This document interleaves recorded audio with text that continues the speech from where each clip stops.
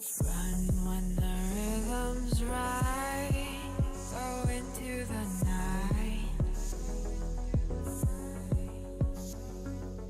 Go until you're out of sight and you're out of my mind. Run when the rhythm's right. Go into the night. Floating as the river flows, easy as it goes to the ocean. So walk on by, I've got no reason to love you, but I do, I do, I do.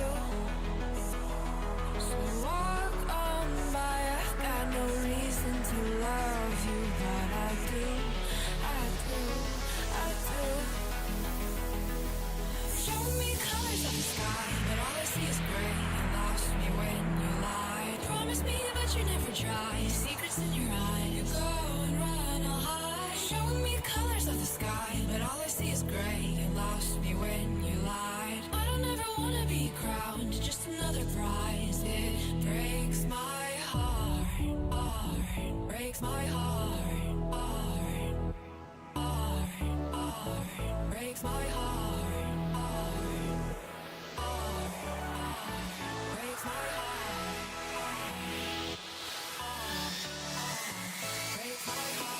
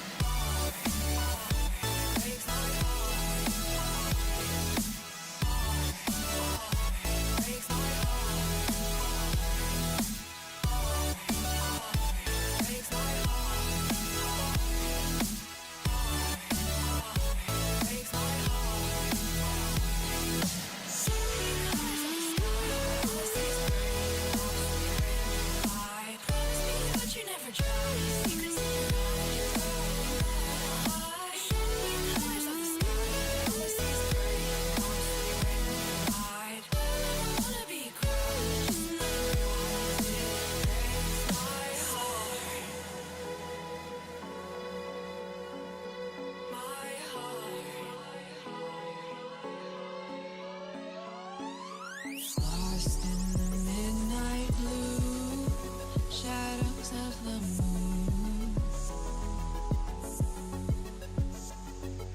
Here with open arms for you, feeling something so new. Said with me you'd reach the sun, oh but we were so young. Till the summer's done, but keep me in your heart, so I hold on. So walk on by, I've got no reason to love you, but I do, I do, I do. So walk on by, I've got no reason to love you, but I do, I do, I do. Show me colors of the sky, but all I see is gray. You lost me when you lied. Promise me, but you never try. Secrets in your eye, you go and run, I'll hide. Show me colors of the sky, but all I see is gray. You lost me when you lied. I don't ever wanna be crowned, just another prize. It breaks my heart. Colors of the sky, breaks my heart. All I see is colors of the sky, but all I see is colors of the sky. Colors of the sky, but all I see is colors of the sky. But all I see is colors of the sky. Colors of the sky, but all I see is colors of the sky. All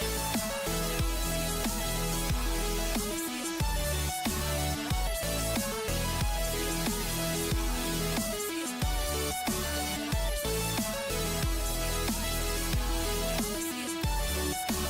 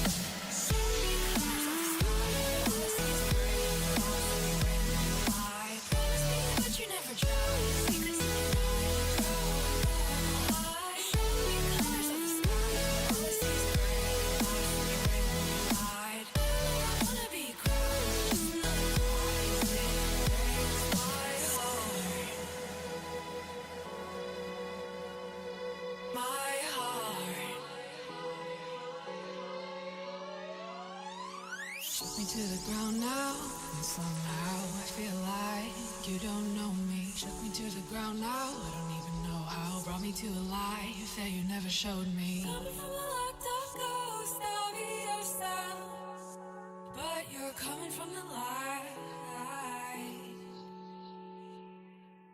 There's more to you than you ever thought there was. Yeah, you're coming from the light.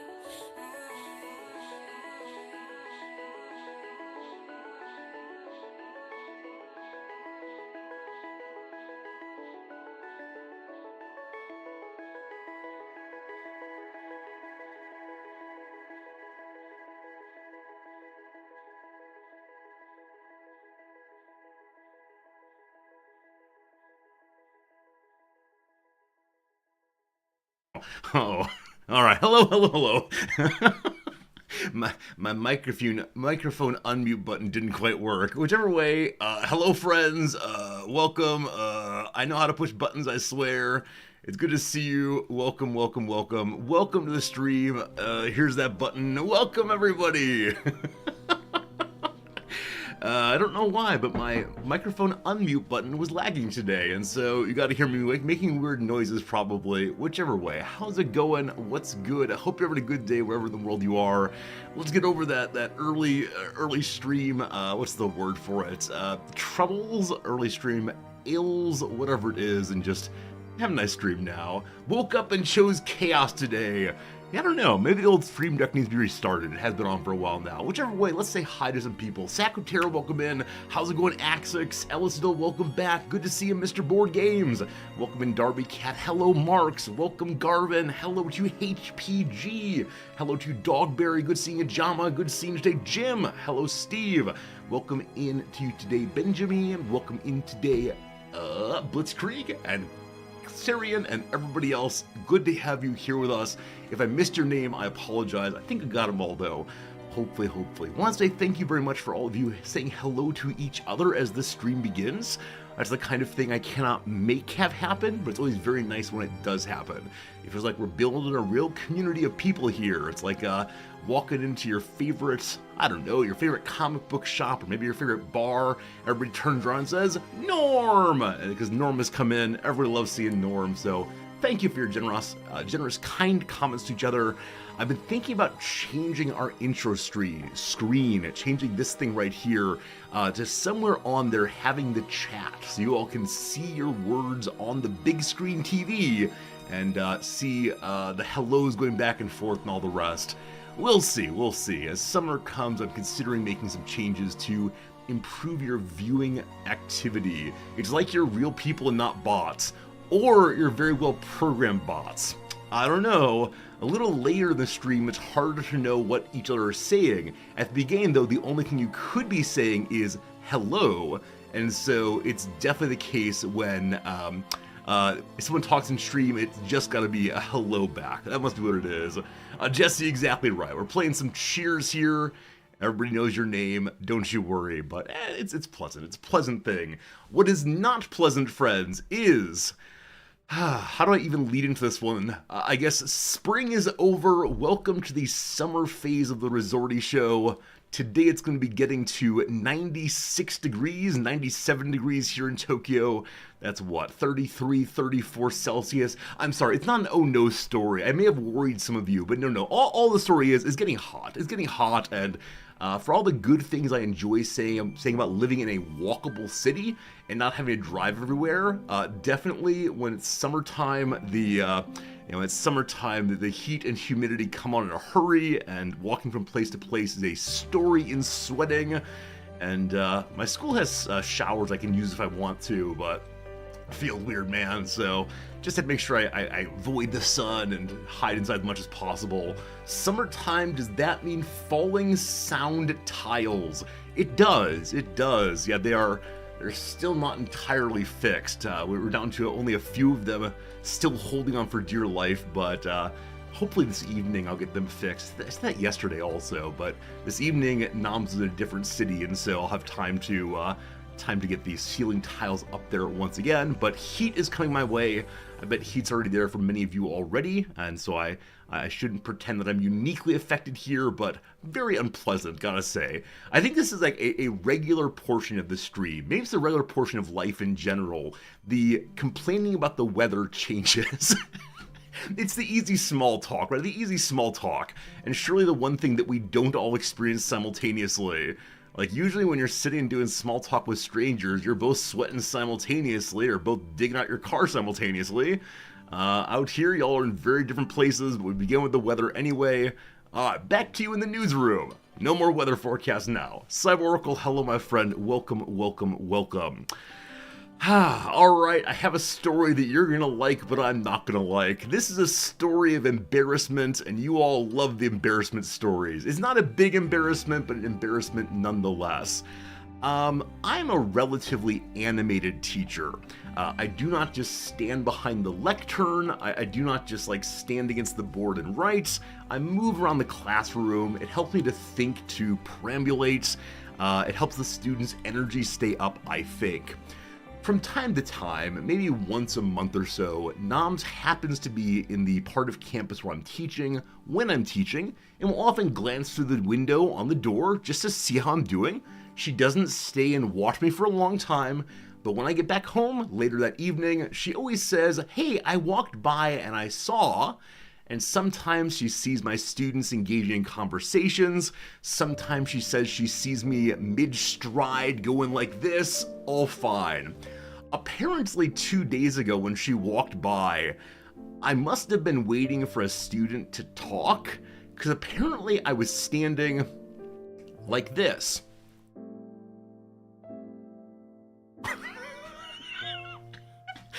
Now, there's no way I had my mouth that far open for that long. There's no way. But she was convinced that I was standing there with mouth agape, waiting for a student to do something.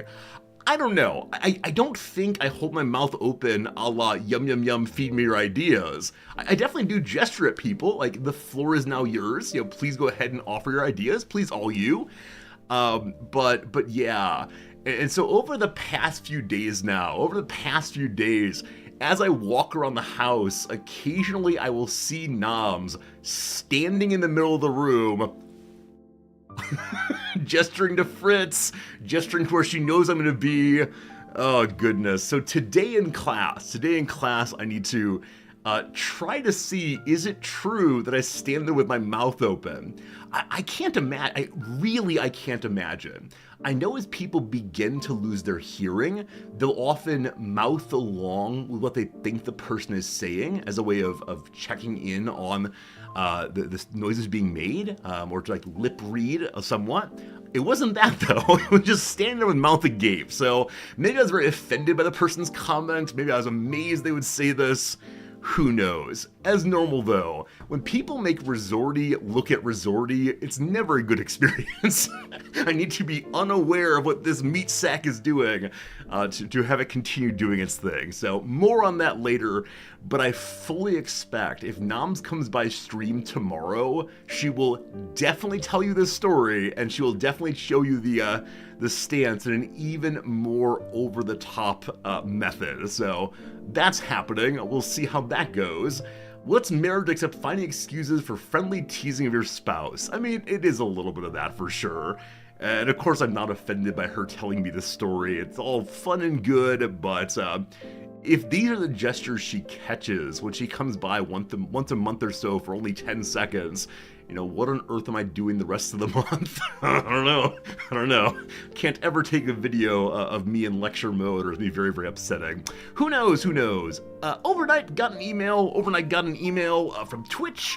Twitch is rolling out some new features. I want to discuss the new features with you all, and we'll determine whether they are features that are right for our channel here. So, let's see how this goes. Okay. Introducing power-ups. Unleash special effects with bits. They always go into the gamer thing occasionally. Like, look, it's your potion of poison. What's going on? Power-ups launched today to all affiliates and partners across the globe. I'm excited to announce that you can now level up your favorite streams using power-ups. Power-ups are designed to provide fun and interactive ways to influence streams with bits, all while supporting the streamers you love. The 3 power-ups available globally today are: number 1, message effects. Add text effects to help your messages stand out. Try rainbow eclipse and emote party. So your message can be highlighted, apparently, probably very useful in fast-moving channels. On-screen celebration. Trigger an emote celebration over the stream for everyone using any of your unlocked emotes. Or gigantify an emote. Send larger versions of your favorite emotes. Cool Cat is big. To join the fun, simply launch the Power-Ups and Rewards menu. We want streamers to have flexibility in how interactions are used in their channels. We'll have recommended starting prices. Streamers will be able to set their own price, like cheering and get all the bits. I'm thinking no. I'm thinking no, especially on this one here.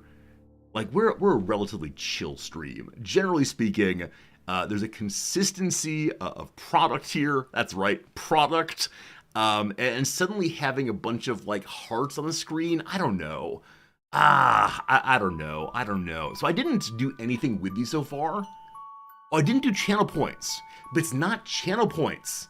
It's bits. It's yum yum yum give me money, I think. Huh. Yeah, definitely agree, Dogberry. The on-screen one, not so much. I can imagine the big emote being fun. Like, it's the kind of thing that no one's gonna force you to do, but if you want to, it's good. Oh, so you do channel points and bits. Oh, it could be or also. I see though. Maybe keeping channel points off will help this not happen. Yeah, highlighted messages could be fun, I suppose. You know what? Sure. Tomorrow's a Saturday stream. Saturday streams, pure shenanigans. We do whatever we do. I'll turn these things on tomorrow. If you want to use them, cool. But as with so many of the Twitch features in the past 2 or 3 years, the effect itself does not seem appealing to me. And it seems like it's primarily existing to get you to give more money to Twitch. I don't know. See how it goes there. Do I set the price or are they hard-coded? It says that they set up the initial points based on the size of the stream you are, and then you can modify it as you want to. I didn't read this email before coming on stream, except to make sure it didn't say confidential at the top, so I didn't make any changes to that. But we'll look tomorrow, we'll see what it is and so on. Yeah. Like I said, I understand that Twitch needs to make money. It's just, I wish it weren't quite so obvious. When it's so clear you get this thing if you get money. I don't know. Likely the case that all the highlighted messages will be bad puns. I mean, it's entirely likely. That said, the main bad punster of our stream, Klaus, who comes in, knows that he can affect me. He's able to play on my emotions to get me to read his puns. He'll say, Rizordi, did you not see my message? Rizordi, please go look at my message. And because he's been part of the community for genuinely like 6 or 7 years, I'm like, oh boy, Klaus has an important message. Let's go scrolling to find it. And then I find it, and it's a dumb joke, and I feel tricked. So, I don't know. All right, very good. That's your update from Twitch. Yum, yum, yum, give me money. The end. All right, friends, that's about all I have today, I think. Yep, Namza's story about how I stand in class, the weather is getting hot, email from Twitch. Anything you all got, topics you want to discuss, concerns you might have, opportunities for interesting commentary. Definitely the weekend's coming up. Yeah, Friday for me. Pretty soon Friday for you. Also today/tomorrow, the English Football League transfer window opens once again. Starting tomorrow, it's possible for teams to do business between themselves, buying and selling players. That's not creepy at all, but buying and selling players begins tomorrow. And I cannot wait to see what comes of that. Hello to History Teacher Steve, it's good seeing you. Daily Steve encounters celebrities fun fact.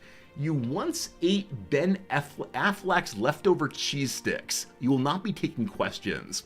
Steve, did you sneak into the man's house and go into his refrigerator, hoping to say that you've used the same bottle of ranch dressing as Ben Affleck? And they said, oh no, no ranch dressing. These mott sticks look great.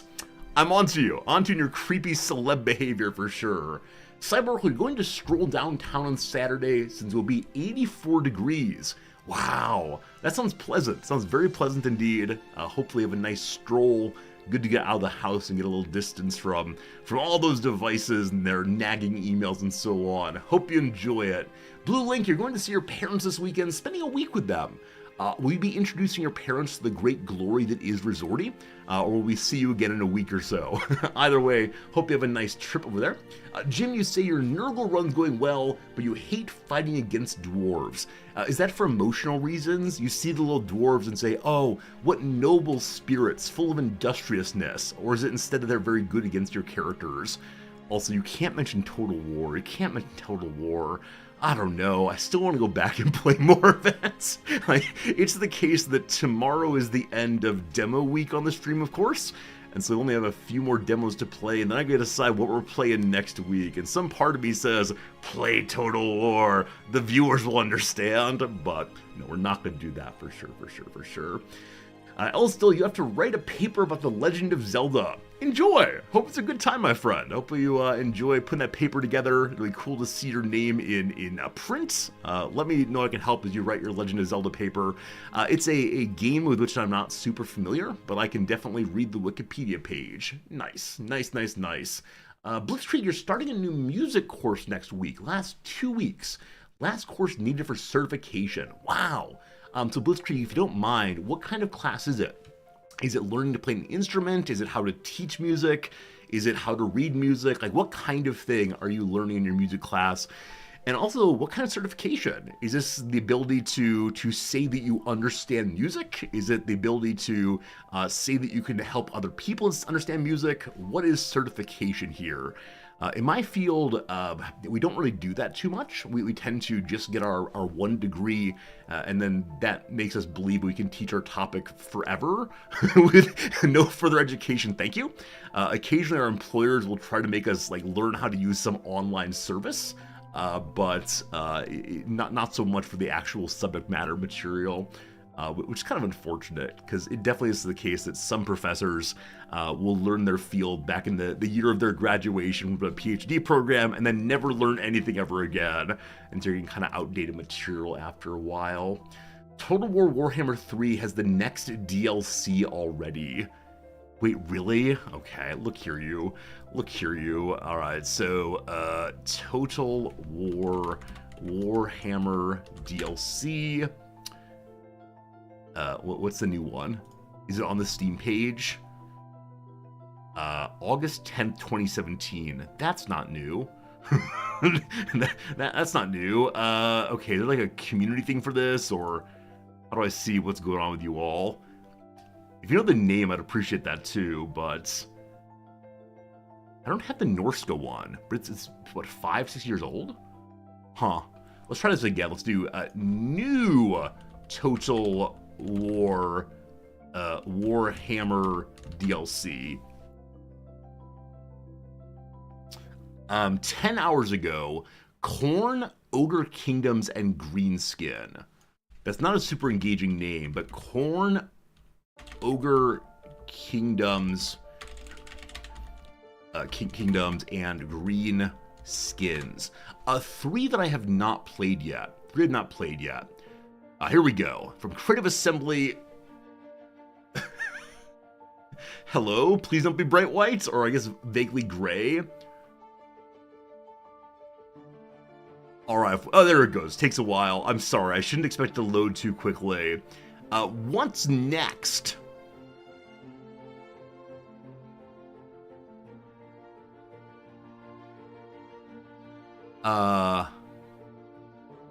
Okay, I don't understand how this website works, but apparently there's things that are next.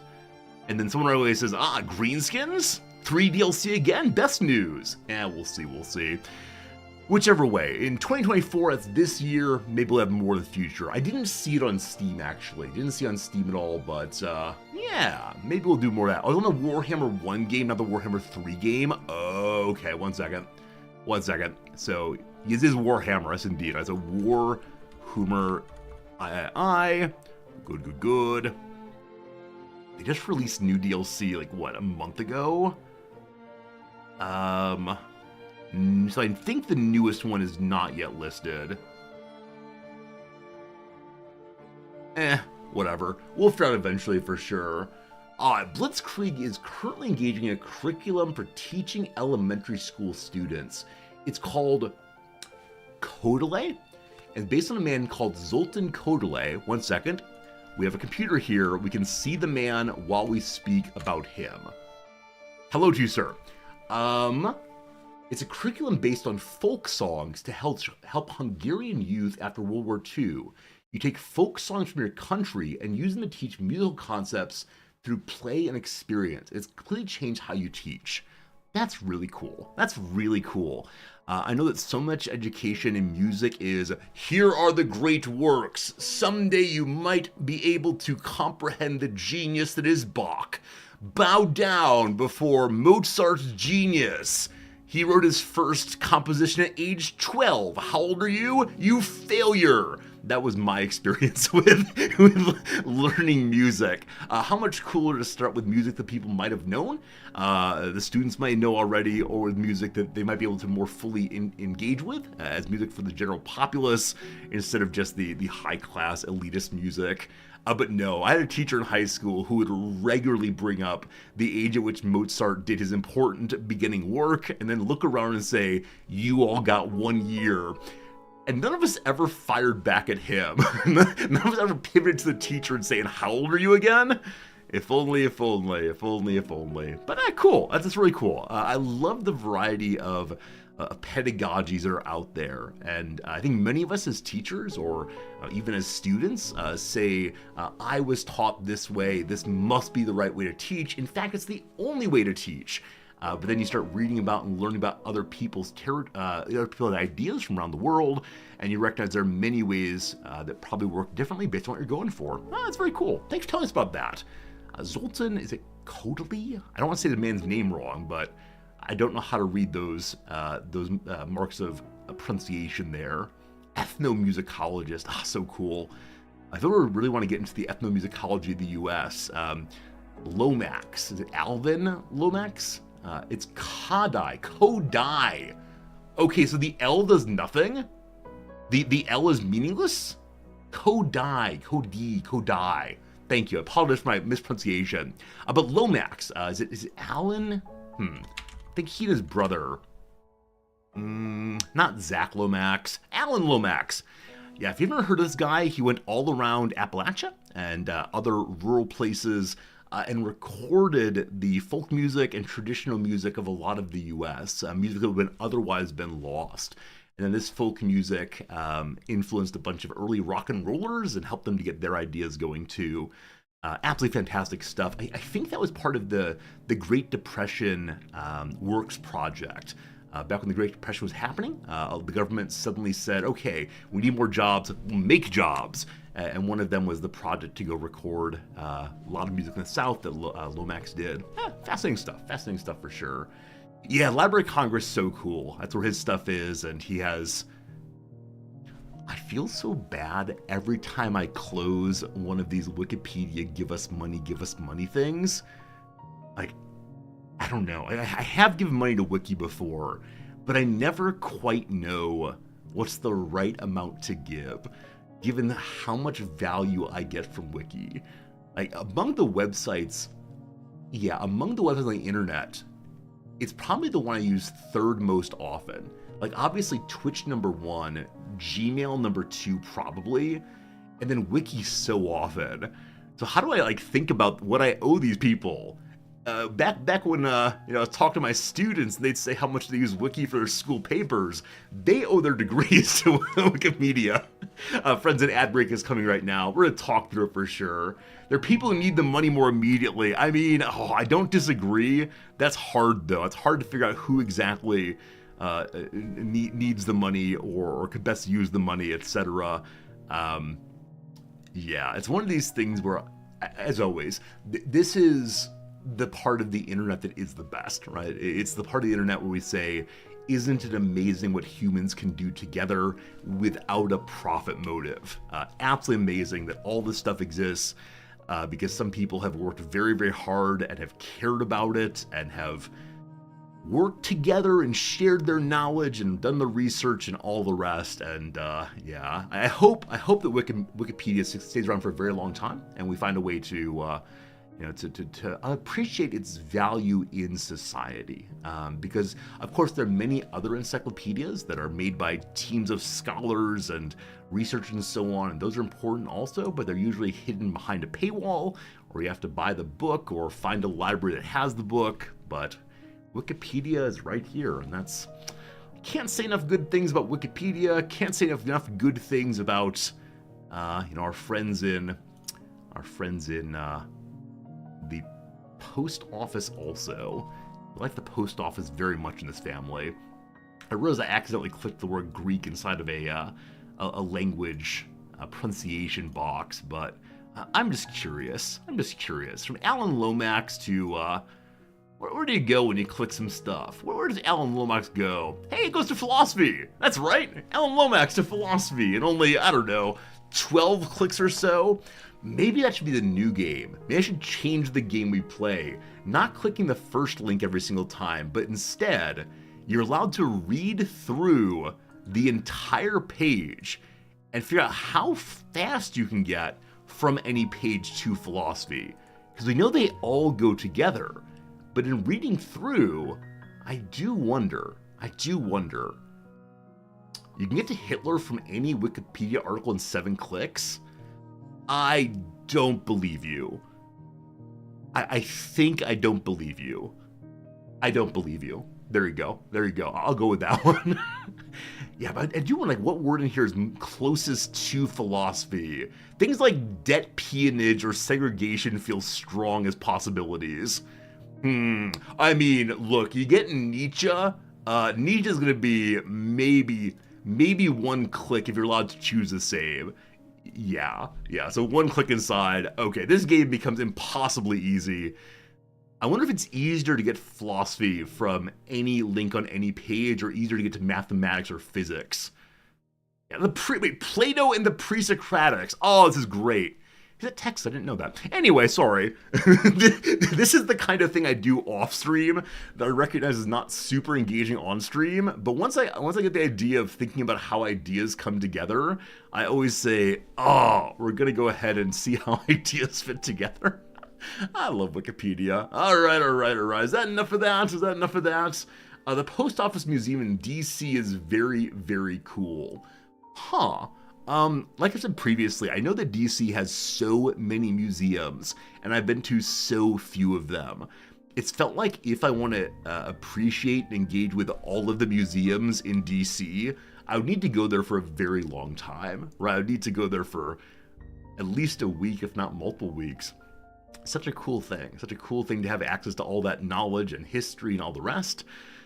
In some measure, it's kind of like Tokyo. If you want to go to all the museums in Tokyo, what you gonna do, right? There's just a ton of them. Hello to you, Jester. It's good seeing you today.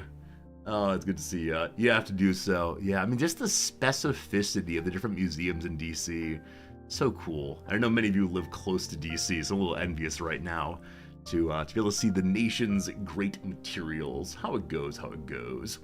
All right, so I think that's all I got today. I think I'm good to go on talking. It's time for us to get into some demo content for the day. We have 3 games lined up, and usually it'd be big surprise which 3 are coming, but I will tell you today straight up which ones are coming. If I can remember. One moment. All right, we're beginning with Beyond These Stars. We're ending with Railroad Corporation 2, and in the middle, we're playing a demo of a little game called Pro Philosopher 2. I do not know what this game is. I was just looking through a list of all the demos on Steam, and I saw the word philosopher. I said, all right, let's try. so we'll see how this goes. Beyond These Stars, Railroad Corporation 2, and Pro Philosopher 2, which means there is a Pro Philosopher 1, I assume. I know nothing about that one, so let's see how it goes. Yesterday I checked out one of the channels that I follow, and he was also doing fun with demos, but he had done like 40 or 50 demos already in the course of 3 or 4 days. And I looked back at his VODs, and apparently he's doing like 5 minutes on some demos and saying, nah, bored, on to the next one. Where I've been trying very hard to stick with it for at least an hour. I do wonder how many demos we get through at the first, if at the first moment where I wasn't enjoying myself, and then on to the next one. There's so many demos out there, it's just not possible to get through all of them. Anyway, let's play this game. I did not capture it yet, we can do that. This game is put out by our friends at Hooded Horse, a team we like very much. Are you gonna load? There it is. Very good. All I know about it is a kind of builder game. It's a builder game on the back of a space whale. When I hear space whale, I get a little excited. So welcome to Beyond These Stars. We hope you enjoy playing. About the demo, brief pause. Off stream, I've been playing that demo. We played at the end of stream yesterday, the Dice and Fold game. This sort of Slay the Spire dice-based game, and it's super, super fun. If you haven't tried the demo yet, totally encouraged. It's very peaceful in some respects. It has a really good soundtrack, but also as you play your way along through different characters, it becomes just interesting to see the different ways you can build a game around just six-sided die, or six-sided dice, I suppose. Yeah, it's pretty cool, pretty cool. Did I play the game before we leave? I did not. If there's Space Whale, did a Space Captain Ahab. Just call me Ishmael, here we go. About these demos, Beyond These Stars is in active development, so we'd love to hear your feedback. Please use the in-game reporting tool, etc. Data collection and privacy. We like to collect, it says we'd like, I'm gonna read it as we like, to collect anonymous aggregated data to improve our game. Your data will never be sold or used for any other purpose. Click yes or no. Those of you who care about cybersecurity and such, do you allow this kind of thing? Like, it says anonymous aggregated. So I think of that as being in some measure like the way large-scale school studies go. You know, in the ways in which you interview thousands and thousands of undergraduates, and you don't know who any of them are, you don't know how any of them answered in particular, and so you use the data generally. But I don't know. I tend to choose yes for reasons of, I want to help them do better, I want to help improve them. But I do kind of sort of wonder, am I a rube on that one? If you're demoing, sometimes you bought it, not so much. Most of what they collect is PC specs. You don't give up any data if they can control it. Yeah, it depends on what data is access to. Yeah, in this case, it doesn't really tell you, does it? Maybe if you scroll through the privacy policies, we could learn more, but I don't know. See, now I feel like the choice has too much weight. Before I would have just like clicked yes and scrolled through, we wouldn't have discussed it at all. But here we are. We trust Hooded Horse. Feel free to go buy my information on the black market very soon. Alright, so here are the options. Pause the game on focus. Very nice on that one. Accessibility. There is no arachnophobia mode. None of that. So cursor color. Use teal, pink, or yellow. Smoothing the camera. What's that do? Decreases camera sensitivity to small movements. Okay, as many of you know, people get motion sick with moving cameras. Night brightness makes objects in-game easier to see at night. UI scale, we can embiggen that so you can see more. Background movement, and enhanced colorblind accessibility. Hey, cool. I wonder how long it's been now this has become increasingly standard. I think during my streaming career, we've had more and more accessibility pages popping up. I think the early accessibility I was used to is having subtitles, so people who can't hear would be able to, or can't hear well, could read along. But moving to colorblind mode, moving to arachnophobia mode and so on, all pretty cool. Exists for you, you only tend to block the really major publishers. Oh, you allow the major publishers. So they're liable in practice, because if it's due in the basement, less so. Okay, I understand. So if a big publisher screws up, then you know we're all going to sue them. Understood. Here's a new game. What do we call the game? We'll call it Ahab, in honor of Geeter Druid's fine joke. What's our seed? Let's roll that thing 5 times. Oh, there you go. Hoping for 666, not quite. Do you want a tutorial? Of course we do. So this is our home. This is our friend. This is the fellow that we're going to rely on to keep us alive. I assume that's it flying through the stars. Once, we traveled the stars. We saw things that brought us joy. We made discoveries that kept us hungry for more. But some of those discoveries were hungry for us. They were forever feeding but never satisfied. So we descended into deep bunkers, saying farewell to the open sky. And over quiet centuries, we forgot so many things. But we returned. We reignited our old hunger to discover and rebuilt what was lost.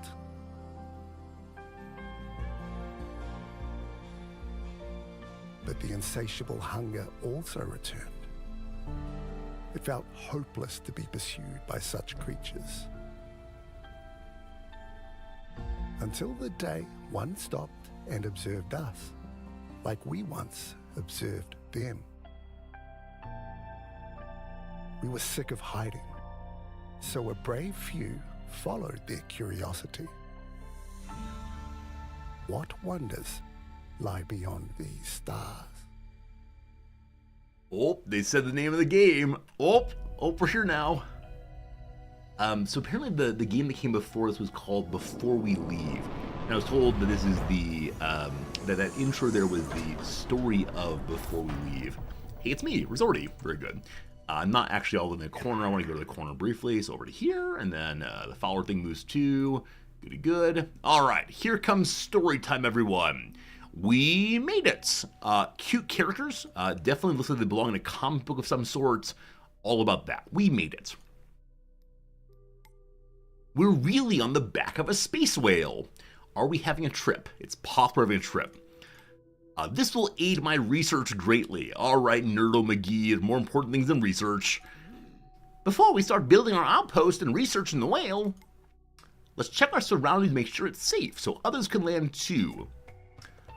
Tutorial number 1, move with WASD.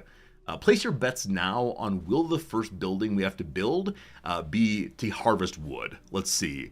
WSD, Q and E to rotate, pivot with middle mouse. Interesting. Looks pretty Minecrafty in the distance. Also, I'm the defeater of clouds. Go away, clouds, go away.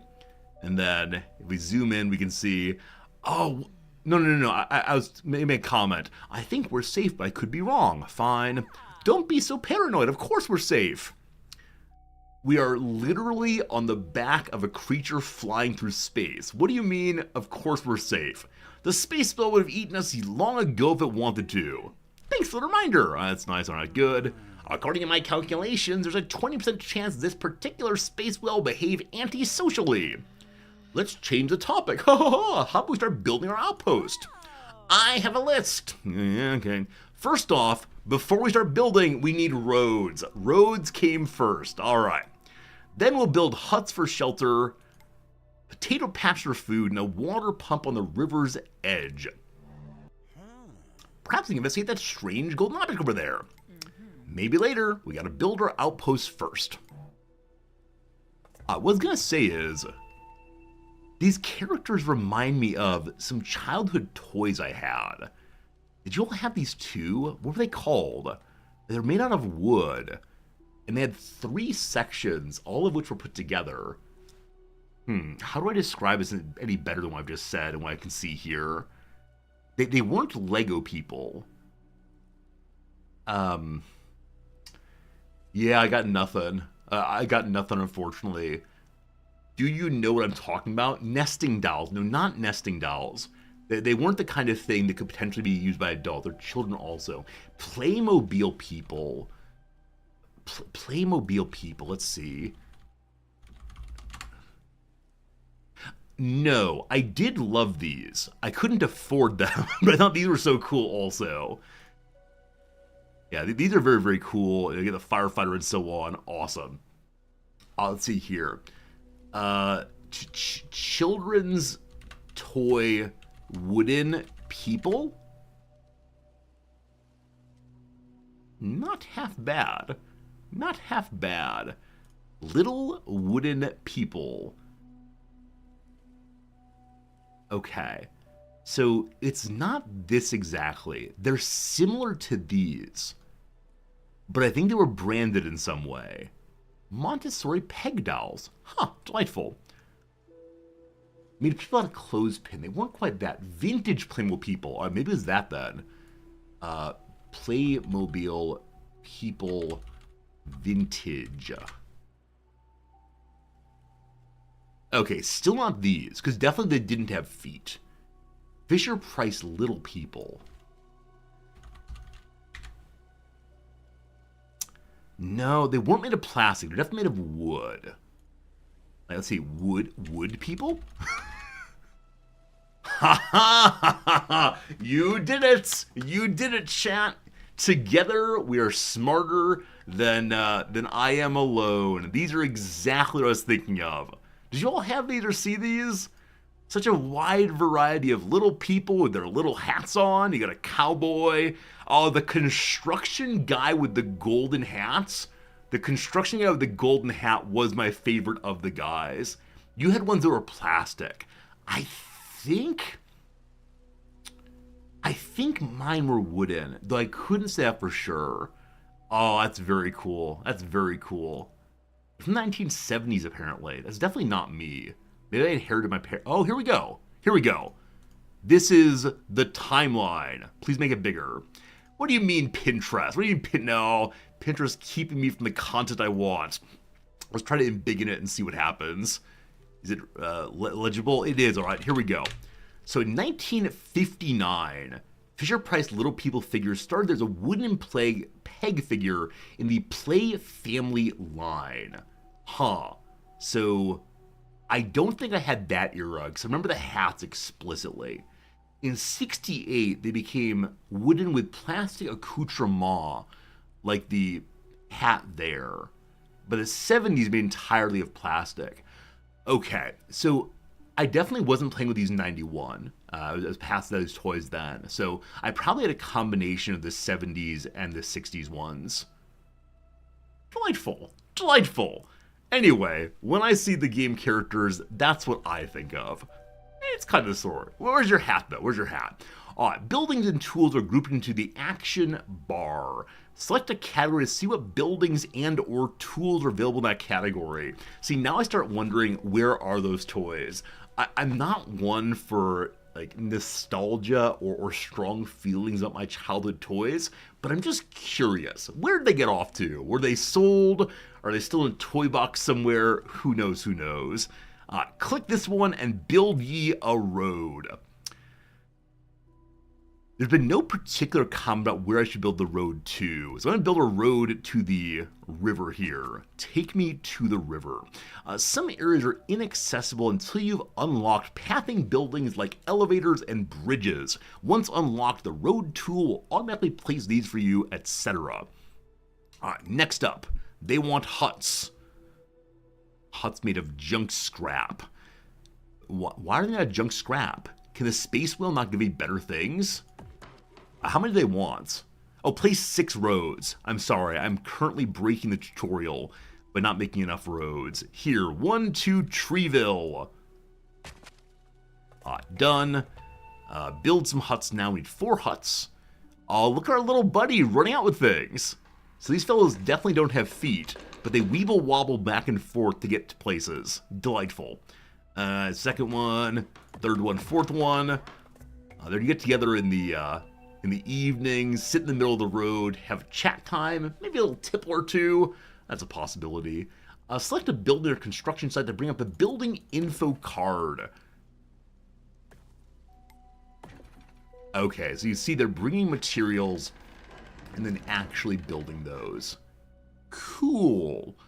And the hut then gets filled with food and drink, apparently. When people move in, is it possible to rename characters in this game? Obviously, that's the most important thing. So, if I pause the game, click the I.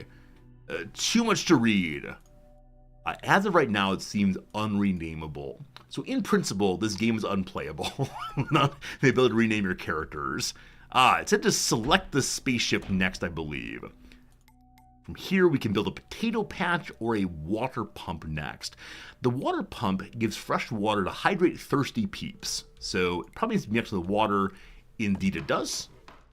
And so we have a total of how many people here? 4 people with 2 empty work slots. So I don't know if those work slots are people building or heading over to the water pump or what exactly. In the Work tab, you can see the home spaceship is ready to produce everything needed to construct basic buildings. So the spaceship apparently produces water and potatoes and power and wood and. I guess forever. So this is our basic resources as the game begins. Interesting. Let's continue making potato patches though. Where they should go, I don't see any different fertility, so we'll just put them out this way. Made 2 of them. Build 2 potato patches and a water pump. We'll watch our little friends running around doing that now. I do like the boxes they carry, and then you can see inside their boxes. Being on a space whale is dangerous, reports one of the people. Can we see that it is a space whale if we keep zooming out? Huh. So we can see it's impossibly mountainous in all directions. There's no clear indication on a space whale. Oh, I see a space fin. I was about to say, is it possible this is occurring on a sound stage in Hollywood? Also, I don't see the space whale moving at all. Is it possible we're on a dead space whale? In this direction, I see the sun. Is there also any other kind of planets? See some stars there. People are probably all starving while I look at things. It's just very, very slow. Okay, probably makes sense. Home spaceship. At the top of the screen, you'll find the info bar. It contains useful displays and controls. Over here's an info bar with the resources. Over here's the info bar with the name of the location. Info bar with population information. Right, we have the basics set up. Phew, good. I'm running out of energy. Doing everything by hand takes forever. Can I radio the others yet? I love their tools and tech right now. Soon. There's still some peeps on the home spaceship that need to disembark. You're right. I haven't finished everything on the list yet either. Let's see. We really need more tools. That means getting wood and iron. Well, there's plenty of ore here. We just need a way to access it. Oh, that means doing mining, my fave. We'll need a way to smelt the ore too. Well, okay, back to work we go. Wait, before you go. That's the name of the last game, right? Oh, all the references to games. Do you think the space whale knows we're here? Oh no, are we going to drill down into him and like tap on his nerves? Oh, the space whale shakes. The space whale hears all, even though we're in the void of space. What was that? Sorry, that was me. I dropped my hammer.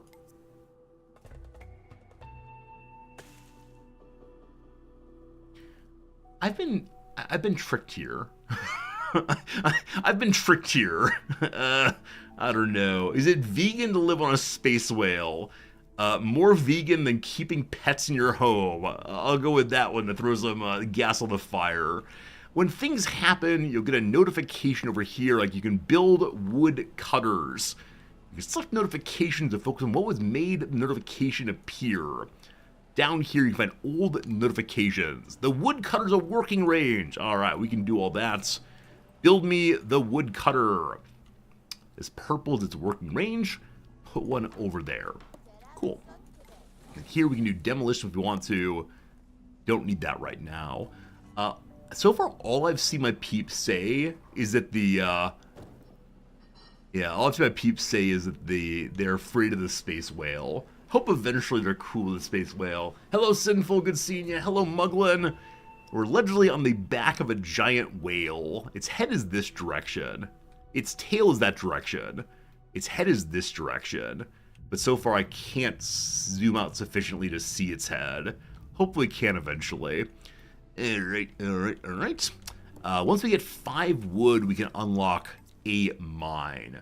Also, there's a technology tree up this way. So we see we have 7 wood. I'm guessing a portion that's been produced not by the wood cutter, but instead by the spaceship. Don't want to demolish that, no. Here's the tech tree. Behold! The mine's unlocked. So I wonder if research is auto-unlocked? It seems like when the 5 wood showed up, it unlocked itself. I'm curious how big the tech tree actually is. Will all these cells fill in eventually? We'll see. Next up, though, is the ore smelter. If we have 5 iron mine ore, then we get the ore smelter. Alright, just as water pumps need to be built next to a tile flooded with water, mines must be next to a resource deposit to mine. Alright. Toggle the overlay to see mining stuff. Terrain resources. The iron ore, the stone, the sand somewhere. So presumably we want to mine out here. Let's build a new road over that way. Gives access to the same. And then we'll build a mine right there. We'll see our little buddies hobble on over. The work I'm doing is grueling, but it's worth it. Hobble, hobble, hobble. Okay. All of our resources are now going up nicely. I don't know how many of the potato farms we need to maintain our population. So far, it seems like it might be 2 to 4. Let's see. So every rotation here gives how many? We currently have 8 out of 12. So 1 per rotation. Potatoes give energy but no happiness. Hey, Trisha, welcome back. How's it going? Hello, Pharaoh. This game is gruesome? What do you mean? We're standing on the back of a turtle. That's where we've always been. You're on Turtle Island. According to The Martian, the documentary The Martian says that 1 Mars module potato farm feeds 1 Matt Damon. What's the relationship between 1 Matt Damon and one of our little people here? It can't be a 1-to-1 correspondence. But we've now finished the ore smelter. The molten metals make the air shimmer, refines ore to ingots, also produces a slag byproduct. Alright, so I'll put it over here in Industrialville maybe. And so get the ore from here into ingots here. Am I allowed to build? Tutorial wants me to build more stone mines. Am I allowed to disobey and build more houses for more workers? I am. We'll see if they all end up starving. But I'm going to build a new mine for the stone over this way. I'm going to try to keep my mines separate from my farm. So we'll have another road along here. Cool. Now there will make a mine for stone. Cool. The ore smelter getting made also. Good. Hey, Master, you say your Prime sub's not working. Well, thank you for trying to subscribe anyway. That's very kind of you. I'm sure we'll be working again very soon. Unless Jeff Bezos turns off Prime subbing forever, and then we'll all revolt a little bit and go rabble. We'll see. Is 1 unit of hunger known as a daemon? We've mentioned before that a smoot is a unit of length. It's the height of a MIT engineering student named, what was it? John Smoot, maybe? I don't know. As a senior class prank or something of the sort. They measured the size of some bridge in lengths of this guy. No task here. Alright, so choose the task. iron and turn her on. Ore smelting is now happening. There's some other task to be done here with some other resource, probably smelting copper or something. It's nice to chisel ore off the whale's back. Oh yeah. You ever have a scratch in your or an itch in your back you can't quite reach? That's what we're doing here. We're not parasites, we're symbiotes. That's the claim. Some building with the ore smelter can process multiple resources. I already did that. They want me to configure it again. All right, off, back on. Did I have to do it? How do I configure it?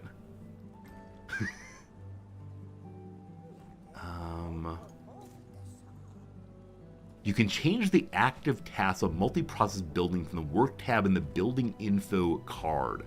Currently, the only process available in the ore smelter is producing iron. Discover other ore types to unlock other processes. But how do I do it? As right now, there's no more space for the iron. We have to build a toolsmith to consume the iron. Cool. Let's go ahead and do that.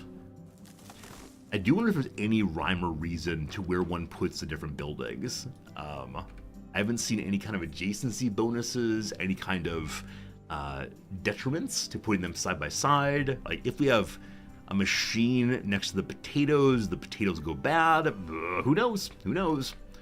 We do have quite a bit more space for right now, though. I see that our potato numbers are going down. So having introduced another person to this place, let's make one more potato patch. Cool. Everything else is going up right now. So we have 2 empty work slots. I don't know if empty work slots mean that there are no people to work them. Probably. Gosh, our little outpost is bustling. I believe we're ready to report the initial findings of the research mission to peeps back home. I guess peep is the word used for creatures like us. We're peeps. And we can finally let the others know it's safe to land. How much weight can we put on the Space Whale's back before it gets unhappy? Awesome! I'll get back in the spaceship and radio home. This is the Peep crew reporting from SWS. Space Whale Station. What do you want to bet, Space Whale Station? We are safe and... Is this thing busted? I can't get a signal out. I'll try again. Hello? Can you hear? Shh. Uh-oh. Space Whale Cranky. Space Whale Cranky.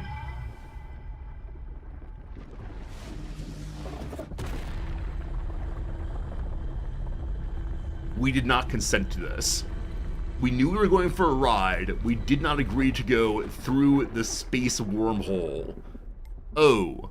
Oh no. The space whale is moving.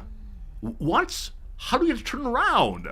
I do not think it's possible. We need to get a space bridle and some space reins. I know this is terrifying, but you know how to fix this, right? Right? Not quite. I'd like to remind you both we knew something unexpected might happen after we landed. This isn't unexpected. This is a disaster. Our whole plan gone in less than an instant. We're probably light years away from home already. And where are we even going? I don't know. We have everything we need to survive. Oh, that's some optimism there. We've left behind all of our friends, all of our family, but at least we won't die. Yet. How can you be so sure? We've never done this whole live on the back of a beast who has eaten our plants and our people thing before. Wait. Let's calm down. Panicking isn't helping us at all. That's true. Sorry for... It's okay. I'm scared too. On the bright side, our research mission includes a healthy dose of adventure now. I wonder if we'll finally locate the other Peep settlements. If they survive the old times, ... Let's focus on helping the stragglers disembark from the home spaceship before we think about it. I wonder if the one on the ground is the home spaceship, or if there's somebody in orbit waiting for us, and would they have been dislodged by that space jump? Build huts for remaining Peeps.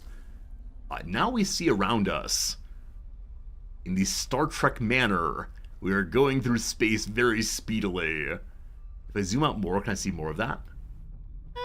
Yeah. Yeah. Is that a wormhole? Is that a... It is very strange that we have an atmosphere here and the clouds stay in place. I don't know how clouds work, but that seems weird. Most buildings only produce resources when there are peeps working at them. See how many open work slots there are? Look on the info bar there. Build more houses. There are 20 peeps aboard the home spaceship. As you build accommodation buildings, peeps will disembark to go live in them. Once all 20 peeps are living in homes, they may start having children if you provide more accommodation. So this game, like many others, has a only make kids if there's space for kids. Good to know. You can increase how many peeps live in a single hut using adjacency effects. They can be positive or negative and are triggered by certain types of neighboring buildings or the stats of tiles around the building. Okay. You can check available adjacency effects on the building info card. Let's check and see what's going on with this one here. I have a cat hair in my mouse. Very good. I have a mouse hair in my cat. So, adjacency effects. For having 3 people nearby, you get 1 bonus person and +2... Hello? Is that additional storage? Yeah, so 2 food storage, 2 drink storage. And here I thought there were missiles. If you have to 5 nearby, you get 2 + 4 also. Okay, so more houses, more good. They have to be along the road, though, so... Excuse me. Have to be on the road, though. It's time to build more roads and get good adjacency. Okay, so that allows some there. Should be a good start. Build more huts. Click, click, click. And then we will make a road behind to put 1 more there. And that should be max adjacency for this 1 spot then. Is that the best way to build? Probably not. This feels like the ant game, though. The ant game where one is able to make cells full of ants. Alright, so when those are all built, I believe we'll have space for anyone or everyone. Hopefully.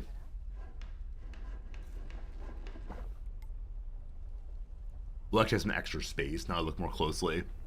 We already have 19. 1 more goes up, we'll have enough, but spare space for more kids. Probably need additional potatoes. Now, we asked earlier, is there a penalty for building? Maybe. Okay, potato patch. If there are 3 tiles nearby with high pollution or greater, production is slowed to 50%. So, yeah, having a toolsmith here, not ideal. If it has 4 empty tiles nearby, though, you get additional tool storage. So let me make... One moment. I don't like admitting this. I'm stumped on what to do next. I had ideas, don't worry. I think the anxiety is getting to me. Me too. At least this light tunnel thing is pretty to look at. Actually, the back of this space whale is really beautiful, isn't it? Say that louder so the space whale can have some positive body image. I guess? Sorry to interrupt, I've been talking with others. Almost everyone seems to think we're stuck here. I tried to cheer everyone up, but I think I'm better at researching than reassuring. I'm sure you did fine. You're the wisest one here. Do you know how we know he's the wisest? It's the glasses. Do you know of any video game characters that wear glasses but are dumb? Like, it's one of these obvious trope things. There's probably one of those websites that tell you all about your TV tropes about wearing glasses equals smart. I'm not trying to think of any characters at all that are wearing glasses. Like, there's in the old Maniac Mansion, there's Bernard, I believe. He's a big old nerd. I don't know. Dumb characters wearing glasses. Hard to know. Anyway, you got glasses, you're the wisest one here. We should lean into the other thing we're good at, turning our outpost into a town. Yes, finally, something to do. I want better construction materials like planks. Indeed! We should build warehouses and stockpile resources as well. Alright, be right with you. Be right with you. I want to finish fixing this. So, adjacency on the ore smelter is nearby building from power category, more production. Nearby warehouse, more ore storage. On the ore mine, nearby power category goes faster. Nearby warehouse +2 storage. So these two should be touching. And I guess they're not quite. Whatever. What matters now is having the tool shop away from our potatoes. And this tool shop wants open tiles nearby. So, here, toolsmith, go. That's not open tiles. Let me destroy that. And make it here instead, off by 1. Alright, so you get destroyed. Just one toolsmith. Active, glorious. Alma has been born. Saf is too unhappy. They're taking a break to relax. I don't know who those people are. I don't know what they want, but good to know.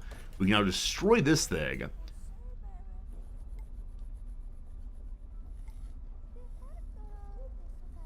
Okay. It's hard to tell if it's being destroyed or no. It doesn't really change the color of the icon there. Okay, there's still 3 tiles nearby with high pollution. Let's use the overlay here to see pollution. Okay, so removing the building doesn't remove the pollution. Huh. Huh. I wonder if it goes away eventually. Or if I've polluted it forever. I'm so sorry. I'm so sorry. I want to say Mother Earth, but no, it is Mother Space Whale instead. Let's go over here, I guess. And try to have a nice potato area there. Rick Moranis in Little Shop of Horrors was Ward Glasson was not a smart character. It's not a video game, but I'll allow it. Yes, the Seymour character in Little Shop of Horrors, while well-meaning, has glasses and is not intelligent. Does Rick Moranis always wear glasses in all of his roles? Like, he wears glasses as Darth Helmet in Spaceballs. He wears glasses as the father in Honey, I Shrunk the Kids. In all these shows, he is stupid in a certain respect. So maybe it's the case that Rick Moranis wears glasses, so his characters have to also. maybe that's the case. Who knows? Who knows? We have 6 children. Brandon's been born. Good morning, Brandon. Welcome. Oh, Barney Rubble. I've never seen the Flintstones film, but Barney Rubble is a possibility. Build ye a warehouse. Here is the warehouse. This thing gets a bonus if it has a warehouse next door. I like the adjacency bonus thing, but it feels a little clunky.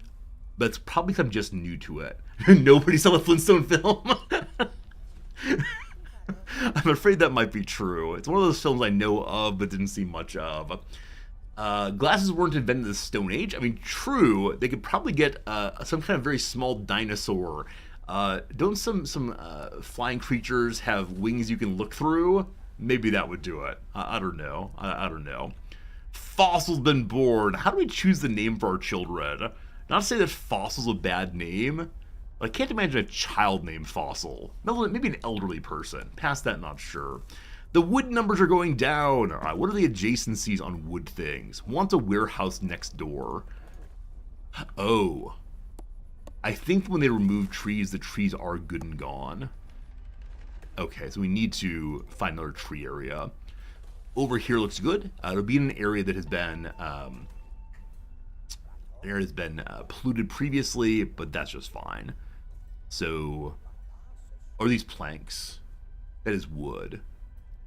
I don't see planks. We haven't built the plank producer quite yet anyway. So, I'm now lost. Where is it? There it is. So, woodcutter into sawmill. The woodcutter here is fine. saw cutter, sawmill rather. I wonder if the houses care about having saw cutter nearby, but I think I have an issue of building way too small in here, way too small. Where did they dig the name fossil up? Oh my goodness. Someone please ban all these punsters in the channel. They think they're clever, aren't they? Probably instead of making things right next to the spaceship, I should just go for more space first. Nani has grown up. Nani. Okay, so let's make our cutter over here. We can also put in a warehouse if we want to. There's warehouses. They can store up to 10 unique resources, up to 320 of each resource type. Fine. Increase food and drink supply for all the peeps that disembark from the home spaceship. If a peep can't eat and drink after returning home, their energy remains at 0. Peeps cannot do most kind of work with 0 energy, etc., etc. There are warehouses, fine. Warehouses, fine. Warehouses, fine. We need more water, clearly. So, create ye basic water. Invalid, no road connection. There's some water. What's the adjacency on the water pump, I wonder? Being next to warehouses or being next to... No, if you're next to agriculture, it's slower. So, more water if warehouse. Fine. For now, though, just lots of water. There seems to be no reason not to make lots of water and lots of food. You want me to build 3 potato patches, but I already did so. I'm ahead of the tutorial and being punished because of it. Alright, go down the side here. Good. More potatoes. Good. Good. One more. Good. What is this here? I believe it's stone. Is that true? Overlay of resources. You are actually nothing. We have to find some sod maybe to build atop those. Good. Alright, configure a warehouse. Hello to you, sawmill. What's your issue? Missing input. Needs planks. And then planks become... No, wrong direction. Sorry, wood goes in. Power goes in. Out comes wood waste and planks both. Got it. But configure a warehouse. Hello, warehouse. You have to say what you want to have stored there. Well, definitely water and food. I'm going to push that up to, let's say, 80. It's like 100 of each. I wonder what we're not storing enough of. I don't see a way yet to see all the different work queues. There's technology tree. So, oh, we're shaking. We're shaking, team. The space wheel's cranky. Oh, we've arrived somewhere new. Huh? The space wheel has stopped. None of these stars look familiar to me. I wish you hadn't said that. Remember, we have everything we need right here, and the space whale provides. The space whale is glorious. Let's start a space whale cult. It's my turn to interrupt. Our faithful home spaceship is struggling to keep power consumption. We're gonna need a burner generator to get more power. It's time for space smog. And a dump for all the yuck byproducts too. Oh great, all that pollution's gonna be so good for us. Our characters may be a little bit dramatic. Will pollution harm the whale? Your home spaceship is struggling to produce enough power to run all the production buildings at once. You can pause a single building directly from the info card or pause buildings in batches with a pause tool. Okay. So, make 5 planks to unlock the burner generator. Those are being made right now over here. And we can see this circle going about. Have to wait for that to go. So I should probably find a place to have a dump. This hole is feeling plausible. So we start building a road on over. I believe that roads have no cost whatsoever, so we just go kind of hard. We have an elevator also to get down there. Behold, the place where we make filth. Most buildings that produce useful resources also produce a second resource called a byproduct. For example, the woodcutter of the sawmill produce the wood waste byproduct. Producing planks has unlocked the burner generator, which produces power by burning wood waste. Convenient. Ha. People are unhappy they're taking breaks. I wish I knew why they're unhappy. Let's see. Maybe we have no way of increasing happiness right now. I haven't seen like a peep playground. Maybe eventually. All right, we need the dumps though. Our people are down to the dumps, so we're gonna make them, you know, a dump. Is this dump? That's a burner generator. Here's the dump. I bet there's some adjacency for building dumps together. Let's check and see if that's true though. No adjacency. Okay, I'm gonna go ahead and throw a couple more in here. I'm sure we'll use them eventually, and as right now we have lots of space. I wonder if eventually we will struggle for space. We'll see, we'll see. Next up, build the burner generator. Is there a way to see adjacency before we build it? Empty tiles around it give it more speed. So it wants to be all by itself. All by itself. It wants to be all by itself. I'll put it out here because I don't believe that's a diggable resource. Stone there, but nothing here. All right, more roads, more good. From here, we'll go up this way. I think we can cut down trees if need be to maintain maximum adjacency. Now, if we go up this way, one second. I want to make sure the road is not blocking tiles that count as open anyway. Let's see if this gets the adjacency we want. I think that counts as completely open territory. Though again, I've made it so that the road can't go past it. Jams it instead. I build the burner generator, produce 20 power to unlock the metal smelter, and build the dump. So the only problem with putting them far away is that people have to walk over here. And we're waiting on more iron, I believe, to build this. Is that the yellow pip means, I wonder? You can now make park benches. I believe we found the way in which we make people a little happier. Park bench. We have wildflowers, a beautiful flower bed. The colorful plants are pleasing to passing peeps. Peeps receive a small amount of extra happiness per second while relaxing here. The meadow for the same. The park bench. Peeps receive a medium amount of extra happiness per second relaxing here. Or the fountain. A large amount of extra happiness here. I think we need to kick up our production of smelted iron, most likely. We'll get to that in a second. For now, I'm going to make a little overlook here. Maybe I should put it in the middle here. Somewhere our people will walk to regularly, as opposed to way off to the side. So the... what's his name? The Joe Duvall Memorial Park goes on in now. Is it a little on the nose or on the back to have a whale-based piece of relaxation material? A whale on top of a whale on top of a whale? Whale, whale, whale. We'll see what comes of that.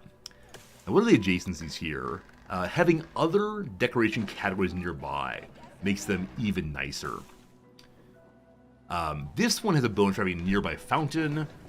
The fountain a bonus for having other nearby decorations. So combine decorations all together. I think for the remainder of my time as a streamer, I'm going to make Joe Duvall-based jokes. That is a reference that only the real viewers will get. Part of our Hollywood Animal playthrough. Hollywood Animal is a game I'm looking forward to playing its full release of. There are a few games like that. Not all the games we've played, but definitely that's one I want to see more of. Alright. The complaint over here is... I wish there were words here indicating the yellow pip. I think it's saying it's being blocked for want of more iron. I don't know. And Rika, I mean, while Rika looks interesting, and like it's the kind of game I could imagine playing off stream, it's the kind of game I can imagine playing off stream. Unfortunately, I cannot really imagine playing it on stream. And I feel bad saying that. Like, it's a game that obviously has a lot of possibilities. But games that involve walking around doing fetch quests, I don't know how to stream super effectively. So, we'll see, we'll see. If I want to make another one of these smelter things, tell me the rules of smelters again. Smelter's over here, I believe. Yes. So it's full of slag, so probably can't produce any more. So probably the slag needs to go to the dump. But that's not been made because waiting for iron. Entirely possible that I put too many construction production jobs all at once. And so all the production jobs, resources are being split instead of being used in just the one spot. And if my smelter is full of that one material, it's not making any more. So I could have my warehouse hold on to slag, possibly. Hello, warehouse. I give to you slag. I think it had 40 or so there. It's being moved over now, making this machine work again. Fantastic. Fantastic. Why not pause 2 of the dumps? Look at you and your reasonable ideas for playing the game better. Because if I put down 100 building jobs, all 100 building jobs must be completed before we do anything else. This is definitely how I play most building games, notably the auction not included. What is this? Peeps are taking a break. Teddy has a hidden freckle. His happiness went up. So people are using Happinessville here. Ooh, ah. We have a worry. No input resources at the fountain. Eventually I'll have the iron. Don't you worry. Like I said, we need another one of these iron producers, though. So its adjacency rule is it wants to be next to a warehouse. It would also like to be next to a power producer. So the power producer's out here. But the power producer wants to be left alone. So how do we think about that relationship? Just don't know. Big old open area here seems like a great place to put in either more power producers, or for right now I need the smelters, so I'll throw a smelter there. I do wonder slightly though about distance between iron mines and the smelter. So we could probably have a second iron mine on this side. Yeah, this is me not doing the tutorials telling me to do. We'll see if we get punished for that. A mine is there. Cool. I hope it can dig down. I'm not certain if it can, so we'll see if this works in a moment. Alright.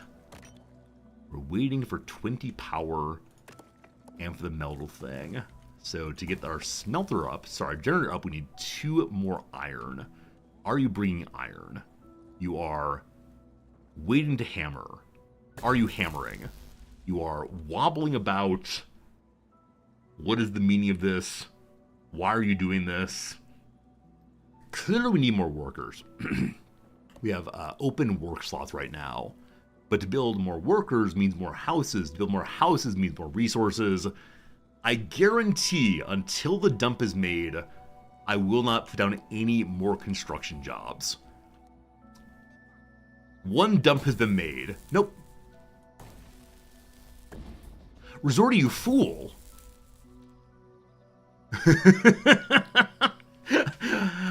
For some reason I put another burner generator over here. I meant to put up three dumps. I made 2 burners instead. That was a mistake.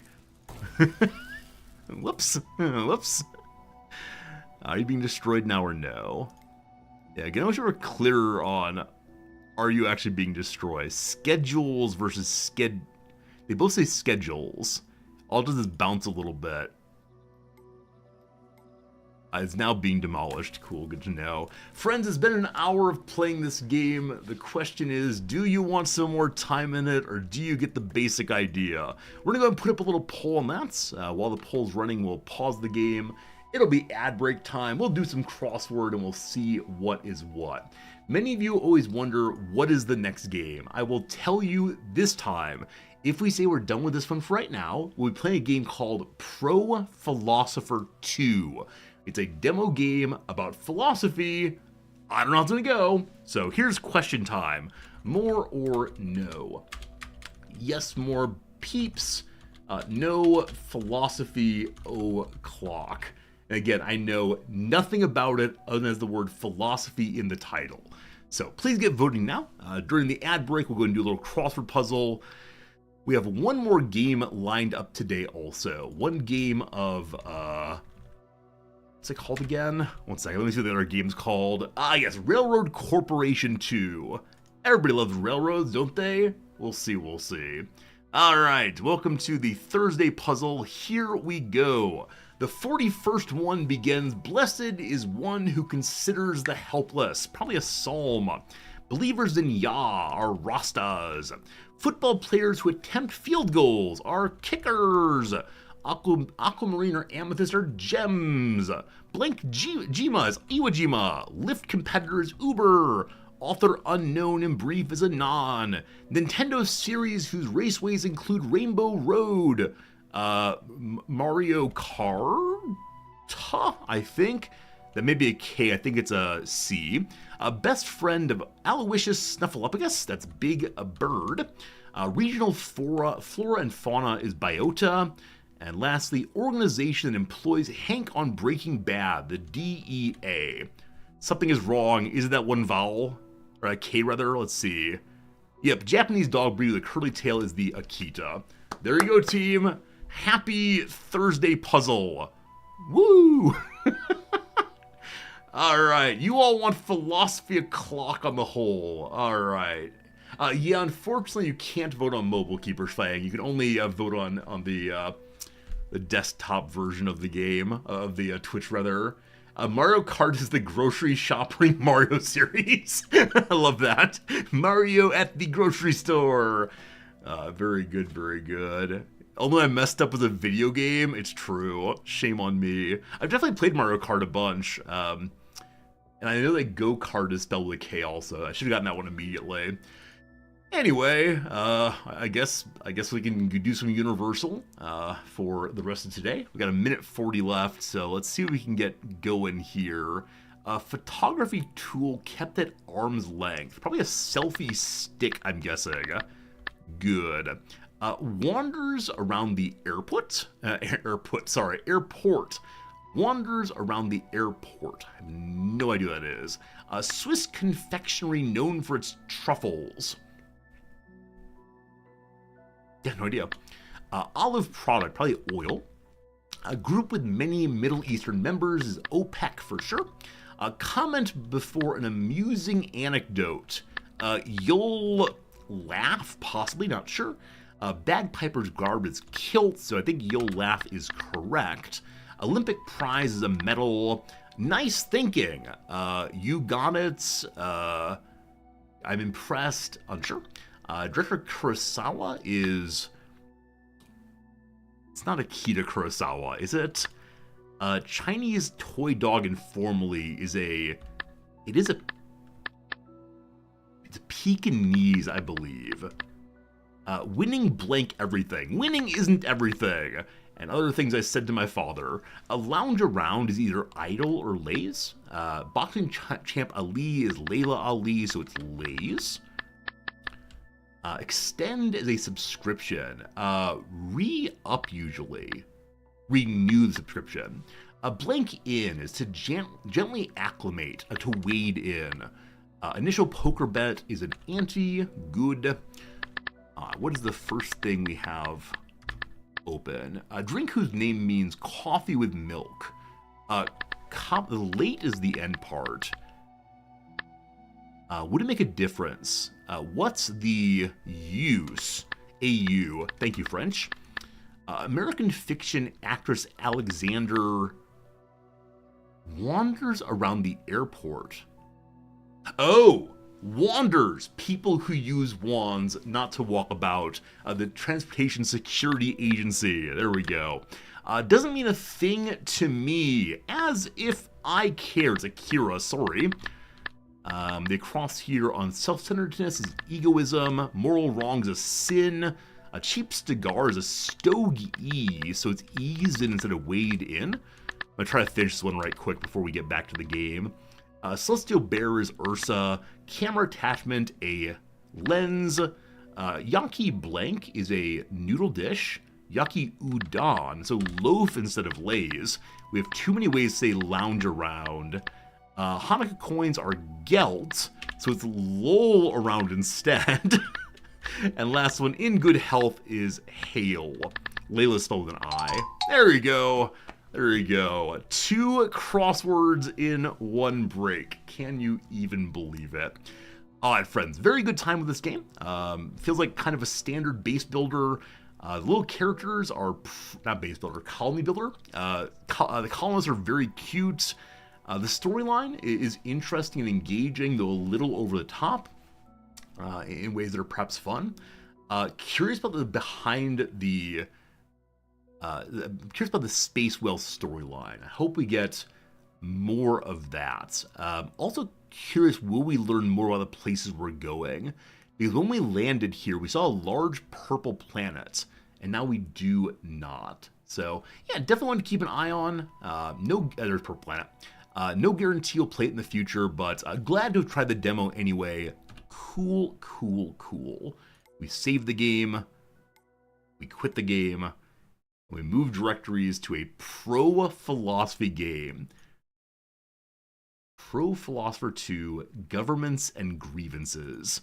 Warning, unable to sync with the Steam cloud. For a demo, I'm sure that's fine. We change our directory over to Pro-philosopher 2. There it is. This game has 3 followers on Twitch. One from the first person to ever stream it. Okay. It's opened up in a very, very small little window. Hopefully I can get it to be full screen. So black on top and bottom are things I'm seeing also. Can I make it full screen? Speech volume, we'll see how that goes. I'm gonna turn on the game sound just slightly, and we'll see how it goes. Text speed can go very fast. Infinite text speed. What does that even mean? Mark asked questions. They know on that one. Your favorite demo so far is Mirthwood. I haven't seen that one yet. Sinful, what is Mirthwood exactly? And I should ask, are there other demos you find folks have seen that seem especially enjoyable or maybe resorty relevant? Is there any such thing for y'all? Let me change the title of the YouTube stream also to Pro Philosopher 2. Good. I think there's a program I can use that will change both titles at once on Twitch and on YouTube, but I like doing it manually. End demo. Okay, end demo there. I think I meant go back to the main page instead. Infant text me that beams it right into my brain. Oh no. Here comes the demo team. Let's see what this thing is. Fit for a prince. Survey says it's gonna be Machiavelli almost certainly.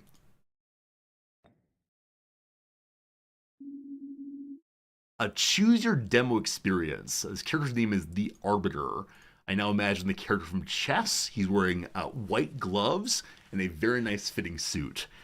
Give me some banter for context or hurry me to the arguments. I'll accept the banter.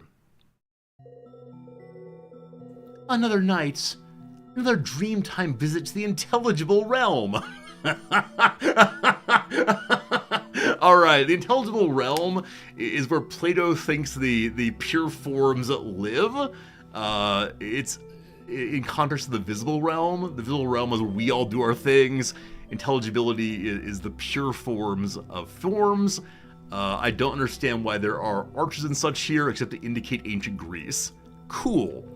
What will we debate this time? The essence of truth? The meaning of life? Which philosopher has the worst hair? It's definitely Schopenhauer. Schopenhauer's amazing. Except one time, Schopenhauer pushed an old lady down the stairs and it was ordered by the court to pay her money every month. And then when she died, he wrote a nasty message about her in his journal about how he's finally free.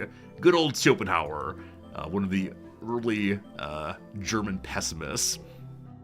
Hi, Ari. Oh boy. I wonder if Ari or Ari is short for Aristotle, possibly. Jen? What? Really? I'm what surprised you here? Look around. Everything is floating. Oh, what am I playing?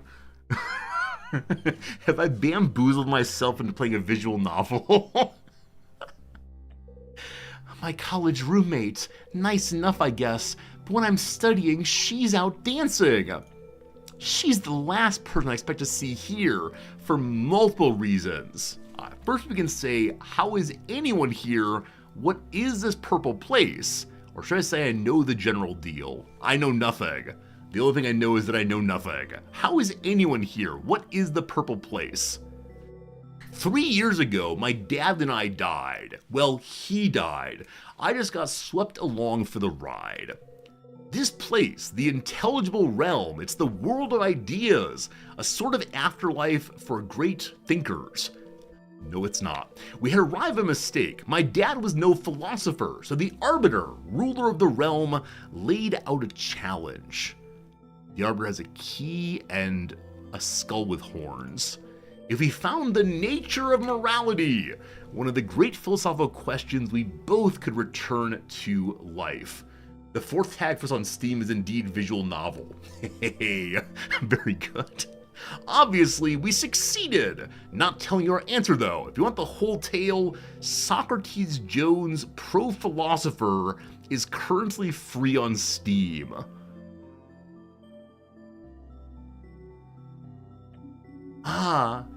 Ariadne Jones. Ariadne, fascinating name. I see you've already met our special guest. Arbiter, how is Jen in the afterlife? Did she party too hard and die? I wish. What a way to go. Please, nothing so morbid. While other living beings cannot visit as you can, the rules of reality have been altered for tonight's event. Time in the realm of intelligible ideas. I don't think so. What event? Wait, is it your birthday? Yes, actually, but that's not why we're here. Tonight we demonstrate the content of Pro-Philosopher 2 and dip our toes into a formidable topic. Political philosophy. You will recall that this is my specialty. I allegedly know quite about political philosophy. Oh, cool politics or oh, no politics? Oh, cool politics. No. Get on my head, player? I don't agree. While I love most philosophy, I stay the hell away from politics. Too much baggage. Political philosophy is not about any particular political situation. Like, people occasionally ask me, you're a political philosopher, what do you think of current American politics? I got nothing, unfortunately. Look, I get some people might appreciate the topic, but can I opt out of being the protagonist if we're doing political theory? I can't think of anything that would make me willingly debate politics. ... Oh boy, she's making like shy eyes. If only I knew anime to talk about that. ... Not a fan of the sudden silence there. Maybe we'll give you a hint of why you'd try when you'd finish this demo debate. This game's self-awareness kind of delights me. I'm kind of all about that. That said, I haven't found good voices yet for the character. I gotta work on that one. But the topic is a profound influence on the world, Ariadne, whether you avoid it or not.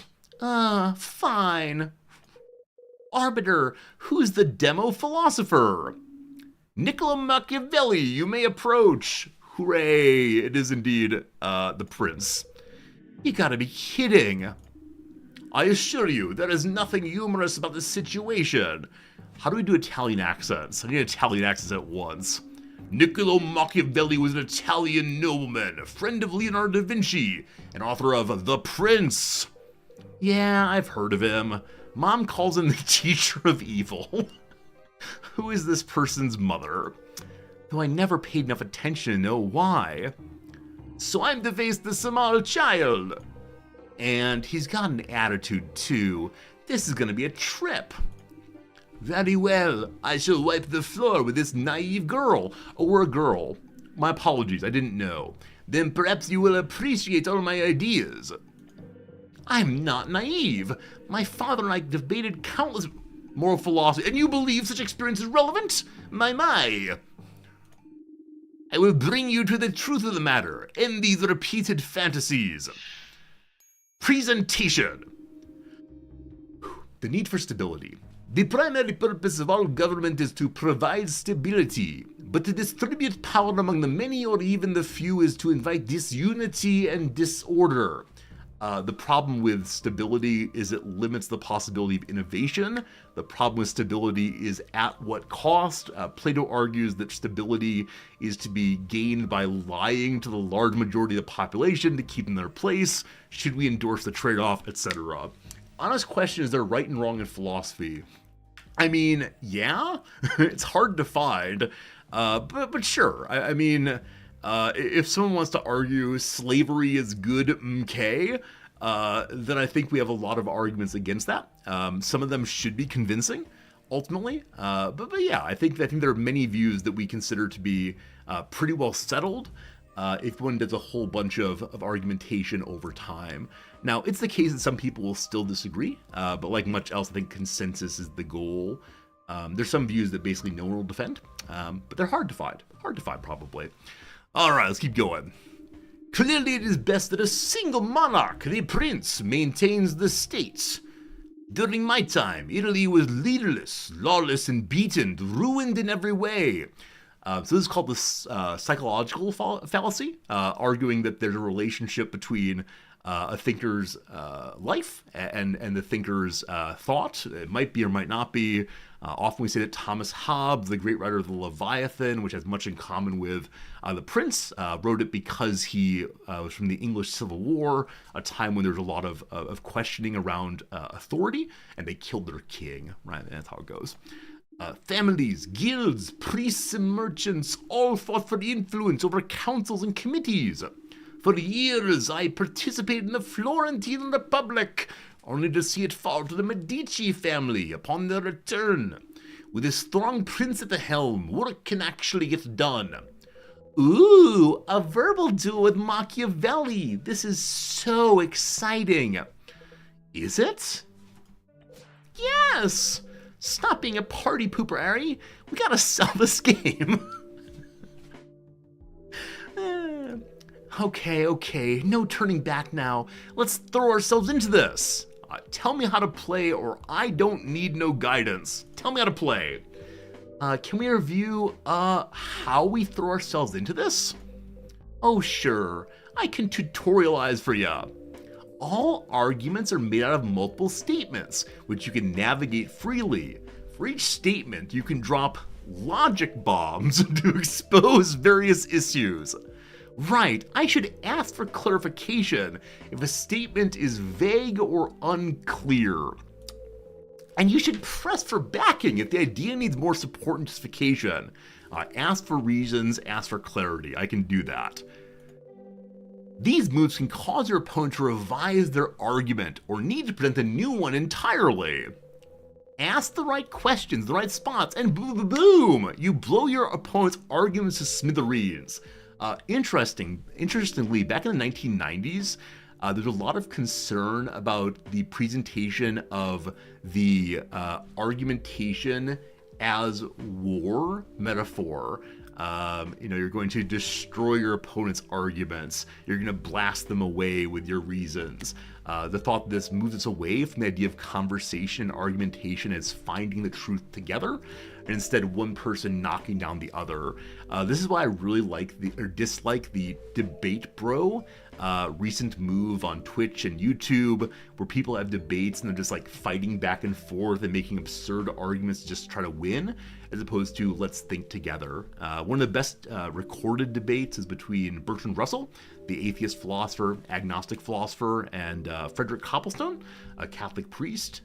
They are debating on the existence of God, and the very first thing they talk about is, when we say God, what do we mean? So they understand they're talking about the same thing as opposed to just yelling back and forth. So I don't like the boom. But I understand for gamification, you need to have a winning position and a losing position, etc. Isn't there a third question I can ask? Not in Demoland. You have to settle for 2/3 of your logical arsenal.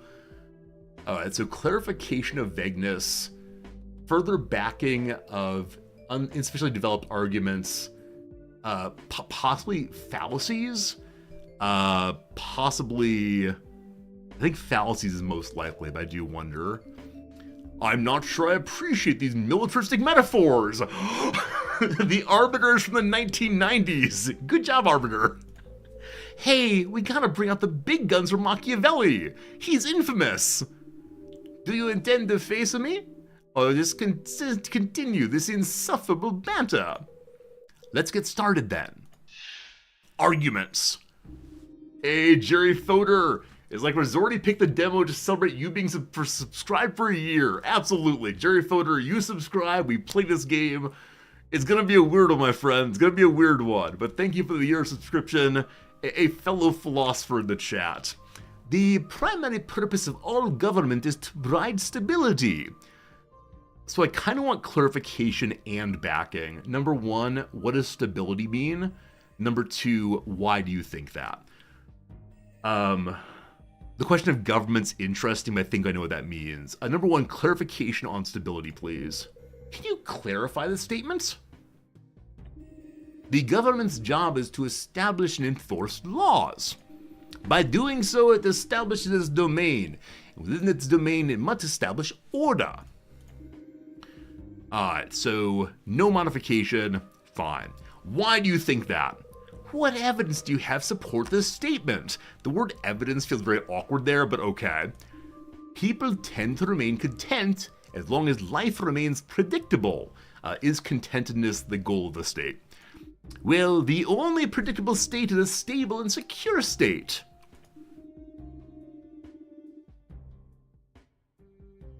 Okay, so I've asked each once. I wonder if I'm allowed to continue pushing, or if this means now go ahead. Because I am super curious about the idea of contentedness. Do I get in trouble for asking again? It is the same thing again. So contentedness is that. Alright, his claim is made. But to distribute power among the many, or even the few, is to invite disunity and disorder. Alright, so his claim in particular is that only one person has enough sense of what is right and sense of how to control that the prince is needed. We can't trust the magisterial council, etc. Instead. What do you mean by that? I wonder if the game's going to be clarify, ask for argumentation, clarify for argumentation. I hope not. When you need multiple people to decide anything, you most likely decide nothing. I think we come up with counterexamples. When you and your friends say, hey, it's time for dinner, where do you want to go? It's not a constant fight of Taco Bell versus McDonald's versus the diner. Instead, you talk together and give ground and so on. So multiple people can decide interesting things about the world. But the shoot power many or even the few is to invite disunity. Why do you think that? What reasoning? Every person brings their own peculiar petty preferences and decisions. Have too many seats at dinner table, you'll be trapped in arguments instead of enjoying your ravioli. I love that my counterexample is about food and his is also. I'd rather have a lasagna anyway. Machiavelli. See, pretty preferences. Lasagna wasn't even invented until after my death. Cat. No lasagna!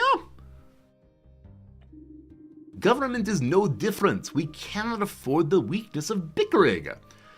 So bickering as opposed to working towards cooperation. I think some interesting contemporary democratic theory says that to have interesting debates, you have to have a shared conception of what you're trying to do. If there's constantly disagreement about what the aim of government is, or the aim of a committee, or the aim of any grouping, you'll argue about that instead of arguing to whatever the goal is. There's a lot of interesting democratic work out of Canada, especially on like how do you set goals in situations of governance. Yeah. But lasagna. So we've explained that disunity is the path to instability, And his backing for that is that people have biases, and their biases make them unable to do anything petty squabbling. Clearly it is best a single monarch, the prince, maintains the state. What do you mean when you say maintain? Do things not change? What do you mean by this? One ruler ideal. Clear enough. Now I was curious about, but the arbiter of a single monarch was fairly common in history. Thomas Hobbes and Thomas Aquinas were two other notable supporters. One for reasons of the English Civil War, one for reasons of this is the way in which you make sure that God's involved. So wait, are all Toms into monarchy? That's a funny comment there. Love that. Well, Thomas More certainly wasn't a fan. He was beheaded as a result. More was beheaded for questioning Henry VIII on the formation of the Church of England. Delightfully, the beginning of More's Utopia, which is a book of critique of the state, in an attempt to have a more distributed communal form of government, begins with a love note to the king about how this is an exercise in imagination. He is not criticizing any particular governor or king, and surely his own monarch is wonderful and good. In order to avoid Henry VIII cutting off the head of More for questioning the state, and then he gets killed anyway for the Church of England because he's a Catholic through and through, and this is why Thomas More is called Saint Thomas More, for dying for the faith. There you go. More like Thomas No More then. Yeah, fine. Okay, let's get back to the question. Alright, so single monarch claim, why do you think that, other than history shows this true? What evidence? So I wish it were the case that they varied the request for evidence. With my students, I often will just say, and why do you think that? If I say it too many times in a row, I think the students find it predictable, and my question's uninteresting. So for a game also, I wish it weren't just cut and paste. If many voices introduce discord, one voice does the opposite. The monarch provides a clear figurehead for all, who act decisively and efficiently. Let's think about the madness of King George here. Is efficiency that important? Isn't it worth taking a little time to loop people in? There's an absolutely fantastic book called Democracy is an Endless Meeting. I believe it comes out of Brazil, definitely somewhere South America, but it's the thought that if you want good democracy, it's not a matter of decide once and lock yourself in forever, but instead have ongoing conversations about the goal of the process, as well as various changing factors along the way. It's a great book. Okay. In affairs of state, threats have to be dealt with immediately. Like tuberculosis. If you wait till symptoms are apparent, it's already too late. Interesting. Endless Meeting makes you like democracy less. I think the author is thinking in particular of the kinds of check-ins that families do. The kind of check-ins that just happen sort of automatically. So instead of like genuinely like sitting on our phone and talking about the state all day, it's just about like conversations that happen at the family dinner table. You know, mom and dad, we have this rule about I have to be home by 10 p.m. But, you know, right now, my friends are going to a party until 11 p.m. Maybe we change the rule. It's definitely a small-scale conception of democracy. Backing statement added to arguments. I realized that by talking about other ideas, I'm forgetting what man is saying. The big claim was that immediate issues like plague or war need an immediate response. Immediate responses are given from the intuitive judgment of one monarch. Something like that. Hey, you did it, Ari. So what's Jennifer's role in here, other than just cheering us on? Like, are these the various characters in the Socratic dialogues who just say, yes, it is so, Socrates. Well said, Socrates. Your questions forced him to update his argument. A few more, I'm sure you'll have him. Alright, so single monarch, the prince maintains the state, especially in cases of immediate need. This prince can then do all that must be done without distraction or restriction. So Hobbes' claim, similarly, is that there is no justice except what the Leviathan says. The only marker of justice is the king's writ. So the king is able to do anything except for kill everybody. That helps with maintaining the freedom from violence in the state. The standard joke here is that it's possible for the king to imprison everyone because we're safe from external danger if we're in prison. That's how it goes. He himself did not think of that, of course. It's one of the common objections, though. There's a hint button if we want. I don't understand the need of hints, as there are only 2 buttons and there's no penalty for pushing it. When you say, can they really do anything? What do you mean? Yeah, all must be done. Fine. There is nothing holding the prince back from strengthening the state. What is it to strengthen the state? Of course, he can and should do whatever is needed to secure power, using any means. Any means? But he's not going to? What? Torture? Murder? Absolutamente! Whatever is needed to secure power means whatever is needed. All right. After all, politics have no relations to morals. A dangerous claim. What? Pause.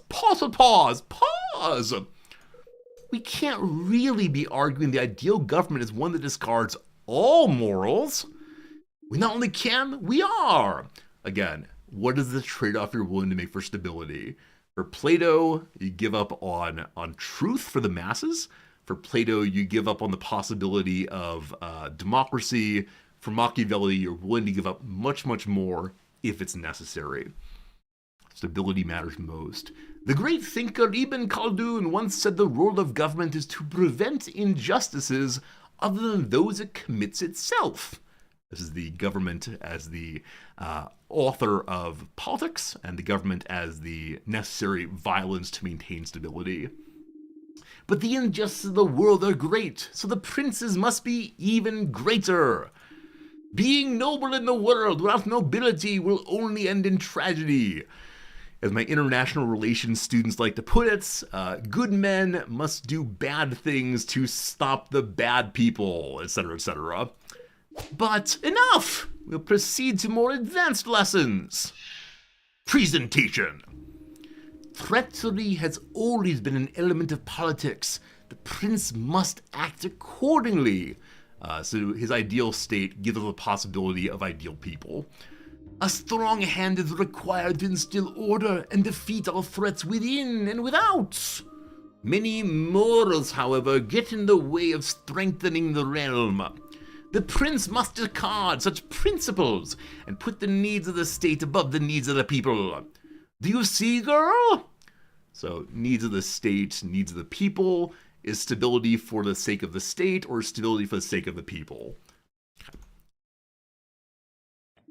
If anything, your love of moral philosophy would disqualify you from leadership.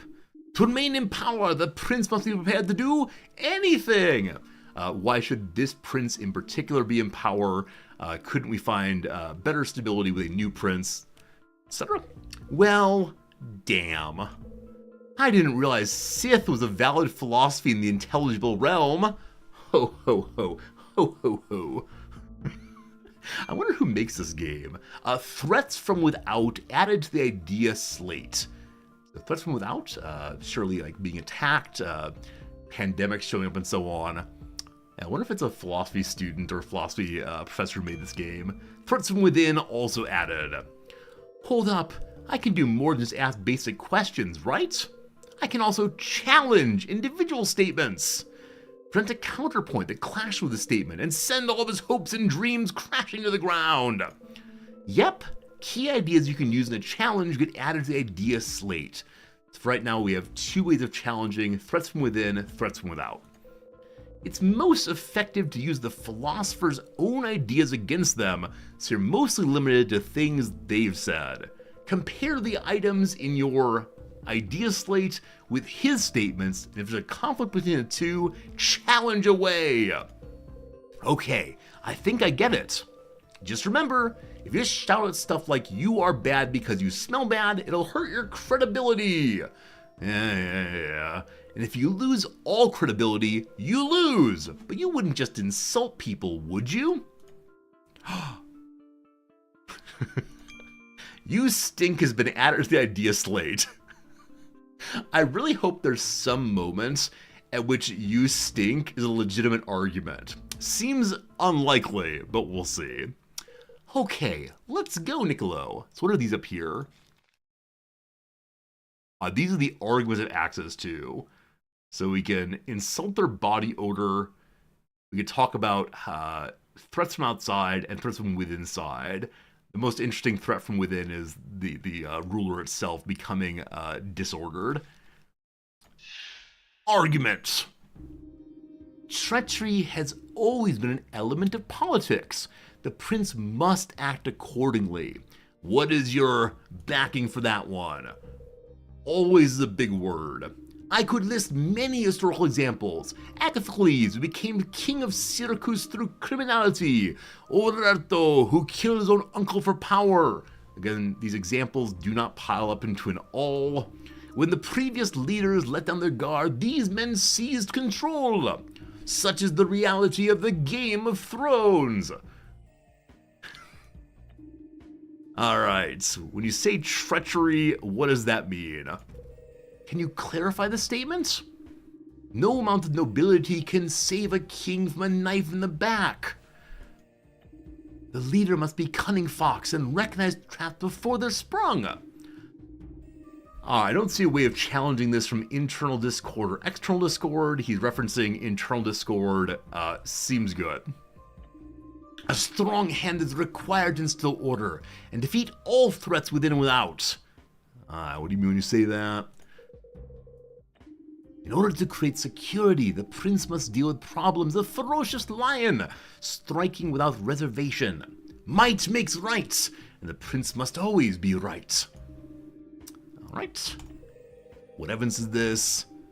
Every government is subject to the whims of fortuna, famine, flooding, attacks from without.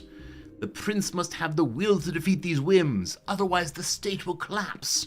To this end, there is nothing more important than development of the army, constantly preparing for war.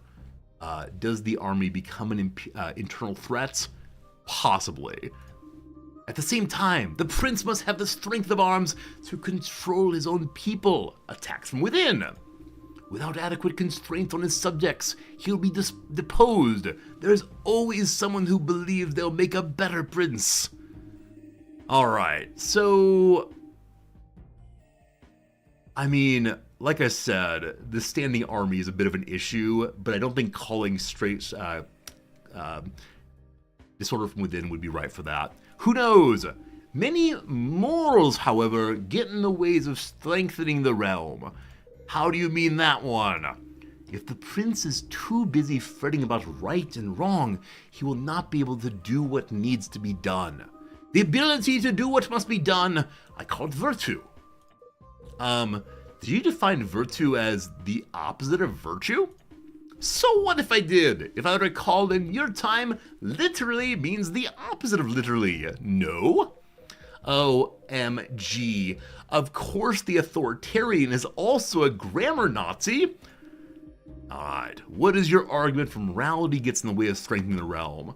A common critique here is also that Machiavelli ignores that if you become immoral enough, big outside parties will come and attack you. So that might be an argument worth pushing back on, because though you can be the strongest power in your own state, it's very hard to be the strongest power absolutely anywhere. What is your backing? Generosity, honesty, kindness. Such values are shackles. Without them, the prince is better equipped to protect his power. The right thing is often not in the state's interest. For example, social welfare leads to greater comfort for citizens. A compassionate prince may find this appealing. Such a kind prince will also keep peace when an ally fall into hard times. Honor historical treaties, leave them undisturbed. But this prince would wind up destitute, coffers dry, defenses broken, his people crying for programs he can no longer support. Don't spend your own money, invade other countries, take their money, and spend that instead. The people won't care if prosperity comes from the suffering of those they do not know. Okay. I think one challenge I'm having right now with challenging is knowing exactly how we would phrase these things. Because this is potentially impossible. Be strong to overcome any external threat. Is this the part where I deploy that? I don't want to lose my credibility, but I want to phrase this correctly. So, hopefully, that will do it. Machiavelli! I'm afraid you got a problem! Perhaps I do, but you are not it. If you will, Arbiter. That counterpoint doesn't work here. So I lost credibility. So I wonder if they're only looking for like strict contradictions or inconsistencies. I lost credibility. Fortuna does not favor you, girl. Better luck next time. Or I'm losing the demo. That's pretty bad. The prince must discard such principles and put the needs of the state above the needs of the people. I'm being told the challenge here. So I guess the challenge here is threats from within. Threats from within, I assume, because the people and the state are not clearly in an antagonistic relationship. What do you mean? What do you mean? Morals have no place in governance. The well-being of the people is secondary to the security of the state. What's your evidence for this? My previous statements support this, no? A prince who rules without mercy is a prince who keeps the throne. Alright, so what happens if the people revolt? I don't know what that was. Machiavelli, you claim the job of the ruler is to establish stability, correct? Corretta. And in order to establish stability, a ruler must be ruthless. Indeed. The prince must be able to play cunning fox and ferocious lion. Such is the only way to defeat Fortuna. The whims of fortune, right? So tell me, Machiavelli, while defeating the whims of fortune, can you also defeat the whims of your people? What?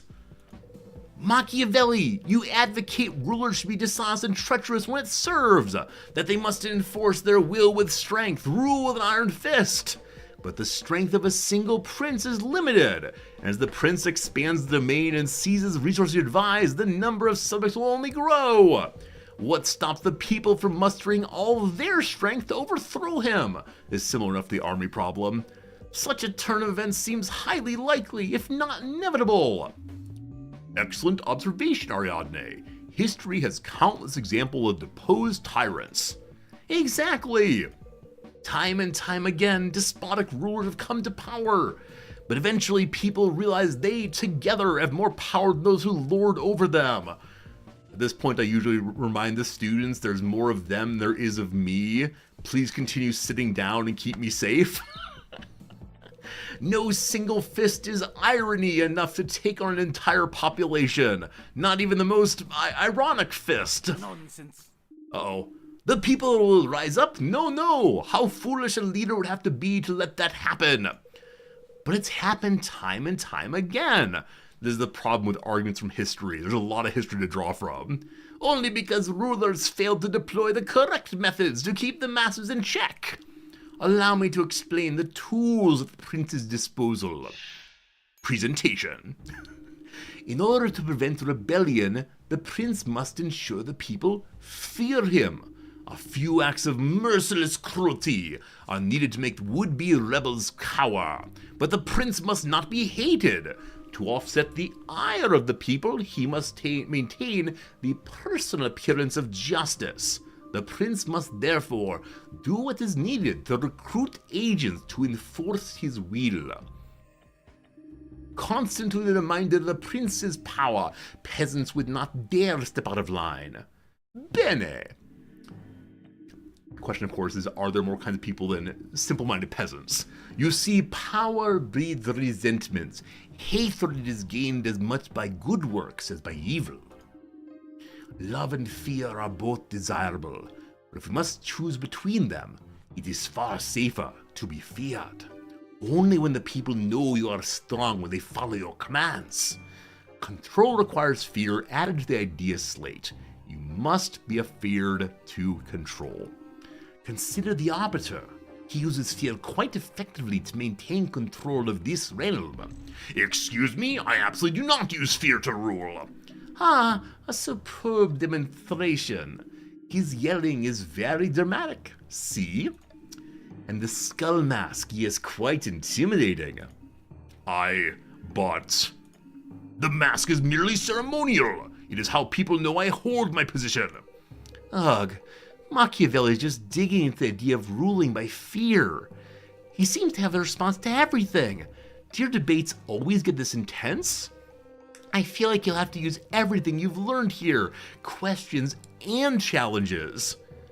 Philosophers fight hard for their beliefs. You should have seen Kant the last time around. I feel like I maybe should pay the first game in this series. I don't know. Can you blame us? We are here, lingering in the minds of men, because our ideas had a lasting impact. The Prince is my defining work. I'm here to defend its influence. Well then, let's see how long your defenses hold. Argument. In order to prevent rebellion, the Prince must ensure the people fear him. What do you mean by that? It is ideal if the people think the Prince is great, but it's essential they know he must not be crossed. What evidence do you have? My evidence will come shortly. Okay. But why not now? Because here I wish only for the full power of the concept to be felt. If you wish for elaboration, review my following statements. Alright. I mean, there's more to be concerned about than just rebellion, but I'll let him develop that point. A few acts of merciless cruelty are needed to make would-be rebels cower. The question, of course, is if things get bad enough, there's enough cruelty, won't the people rise up against that? I might challenge internal threats, we'll see. What do you mean? If you torture and execute a few citizens, others will think twice before starting rebellions you mentioned. If injury has to be done to a man, it should be so severe vengeance need not be feared. That's terrible. Why not be kinder? Act decisively up front, and you need no further cruelty later. No one else will risk the same fate. Why do you think that's true? Love is a bond of obligation these miserable creatures break whenever it suits them to do so. But fear holds them fast by dread of punishment that never passes. Once again, behold the arbiter. When one of us disrespects the rules of the debate, he quickly disciplines us. Don't be a eutropho. Know what you don't know. Don't walk away from the debates, etc. Please stop using me as an example. I don't rule with fear. You did hold my dad hostage last time I was here. I did not hold him hostage. I gave him another chance to live. The character implications are completely different. If you insist, Arbiter. Exactly. Wait, no! Alright, so I want to claim that if things get bad enough, people will revolt. See, for example, the American Revolution, where there's a claim that here are the things the king has done wrong. It is better to be dead than to live under this kind of authority. Internal threats. Machiavelli, I'm afraid you got a problem. Perhaps I do, but you are not it. Okay, so it feels like you're only allowed to object at particular moments in the story, and I don't know how we've hit that moment. Because I'm kind of wondering they're going to make the argument I just made, but farther down the line. So not knowing exactly what our person's going to claim is kind of throw me off this one. I'm sorry, Ariadne, he's right. That counterpoint doesn't work here. Alright, I accept. But the prince must not be hated. To offset the ire of the people, he must maintain the personal appearance of justice.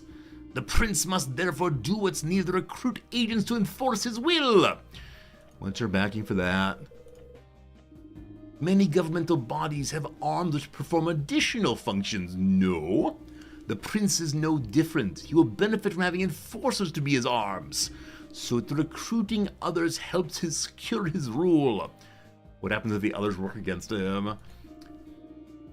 See, now I feel nervous to challenge it all, because I don't know what we're going to say. I don't know. It's interesting to me, because I'm guessing if you miss a particular moment, it'll work out. Now, I see that there's a green indicator at the end of this section. Maybe you only challenge the green indicator. I don't know. Constant in mind of the prince's power. Peasants would not dare step out of line. Okay. I'm guessing that some of these are premises and some are conclusions. Maybe you only object at the conclusion. So it is the case that occasionally people do revolt internally, even if they fear. Again, it's saying no. Oh, man. So I'm playing the game wrong. Because I don't understand what I'm saying. Okay, so the people wouldn't dare step out of line.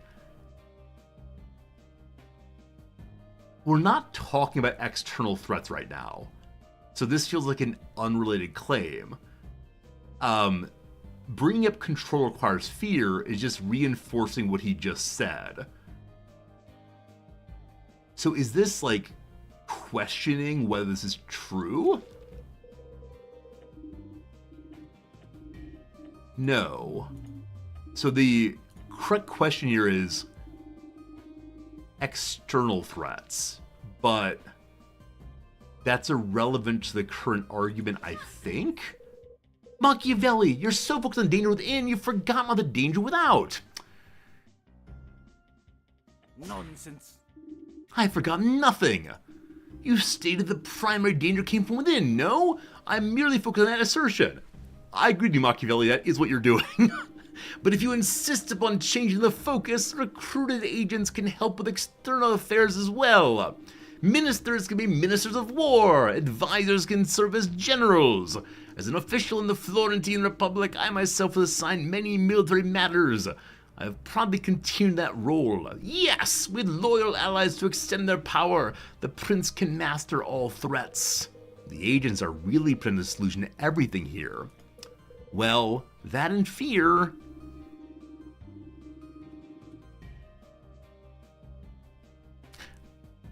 I don't think I like this game. I'm sorry. It feels a little bit too on rails to me. So on the one hand, yeah. Like, I understand it's a visual novel, so I understand a large majority of it is just like, we're going to have the characters explain at great length. But it feels to me like the challenge line here is just guess which one, because it's just not clear to me what I'm be saying. Like, I'm coming up with perfectly good arguments, and changing the subject is usually considered to be pretty bad form in debate. And so that's why I didn't bring this one up at all, because we were talking about threats from within.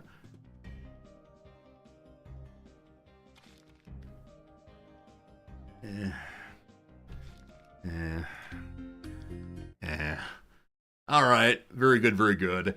Let's go and take our once-an-hour break. Take our once-an-hour break now, and then play Railroad Corporation 2. That'll be fun. That'll be a good time.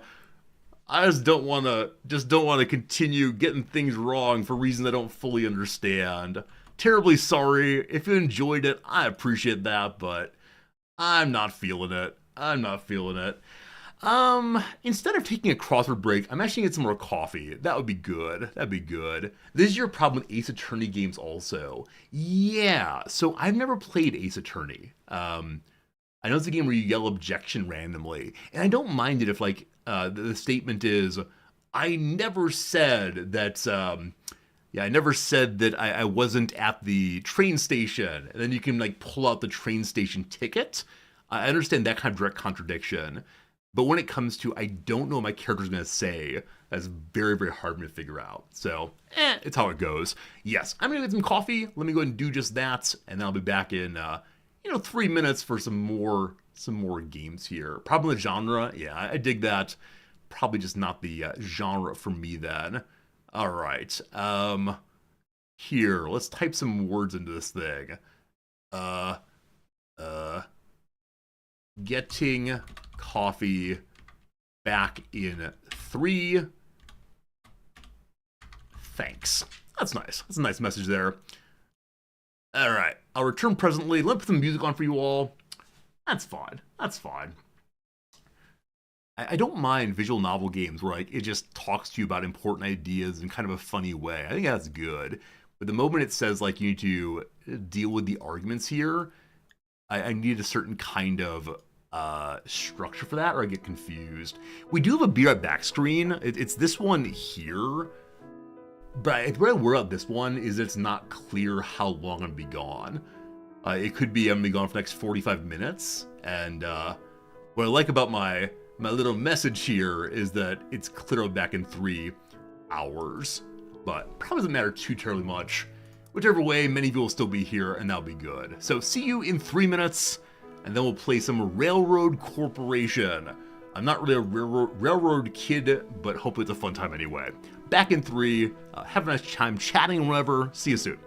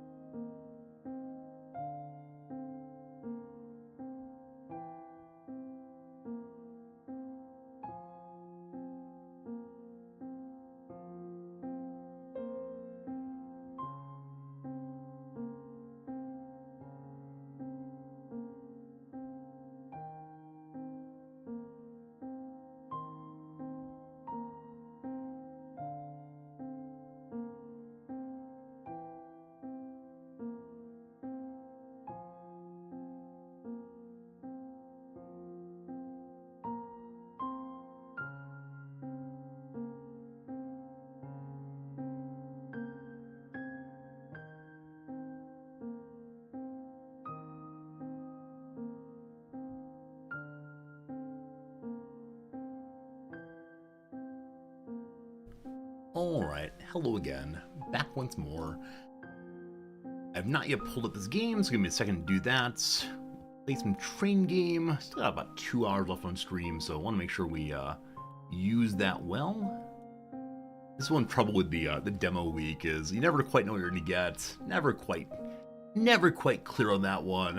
I don't want to say I want demo week to be over, of course, but I do look forward to getting back to the games that are surefire winners with the team, because I know it's the case that some not so good. What's next? Train Corporation 2 is next. Train Corporation 2. Wait, is that what it's called? What's that yet? Railroad Corporation, sorry. Railroad Corporation 2. Demo week is gambling? Absolutely right. Absolutely right. Alright, there it is. We'll load this one. I assume this game is going to be like just standard train fun, and that's absolutely wonderful. We'll make some lines, we'll move some things from place to place, we'll cut on some trees, gonna be good. Does anyone know, like, are there streamers who are train game only streamers? So I know there's some viewers who are really into train games, like absolutely love train games, love identifying the trains and so on. But I wonder if they have a streamer or two who serves them entirely. There are a lot of us who do indeed play train games occasionally, but I do wonder about exclusively. Alright, if you're still here, I appreciate it. Thanks for hanging out during the game week. Welcome to the NextFest demo of Railroad Corporation 2! Please bear in mind that what we'll be playing is not the final product. We'd love to hear any feedback you got. Bugs are present, game needs balancing, etc., etc., etc. In essence, you'll get a glimpse of what it takes to run your railroad corporation. We hope you find the experience enjoyable. Gosh, we'll try. Gosh, let's try. Statistically, there's probably got to be someone. Yeah, almost certainly if someone's been doing this playing trade games, because there are millions of streamers, of course. Hey, there's multiplayer. If you like multiplayer, that's good. Build your trains together. Alright, there's an audio setting of Go Master, Go SFX, Go Music. We're going to go down a little bit. Graphics page. I'm sure that's fine. Who knows, who knows. We begin the game, NextFest Demo Version Edition of the Frozen Lakes. Play a scenario to explore mechanics of Railroad Corporation 2. There's features yet to come, but the current scenario will let you build railroads, bridges, tunnels, slopes, purchase locomotives, establish the office, develop departments, hire staff, construct train stations, manage production facilities, transport cargo, and more ... You know what happens when you play multiplayer? You just mess with my trains. And this is why I don't play multiplayer. Because as Machiavelli has taught us, the average person lived a life of shenanigans and immorality. The streamer states must keep down the viewers. That's what.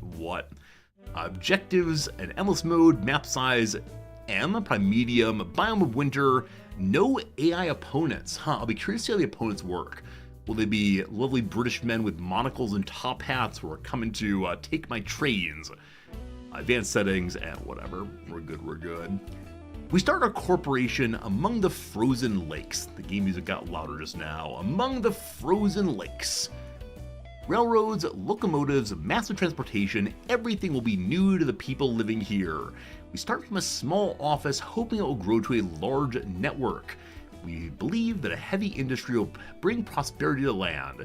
The company will attract investments, locals will get jobs, businessmen profit, county taxes, economy goes boom! Everybody wins. Hey, Flying Unagi, thanks for the Prime sub, my friend. I appreciate that. Yeah, let's put some hearts in chat. Seems nice, Dogberry. Hey, Durathane, thank you for the resub also. Got a little subscription chain happening. That's pretty nice. Where are the hearts? Where are the hearts? Oh no, I can't find my own emotes. Let's see here, Resorty Love. There you go. That's for you all. Very kind. CS Prof, thank you for being here. But Durathane and Flying Unagi, thank you both for your generosity. Also, Flying Unagi is a delightful name. Here we go. To begin operations in the region, you have to set up your company's office first. Let's choose a settlement which productions can offer either coal, grain, or wood. These commodities are widely consumed in other settlements, thus we can easily earn some money selling them. Settlements where an office will be established are marked by the office icon in the minimap. coal, grain, wood. Here we have Shawnee. Let's look around. So they have coal at Shawnee. Is this demand here?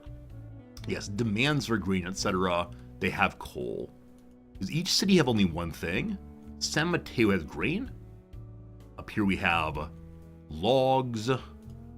Looking like each area has only one thing so far. With it being winter, I wonder how the grain's going. Pasadena. Down here we have Cicero. Santa Cruz. All right, cool. The one in the middle has a lot of stuff going on, so I'm guessing we're supposed to start here because it is indeed in the middle. So my office will go here. Select a city title sign. Built in Shawnee National Forest. That's in the south of the U.S., or south of Illinois, rather. So 500,000 money, and then 90,000 construction taxes. Taxes just for building. Here we go. You've constructed your headquarters, singular, in Shawnee. Industry in the city supplies coal. Supply is always marked with a green square. To start transporting coal to other cities, you have to build a train station here first. Train stations should be built within settlement borders. Build ye your first train station! I'm curious who wants to buy coal. They want to buy coal. Alright, so right nearby we can do that. Let's head back up this way again.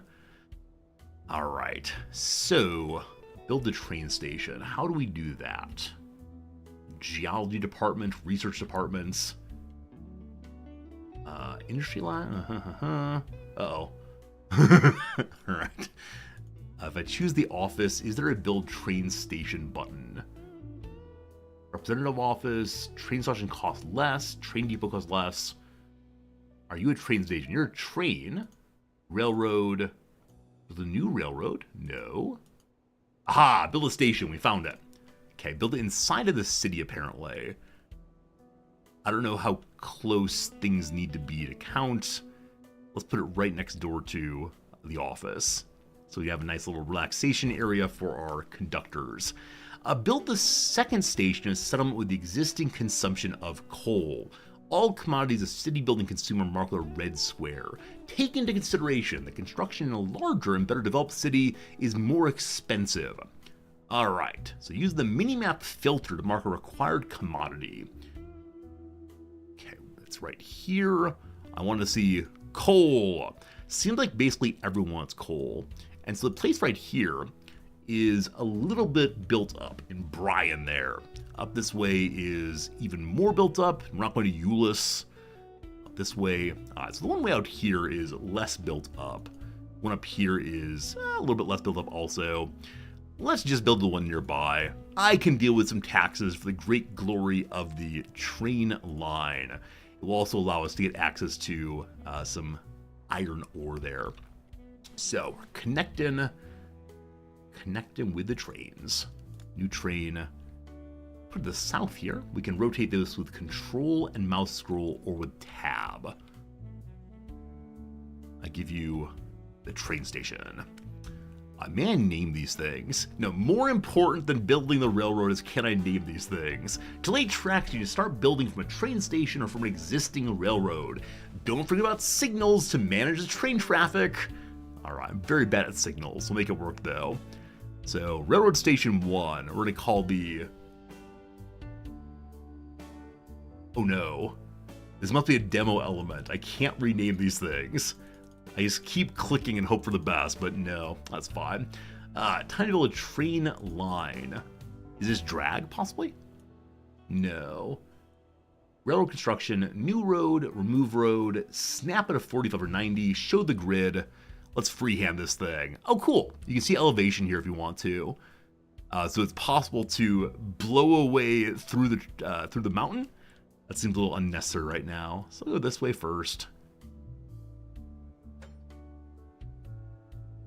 So 240. Is that the angle? Why is it saying 240? As opposed to, 0. Oh, it's speed. It's speed. Thank you. Miss, I appreciate it. It's how fast you can go there. Very good. So when you rotate, it's going to slow down somewhat. Very, very good. Thank you. I don't recognize this as speed marker, so I'm a dumb American.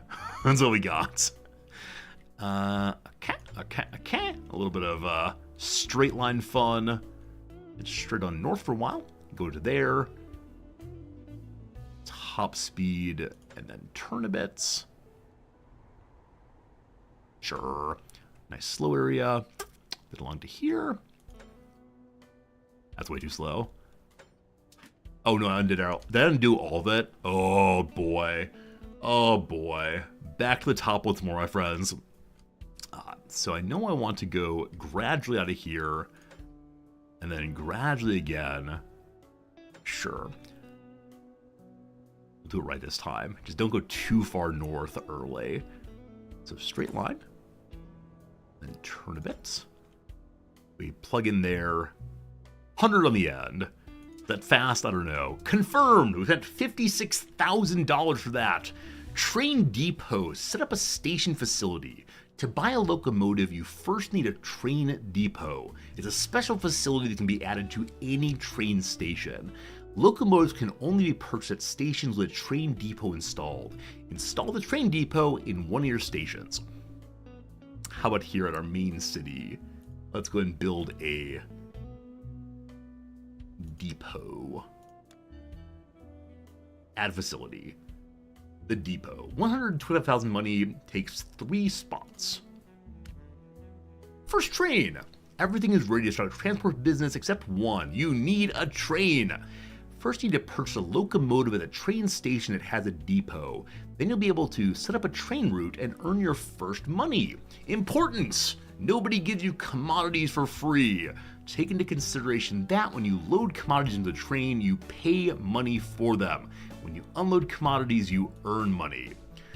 One slight error I've noticed just now is this place makes coal, but does not want to get iron ore back. So the direct run back and forth is not going to be profitable. We have to find a place that wants iron ore. Buy the locomotive. Boop. We have a 260 Mogul. I believe you all told me previously what these numbers mean. One of them is like how many axles, one is how many wheels, one is I don't remember what. Technical details. Alright, for the train lovers among you, this is the 260 Mogul. Its maximum mileage is 2070. Top speed is 75 kilometers an hour. Those areas that have speed of 240 or so, not so needed. Anyway, lots of numbers, very cool. We'll buy one of those. Start making money by transporting and selling coal to other cities. Arrange the train's route between 2 cities. Add 2 waypoints and instruct the train to load wood from the seller in Shawnee and unload to the buyer in Bryan. No, we're moving coal, not wood. Each time you load goods, you're actually making a purchase. By unloading it, you're selling it. Gain 250,000 money of profit by selling that gold. Hey George, what's up? Good seeing you. Alright, so waypoint 1. Shawnee. Buy coal. At station. Bryan. Sell coal? Bought coal, good. Sell coal. Nice. So we could go ahead and try to buy iron ore, but for the moment we don't need that. So we'll just apply that. We're going in the wrong direction. No, that's the right direction. Shawnee load, Bryan unload, apply. Hey Bombard, how's it going? Bombardactyl, welcome in. I spent 4,000 money on buying it. We only bought 40 tons. Okay, so each buy is indeed only 40 tons. May we see how much they want to buy down here? How much is the Philosopher's Game? It was a demo. Played a demo. The demand is 40 tons. Okay. Price 11,000. So we'll get about double the money, or a little over double the money we bought it for. And it's a pure profit on top. It's going to be great. I want to look and see who wants to buy iron ore. Is there anyone on the line who might do? These people in Pasadena want to buy nothing, possibly nothing. They sell coal, but are otherwise totally fine. Here, they want to buy iron ore and coal. So maybe you have coal. So maybe we build our next line from Bryan up to Glendale, where we can sell coal and also iron ore. Good. We heading back home yet? Where's my train? There's my train. So do we see, we have one little cart there full of coal. Do we burn that coal ourselves? We gotta make sure not to get high on our own supply. That's clearly necessary here. What a lovely rock that is. Is it possible to look at the train more directly? Yeah, so if you want to, you can pivot to the side there and watch Big Boy at work. There's a big boy in every game. The first run has been made. So we spent $450 on buying our own coal.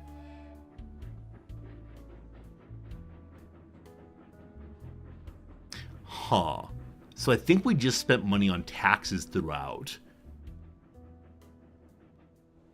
What's their demand now? Does the demand change? So demand's 40 tons of coal. But I'm not sure if it's saying we need to have 30 40s. The in-stock line's what confuses me. So maybe we should load in more than just one car full. We'll see when this shows up in a moment. And then we can change the line if need be. Just want to know how you work there.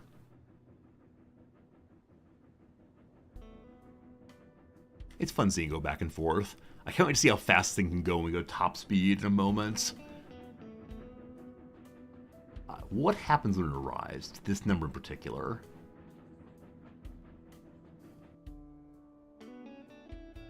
The sale happened. The number didn't go up at all. So I wonder if it immediately consumes what we drop off, which means it's time to change the line we've created. Okay. So at Shawnee, we want to buy, I don't know how much. They want up to 30. So as we pick up more, we then get slower maximum speed. There's probably something to say about the relationship between maximum speed and money made. Let's go and load 4 this time. And then drop off the same here. 4, 5. Good. Oh, shoot. I hit escape. Oh, you have to save the changes. No, click faster. Click faster. Apply. Here we go. Then we're going to offload the same. Apply that. All right. Show me my train full of glory. So 1134, having just returned here, I guess bought things. So I hope that number goes up more. So let's make 200,000 money. It's not going to happen moving only one at a time. Behold those carts full of coal. Nice. That's nice. I gotta believe 1134. Now we're supposed to make profit of whatever amount it was for the tutorial. But may I also spend at the same time? I sure would like to spend to build another line. But let's see how fast this thing goes if we speed up a little bit. Top speed is actually not absurd. There's some games where top speed looks really, really silly. I mean, here we're going a great distance very quickly, but it still seems somewhat reasonable. And I want to see now what exactly happens to the coal pile there. Does it fill? Yes, it is filling now. So it is possible to have some reserve there. Consumption time is 60 seconds. Population effect is plus 70 with cold air. So maybe the cities get bigger as time goes by.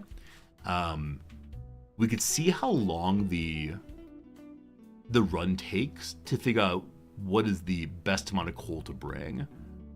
For right now, though, I'm okay just running this back and forth. How do I see the tutorial so it can tell me exactly how much more I need to make? I don't want to have a second demo this week in which I go into complete bankruptcy.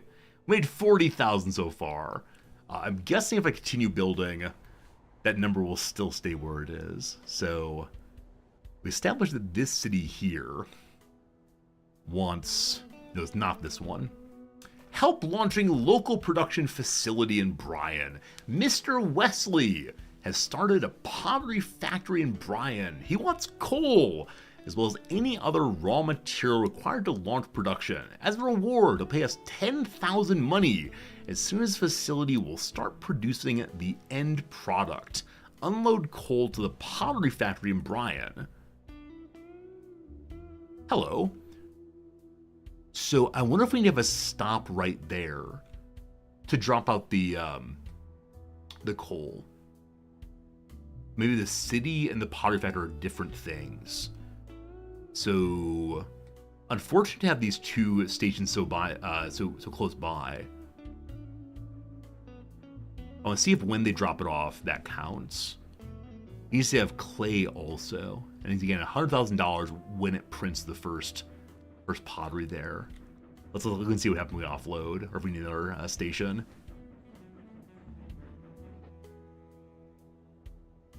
Yeah, it all goes right into the city. It doesn't go over here at all. Is there an upgrade I can add that like distributes things inside the city? No, the upgrades are all just to affect the trains. So, time for a very awkward situation of 2 stations, 1 city. Build a new station right here. If we use tab, it rotates. How best to do this, I wonder. So if I destroy the line along here, we can probably connect the 2, maybe. How do I destroy lines? Demolish. Does it demolish the entire line? Oh my goodness. Can you change the route details? Oh, that's a good question. Let's check and see if that's the case. The route details. Routes are here.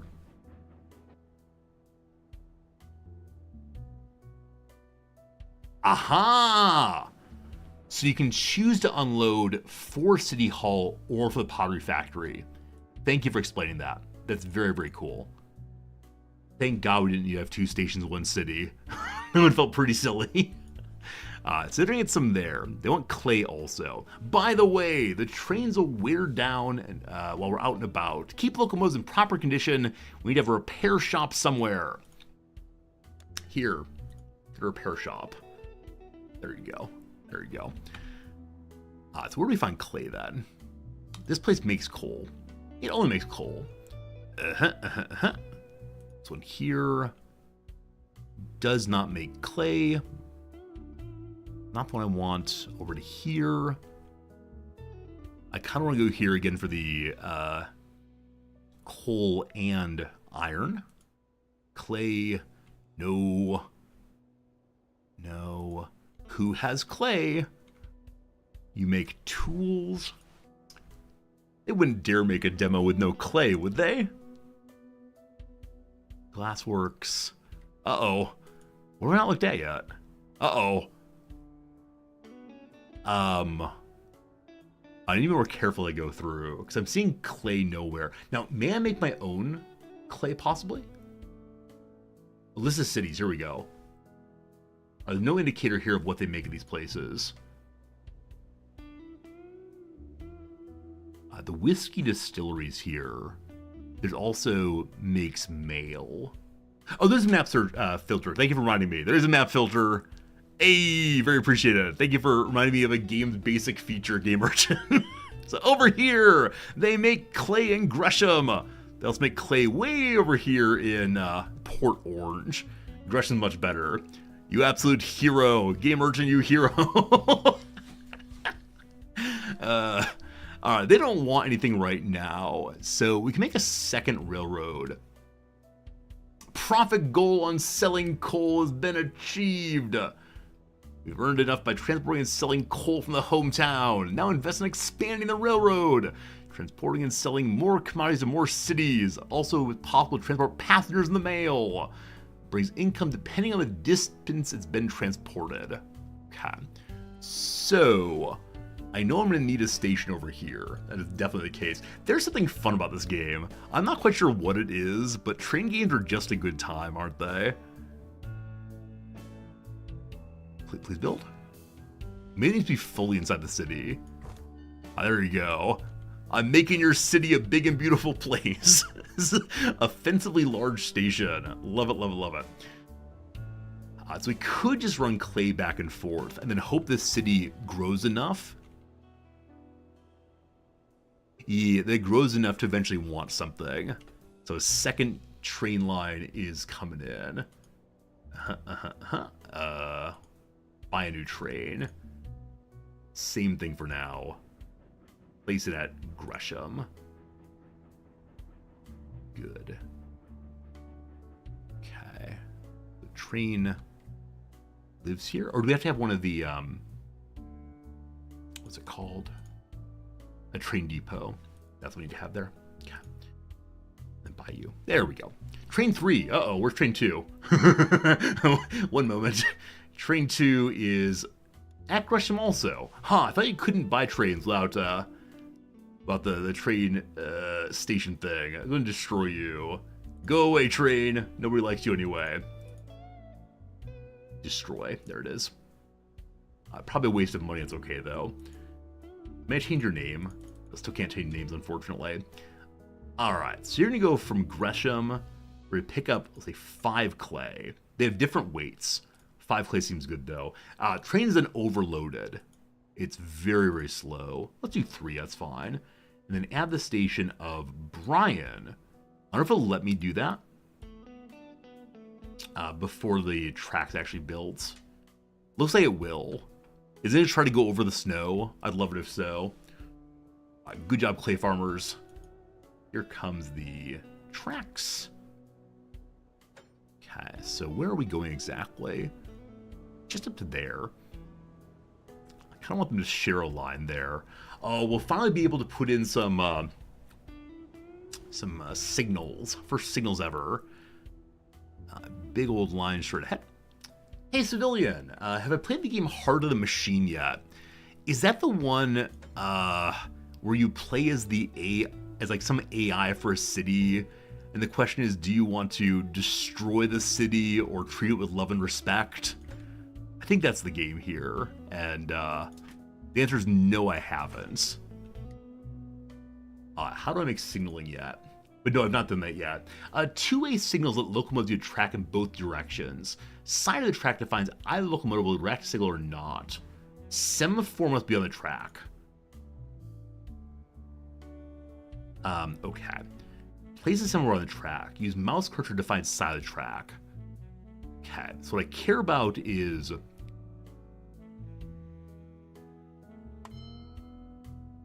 how do I relate these, I wonder?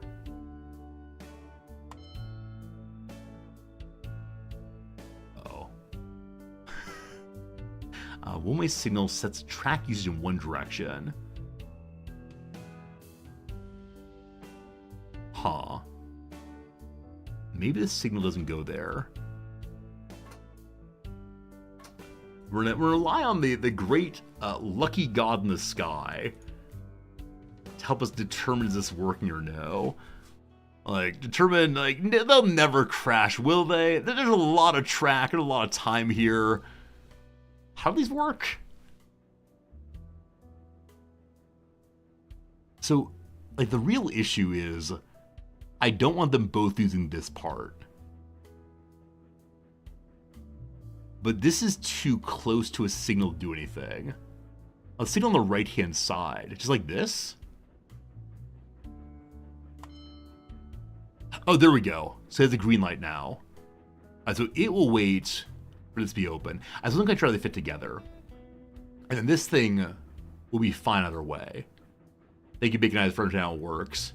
You've never been smart to understand signaling in any train game. Here's my secret. I'm not either, but people get to see me being bad at it. For you, it just happens alone in your home. For me, people get to watch. So we spent about 400,000 money to make this line. And I give it 100,000 to make their very first pottery. This is not fun either way. You have to have a light there also. Good. Wrong. Maybe right. What does blue mean? Blue mean... Wait. Is it two-way or one-way? We want the one-way. Okay, they're both saying stop right now.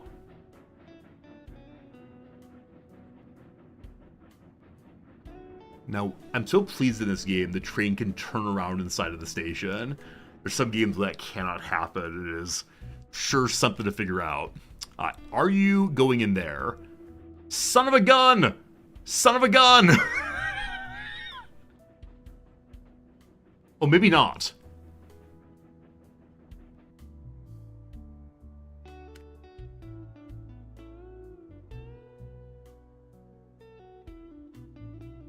I don't just know what happened, but nothing exploded. That's pretty cool.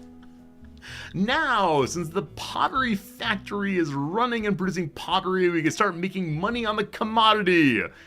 They want me to gain $500,000 dues by selling pottery. The trains are both waiting for the track to be free. That's not possible. So, what did I do wrong here, team?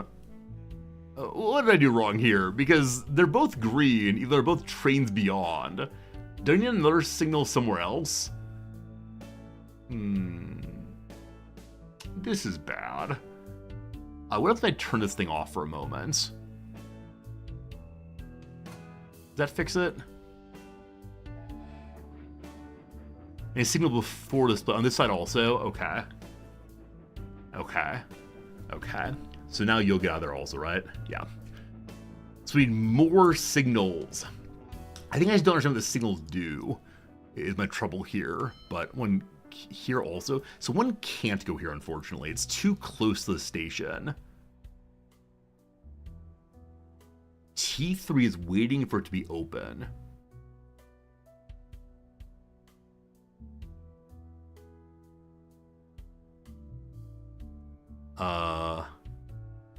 It's open, I swear.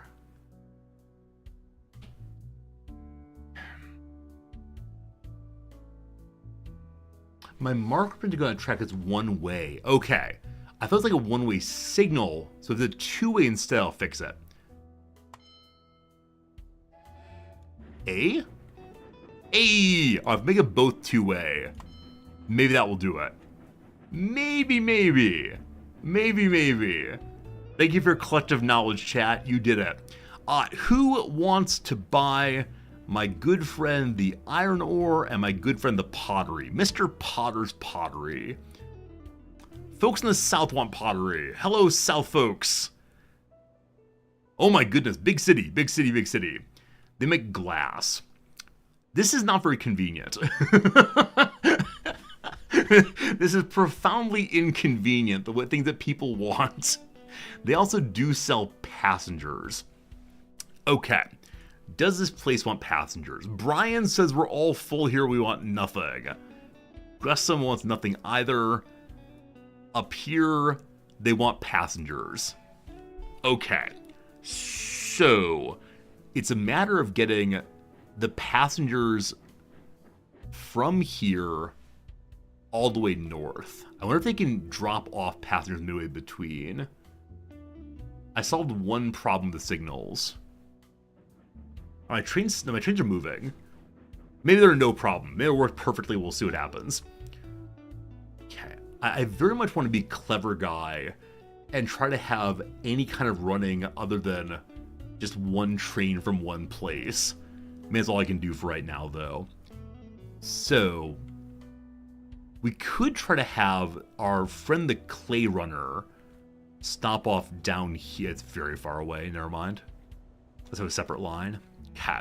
So time for more branches, branches, branches. They're moving, but they can now collide. Wait, why? Wait, why? Like, why will it not be the case that, like, Buddy goes through from the top, that then makes this one go red, yeah? Isn't it saying they'll be clear ahead? Or thought if like, they both arrive at the exact same time, then they can collide? I'm happy to be back-seated on this kind of thing. I'm gonna work on the line while you all type me how to fix my game. Okay, so... yes. Where are we going? Oh, we're going south. Oh, we're going south. That's pretty cool. Watch time the train arrives. Okay, we'll do that. Learn by watching. Okay. I need to make a station still. That's fun. I think you can't stop until it goes to a station. Is this a holding pattern? It's like racing possibly. All right, never mind. Get rid of it. Fix it soon. So I need a station down here. So this is station button. Okay, so let's put it on the side here. So rotate, rotate, rotate, rotate. Hooray. Okay, we'll get back to you in a moment. What happens when they both arrive? So they're currently selling. That's good.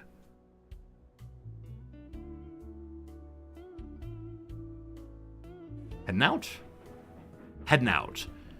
So no problem that time. Now, maybe we got lucky and they're not in the same place simultaneously. Back to 1,000,000. Back to a cool 1,000,000 once more. The singular dark magic definitely feels that way. The kind of incantation and arcana I don't fully understand. Alright, so come on down this way. I want to make sure it's actually lined up. The way I do this, start from the other end then. The things I do for you, chat, to make it absolutely beautiful. From here, we climb on north and jammer on in. Oh, looks nice. 71,000 for that. All right. Welcome to the part where we talk about signals again. So I know it's the case. We need a two-way on both sides here, I think. Okay, I know I need one on the right-hand side here. I know I need one on the right-hand side here also. Let's go both ways. And then here, I mean, if I put one on the right-hand side here, will it get confused that there's someone on this side here?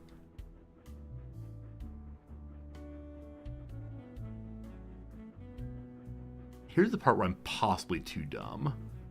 So I want to indicate go on ahead to choose your respective line. But don't smash into someone here. Okay, I'm going to put one on... do I need a siding? Possibly need a siding. A new delivery contract in town. Mr. Abner Phillips wants brick delivery somewhere. You have to invest in the brickworks first, and then organize delivery of raw materials and deliver ready-made bricks to Mr. Phelps' brick warehouse.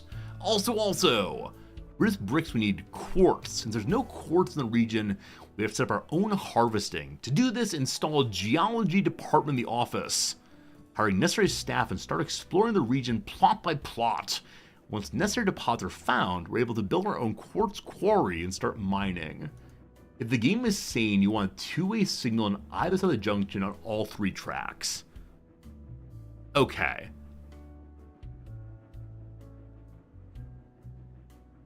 I think we have that.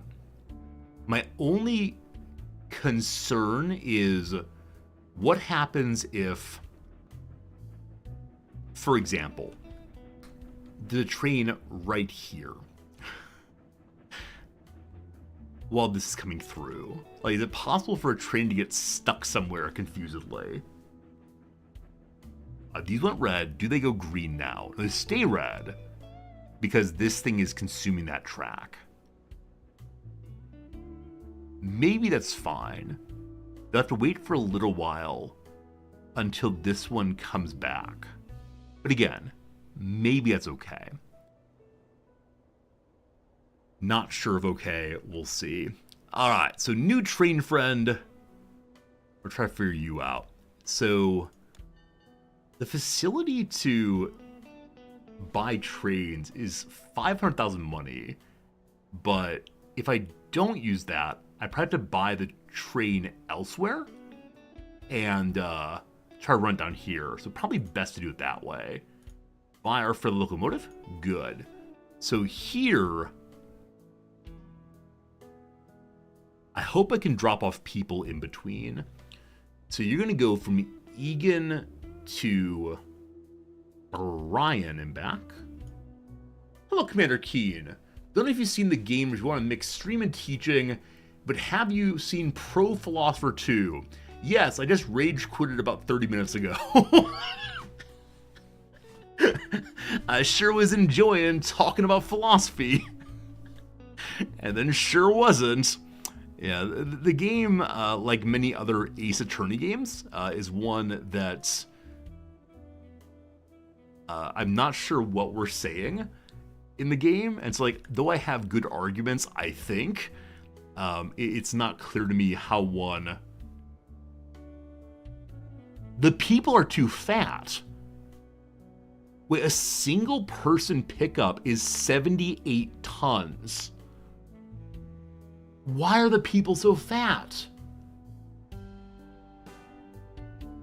Anyway, I couldn't figure out how to play the game effectively in a way that I wasn't constantly punished for giving the wrong argument, even though I know what I was trying to say. The game did not understand and accept that, unfortunately. Huh. It's unfortunate. Okay, so we're just me running pottery up north. I don't want to overload too much, so we'll run 3 for right now. We can pick up glass here. Who else wants glass? Up here does. Okay. So, this place wants both glass and also coal. They're not the place that want people. Can't afford people right now.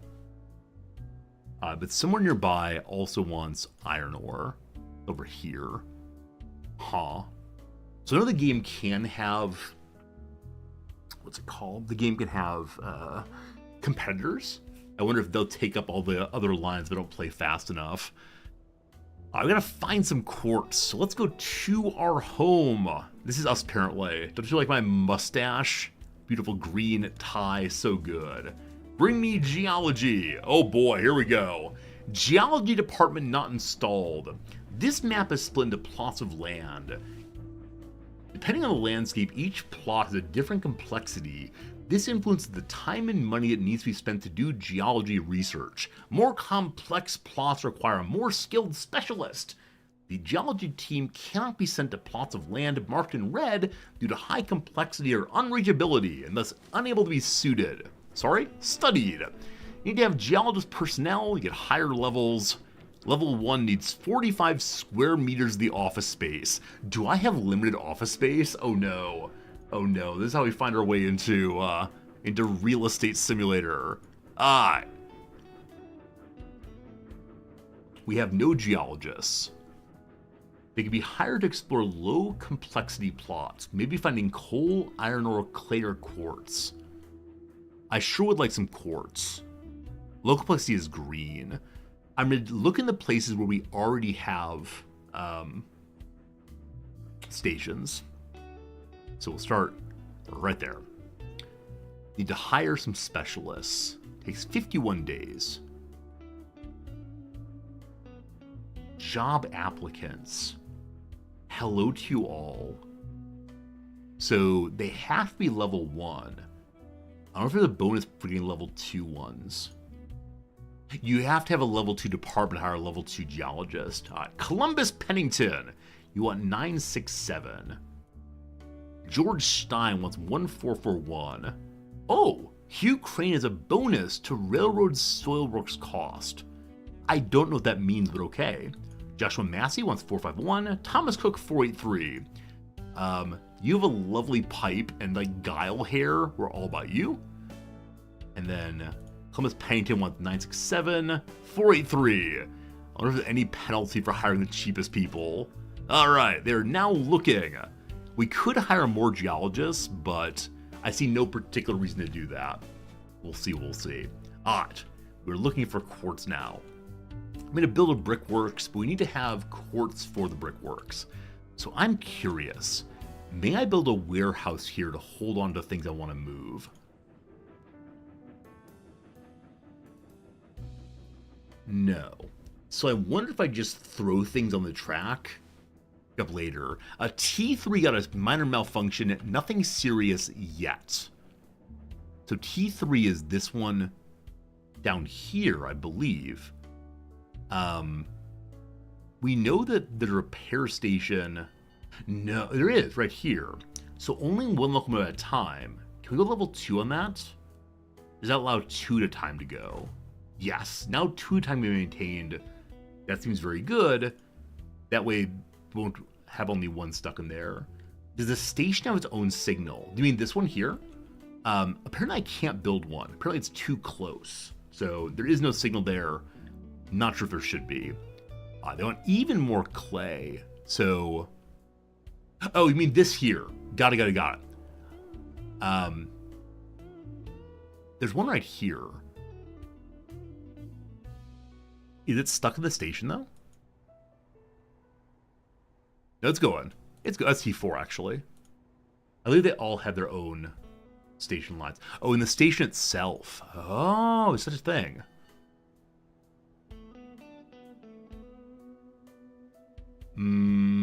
I don't see a signal station, unfortunately.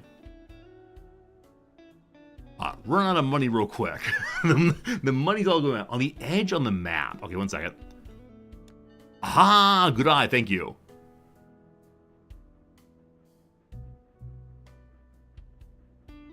It's deactivated. Hopefully that will help. We'll see. Very good eye, thank you. I missed that entirely. We'll see how it works. So,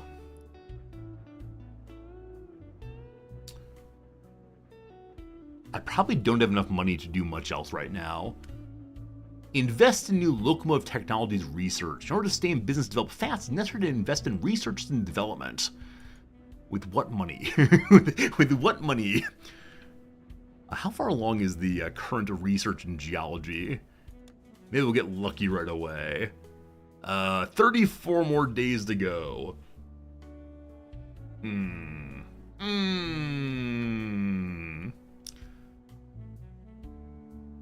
So we could run more coal from here if we want to. I didn't do a great job on placing the railroad station because we kind of want to go back up the back end also, I'm guessing. I just didn't think about that. Anybody else want coal nearby? Part of the north. All right, over here, they have passengers.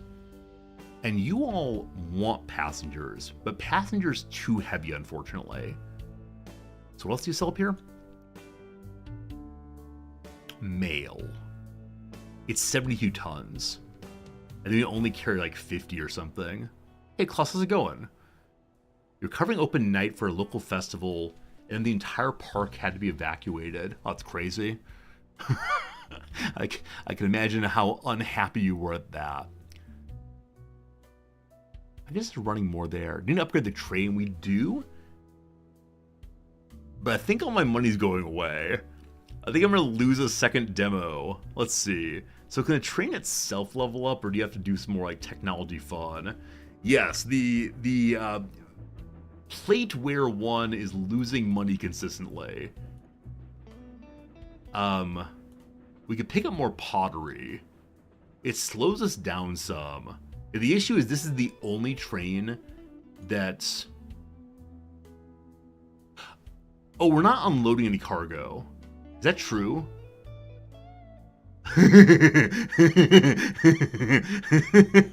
Someone has been driving a truck full of pottery into town and saying, y'all want some pottery? Too bad for you.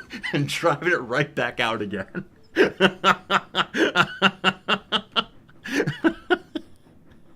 All right. We've remedied a slight issue in the playthrough so far.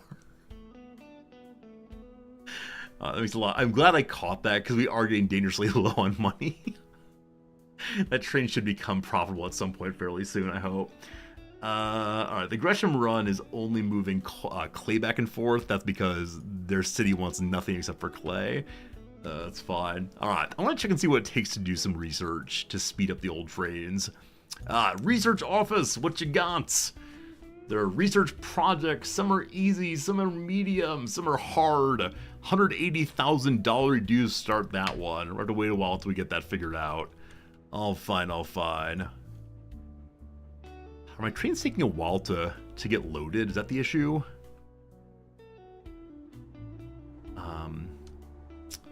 Yeah, I mean, they all seem to be doing the train thing. They're just kind of slow. Like, other than one interchange here, they were doing pretty well, so... let's see the very first sale of all time. Such a long distance. Goodness gracious.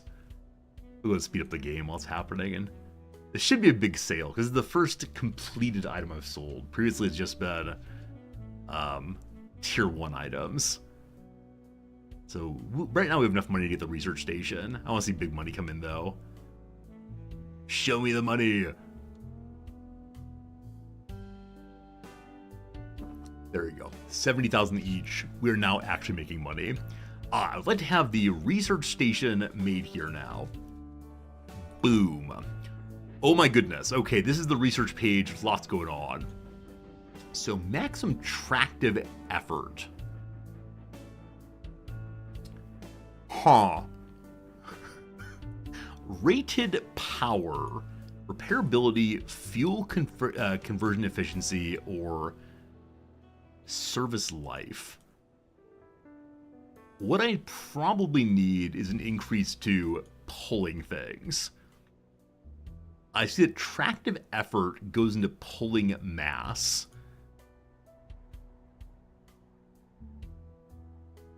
Friends, what's the distinction between effort and power? I know I should have paid attention in high school physics, but I don't exactly know.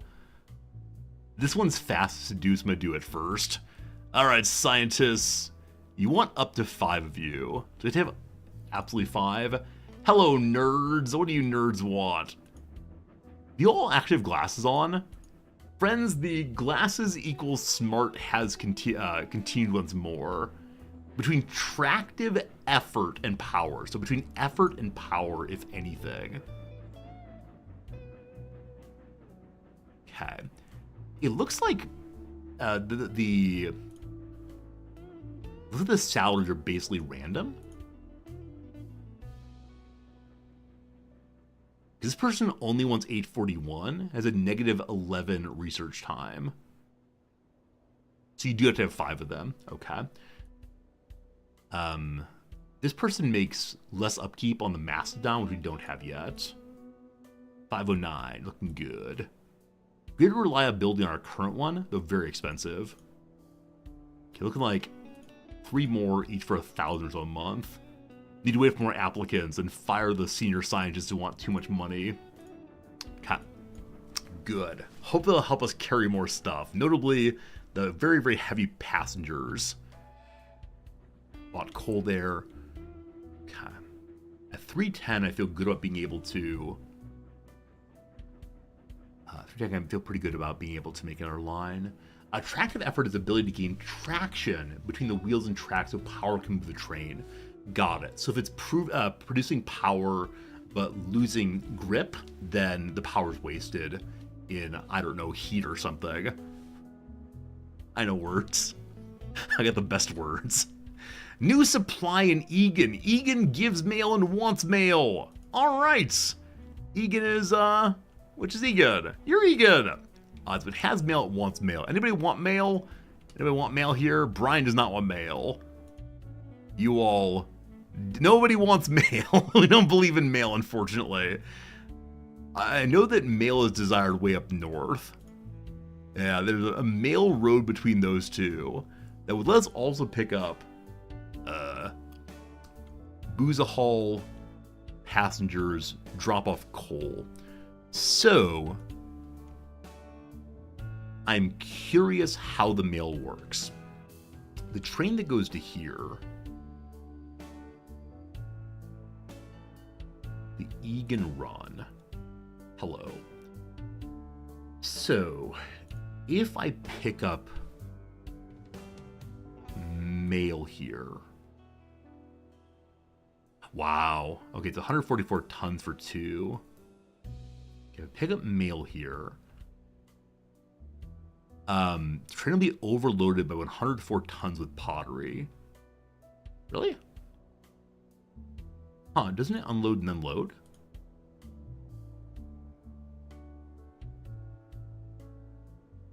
Okay, so it's totally fine with the 4 pottery. When I pick up here, it says overloaded. But again, shouldn't it be getting rid of this before picking this up?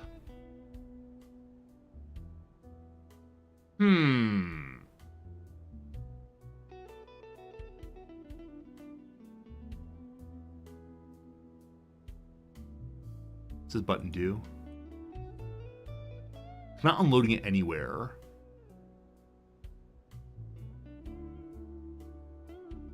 But they want pottery here. Am I not unloading it here? It says pottery.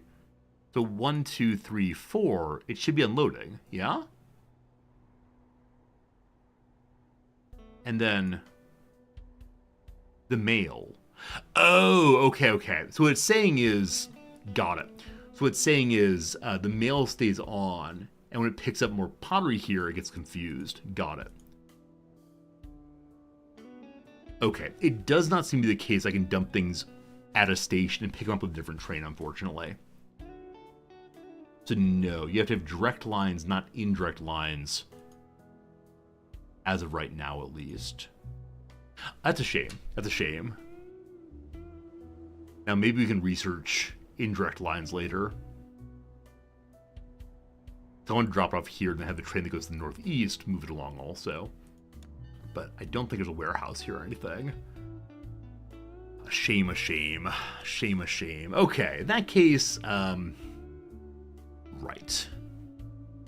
We know that iron ore is made here for the 18th time. Where does the iron ore go? Ideally to here. And here we have people, and nobody wants people, but they do have finished steel. I think just direct lines for right now are the only thing we could really do. So, time for a new line out of here. Maybe put this up slightly too high, let's see. So can I get around this city? Hello, perfect agent. How do you get past or get to your underground lair? We do have an underground lair, or a lair, but it's above ground actually. Knocking down people's houses, unfortunately. These things do happen. Where are we going? Oh boy, going way over there. Whew! This will be the most expansive line we've ever made. Where are we going? Oh boy, it's a really long line. So Pasadena wants more coal. Might be a more reasonable thing to do. Glendale... Oh, Glendale wants, Glendale make steel. So we want to go to here. I need the rail first. Okay,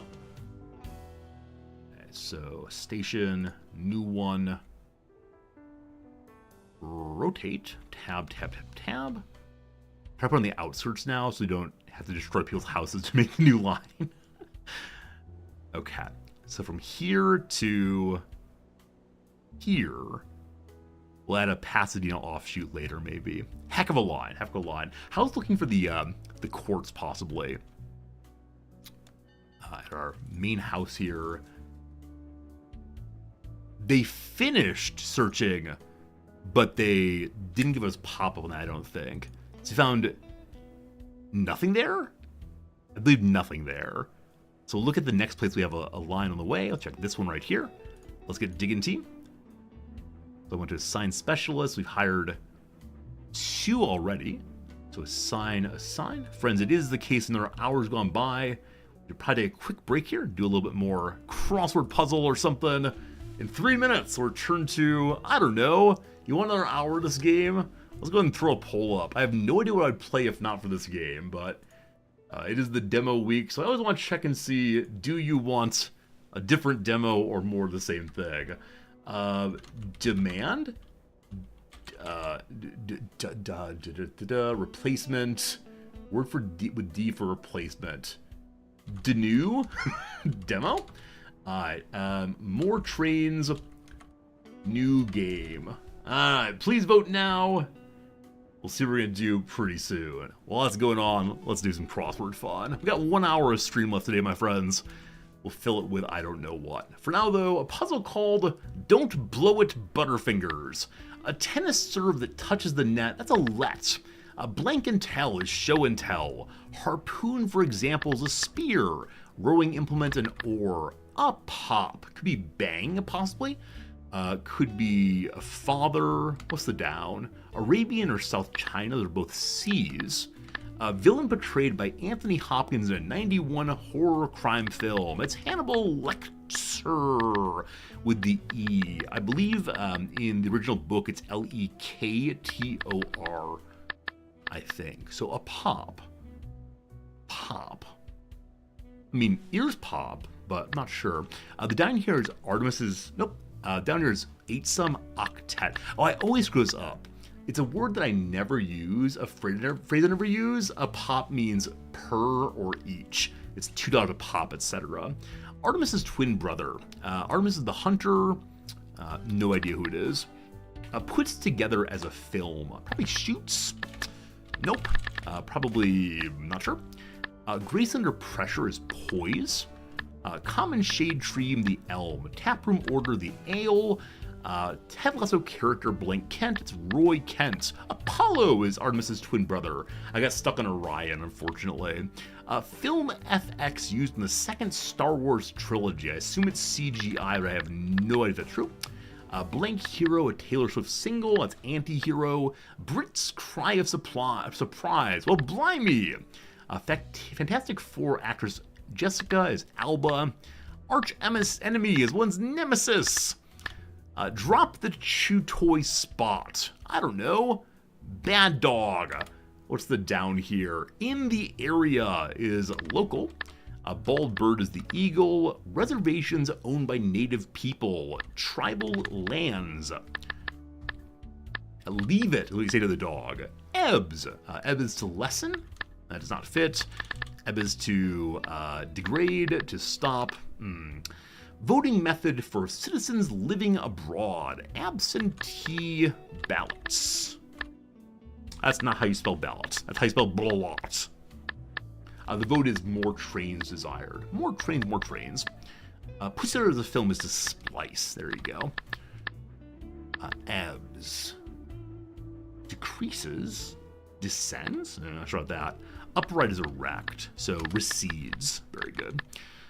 Baby sheep is a lamb. Chromosome component's a gene. Sales agent for short is probably a rep. We'll see. 1955 Vladimir Nabokov novel is Lolita. Of course. Performs in a play is acts. Mind find is ore. October birthstone. I think it's the opal, but I'm not sure on that one. Coffee beverage topped with foam art is the latte. Blank class, a cycling session. Is it bike class or spin class? Good old spin class. Let's go and do these 3 on this line, and then we'll stop. Sloth for 1, it's a sin. Pedigree competitor, it's dog food, it's Alpo. On cloud 9 is elated. Last word in many fairy tales is the end. Understand is gets. Wild party is a bash. I said I would stop, I will stop. A fine start, though, on the crossword of the day. It's a 1 more hour of train o'clock, my friends. We are engaged in more geology fun. Oh, was the game on pause the entire time? So we finished scanning there and found literally nothing again. Alright, how about right next door to our starting location? Maybe that's how we should do it. While the specialists are digging, we should just do some crossword puzzle and check in every 3 minutes. That'd be good. Next clue is a song you wanted to hear me sing? Maybe. We've earned enough selling pottery. Now we should focus on investing more, transporting mail and passengers and so on. Maybe soon, maybe soon. I was talking about making the world's longest line. Everyone will be so impressed. So here we go, just to move steel back and forth.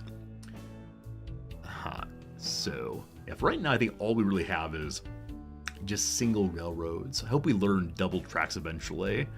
That's pretty helpful. Going through the forest. Going nice and fast through the forest. Cool.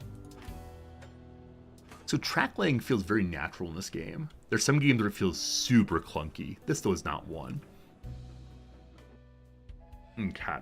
So here we want to buy iron ore and move it that way. You have a railroad shop. You do not have an ability to buy trains here.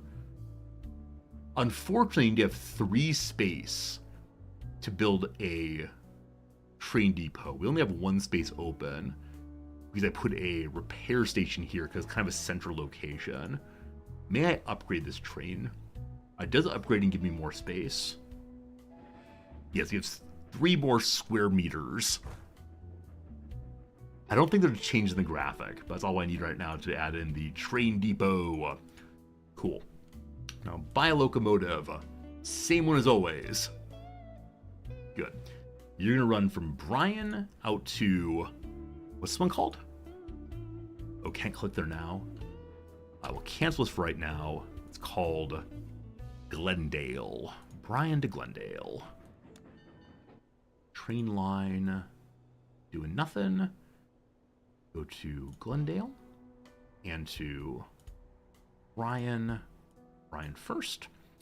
Here we just pick up a bunch of iron ore. 35 kilometers, 45, 59. I'll take the 34, I guess. Glendale, we sell the same. Okay, and there is steel and people here. Neither desired right now, unfortunately. So we'll start with that line. Oh, I believe that Bryan just expanded a little bit more. Egan wants paper. Bryan wants passengers. The moment we created this line, they suddenly want passengers. Glendale has passengers. Bryan wants passengers. Wait, do they both give passengers? They do want them also. So we unload people here. Good. We are moving people for the first time ever. Awesome, awesome, awesome. Now we could try to move people back the other way as well. We could set up a second line with like sidings and such. I understand the idea of siding, but how to do them I'm less sure about. No resources found again. Man, the business of digging for new resources is no joke. Hit this one next. We have 3 workers. We can assign 3. We have over $1 million right now. So we could try to level up our geologists to try to see what else is around in harder level ones. What's happening in research departments? Hey, they finished this one I didn't notice. We have maximum tractive effort figured out. Let's increase our pulling mass now. We have more than enough workers to do this. I wonder if they'll eventually level up, these workers. Good. And then tractive effort and rated power and so on. Great stuff. I'm still going at top speed. Seems no reason not to do so right now. Hey, 1.5 million again. Our first time dropping off people. I wonder what kind of fares they pay. Also, it is very strange to have this thing loaded with iron ore in one direction and people on the way back. What does finance department do? Great question. We should look at that in a moment. Hey, Avatar, good seeing you. What does finance department do? Fine question indeed. The tutorial has not told me to look at it yet, but this department lets your company have better prices while purchasing or selling commodities. By hiring staff, you decide which commodity is a priority for you now. When the department's upgraded to 3rd level, you can build a school of finance. You get financiers. So financiers apparently give you better deals while trading commodities. Some other financiers may arrange bonds issuance and negotiate better overdraft terms. Thus, using financiers to raise more capital may be helpful at the early stage of business development when extra funds may be required to expand faster. So we're supposed to start our own brickworks. We have to find quartz, though, to get the brickworks to go, unfortunately. That's why we're currently doing geology to dig. We will need to get clay up to here when we have the brickworks. So a line from here to there wouldn't be terrible. But I believe there's currently no demand for clay here. Yeah, not quite yet. So the people that are here do refill before we carry them back home. So who wants steel, I wonder? The steel is desired in the far northeast. I don't want to make a line that far right now. In the middle here, what's desired? We can just move people back and forth. Like that's not the worst thing in the world. And then here, they don't want the mail. They also have available, yeah, really just people, mail, and boozahol. But to get boozahol, we have to have whiskey and grain coming in. We do have a place, not whiskey, sorry, glass and grain. We do have a place that's currently making glass. It's far to the south, though. So let's make a line that just moves people back and forth between Glendale and, what do you call it here? Oilus. Something like that. It's currently 12:15. As I use the U prefix, like that's like euphoria. That's like eudaimonia. Oh gosh, for how to pronounce Aristotelian words. If I played the first Railroad Corporation at all. Eudaimonia, there we go. I've never played the first Railroad Corporation game. Nope. I'm not a big train game kind of person. I think that's for my own detriment there. Will they stop buying ore if they aren't making and selling steel? That's a very good question, Drew. Let's look into that before we do anything else. And will they cap out on steel? I think you're right. They will eventually not want any more iron ore. So getting them coal might be a big deal to make the steel and then get the steel sold somewhere. Good thinking. Get there eventually. YouTube stream. Oh, I didn't change title. Thank you, Akal. Didn't change the title over on YouTube. Gotta hire someone to change this title for me. I always forget. Railroad Corporation 2, I believe. Those of you who are into transport games and railroad games, which do you think is the best? I've heard previously that Transport Tycoon is the best of them all, but I myself have never played that one. Thank you, Akal. All fixed now. So we want to get coal to here. Our only coal producers are just the south here. Little Pasadena has coal. If we start moving their coal out, the city will build eventually. So this is a pretty quick run. We'll have nothing to deliver quite yet, but I think it's a good idea. So, time for a new station here. Okay. The train that moves from here across is taking iron ore in one way and people back. So no, we don't need... we need a separate train. We can't use the same one right now. Insufficient power. Also, not sure if geology's popped up yet. Got in a second. All right. So on the outskirts of town. I don't think it has to be touching the city. This has to be inside the box, possibly. Open TTD is a train staple. People have mentioned that one before. Open TTD. Though I myself know nothing of it. I think it's a mistake to have a locomotive creation area in every station.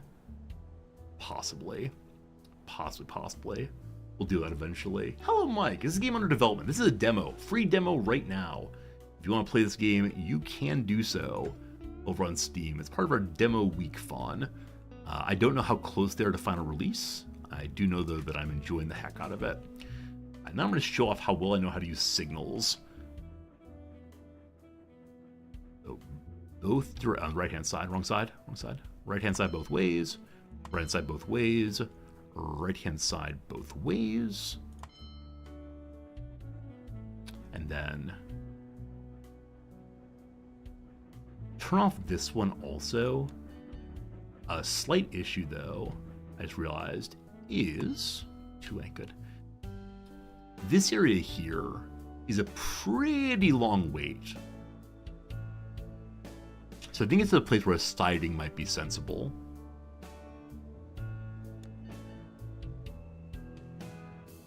I'm gonna get the train running and then check it out. From here, new locomotive, only one we got. You're running to Glendale, correct? All the very California it feels. So from Pasadena to Glendale. Just moving coal, unfortunately.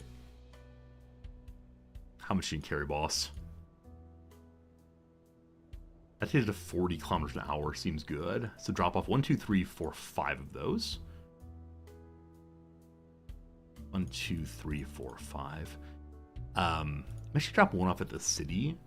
So I believe dropping things off at the city hall gives additional population growth. Is that right? Yeah, population effect plus 70. Here, it's plus 5. So giving elements to the city can be stronger than giving them elsewhere. Moving people helps with population also. Cool. Iron ore's been discovered in plot 5-4. All right, we finally found an ore of our own if we want it. 5-4. I think it's easier to see those by looking at the main city geology. There's iron ore. We can dig our own ore if we want to. That's not what we're looking for. Gotta continue looking for quartz though. And I have no idea if it's more likely to find quartz in some locations than others. If it's more likely to be in the mountain or I really don't know. Okay, more research.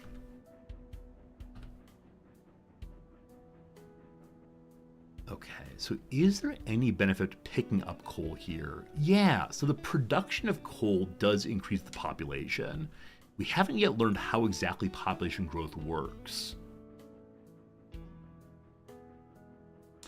Just shows the amount of new citizens in town next week. So it's getting close to 1,000.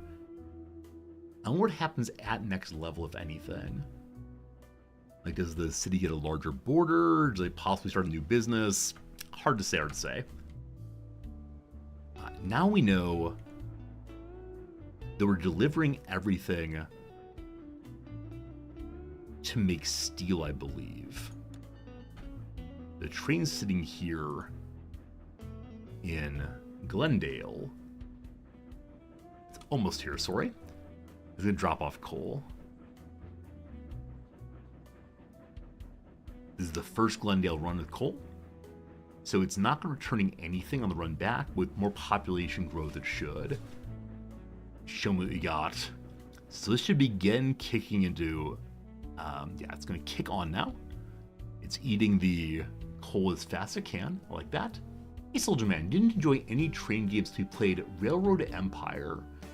Setting a train game is quite the puzzle also. Huh, I'll check out Railroad Empire. I don't know that one. Train 4 is a minor malfunction. What's your malfunction? It's going to Egan. Is that Egan over here? It's Gresham. Is Egan down here? I'll learn the name eventually. So probably sensible to give it a repair shop also. That way we repair in time it comes in. Good. Railroad Empire. Yeah, I think I became a train guy. There's so many games I'd have to learn. All delight from their own way.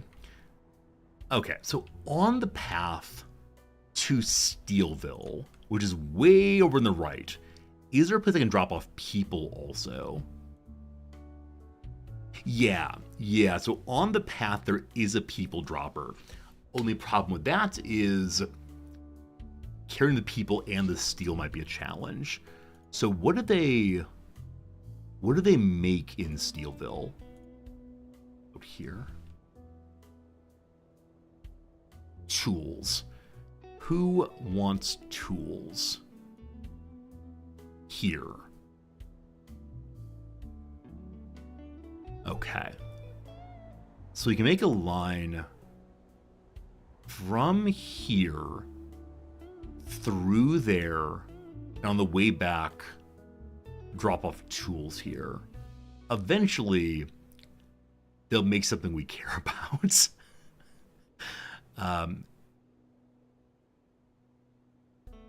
And then from here back to here, we can take people. Or even mail. Do they want mail? They only want people. Okay.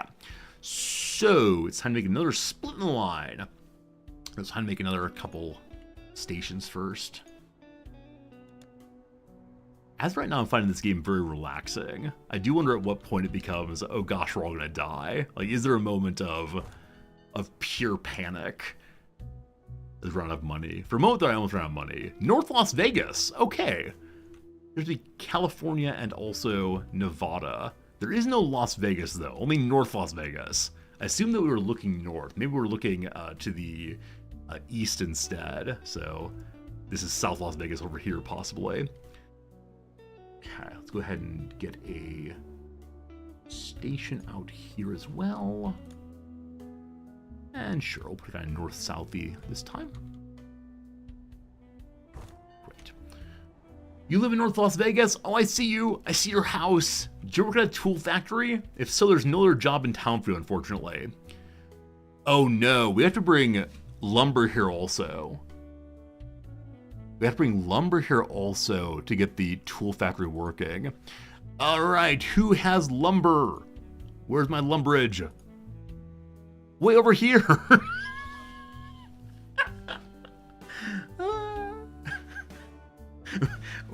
Why does no city make more things? All right, Gresham wants wood. Gresham wants wood. Show me the wood desiring. Hello, wood desirer. You're not Gresham. Are you Gresham? You're not Gresham. Are you Gresham? You're not Gresham. What kind of old... Oh, they want wood. Sorry, they're not producing wood. They want wood. Wood producers over here, though. Cicero wants nothing. If we bring wood to Egan, to Gresham, they want wood and grain. They're not making anything. These people and their refusal to make the things I need. Okay, in the short term, we can't get tools to deliver here, but we can run people back and forth to get this thing started, and then take steel from to the bottom, from southwest to the northeast. Can you run parallel tracks from city to city? I assume you can. I haven't had a chance to do it yet. I don't see a way to go parallel, unfortunately. Snap to parallel road guide. The alt key does nothing, unfortunately. Yeah, it looks like it might be disallowed. It might be single track right now. Now, there is a research tree, so there's a real possibility that we can... go there. A real possibility that we can research how to put two tracks in one place real soon. From here, whoops. Get up this way. Where are we going? Where are we going? To Oilus. Okay. Nice and fast. Go north a bit more and start our turn like so. Check out research in just a second here. And that's just fine. Okay. Can we grow our own train here? We cannot. So here I'm going to put both a depot and then also a repair facility. That'll help two trains. Okay, locomotive here, same kind for now. From Glendale to Oilus. Glendale. You, my friend. Okay. Glendale, we pick up people. At 3 people, we move at 34 kilometers per hour. Don't know what's maximally effective. Then we drop off the same here. And we pick up the same here. 1, 2, 3. And drop off at Glendale. 1, 2, 3. Cool. Fun little exchange working all the time. We'll need to have signals again. Go right hand side, right hand side. Turn on This one also. It's already on its two-way. Fantastic. Ha! Greater complexity than ever before. Looking pretty good.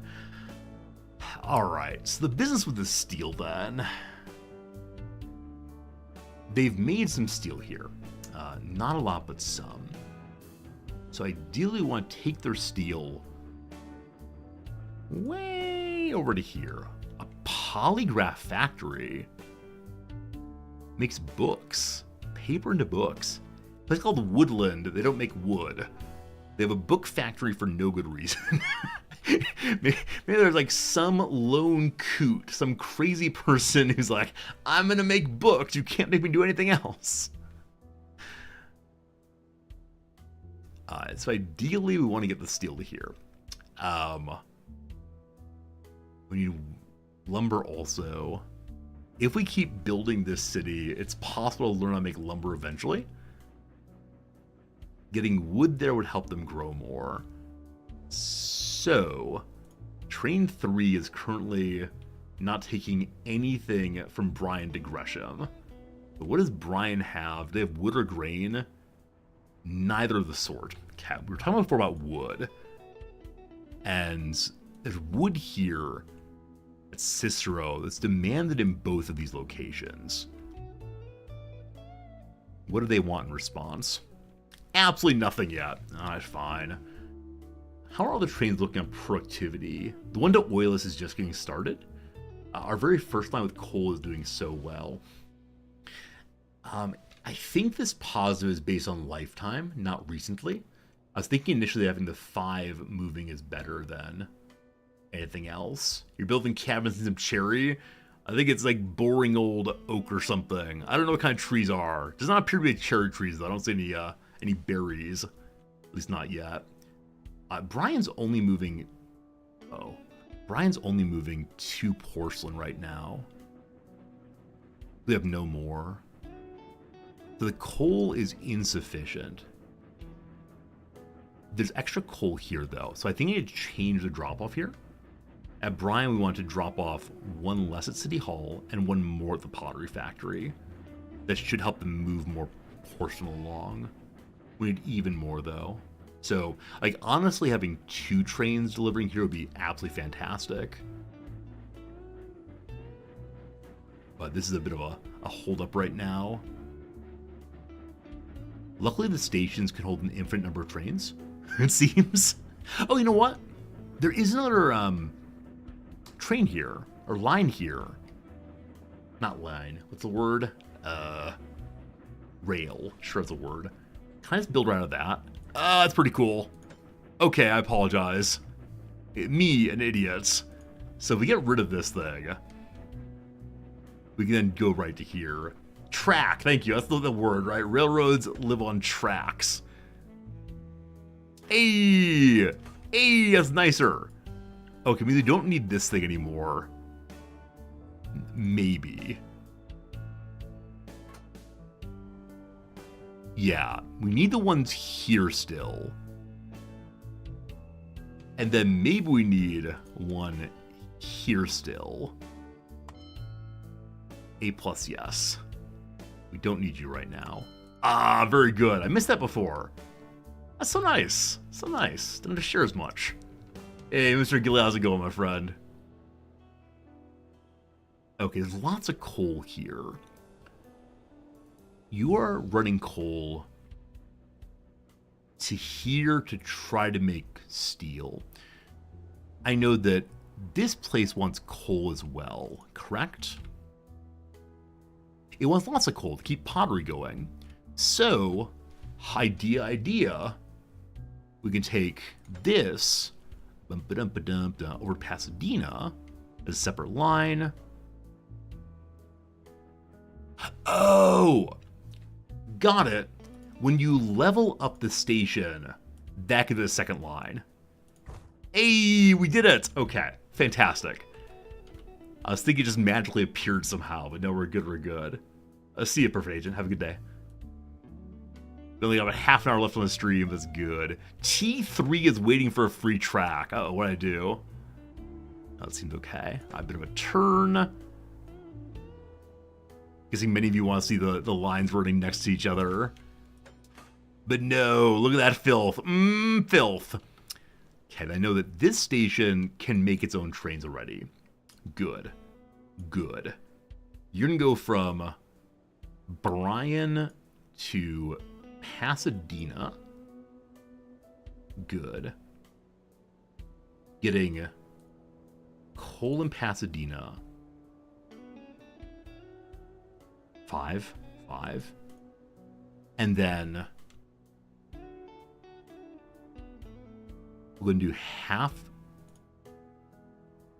5. Can't get half. We'll do... So there's actually quite a bit of coal just sitting in the city still. And the city is burning through it more slowly than the factory is. So I'm going to give literally all to the factory and see what happens. Good. Let's check out research now. It's been a while since I did research or geology. Hello to you, city. Geology, what do you got going? They finished there and found nothing. All right, the next one. My poor geologist just sitting inside and collecting a salary constantly. I need a new job applicant. Everybody want to work these days? Let's say for fewer than 500 money. This person needs like fancy cigars, and so it costs more money to use him. Cheaper exploration cost is expensive though. Brother man, you reduce the overall price by 2%. Sounds good. Get to it, team. Awesome. We're here to do research also. We finished pulling mass increase. Let's do other easy ones.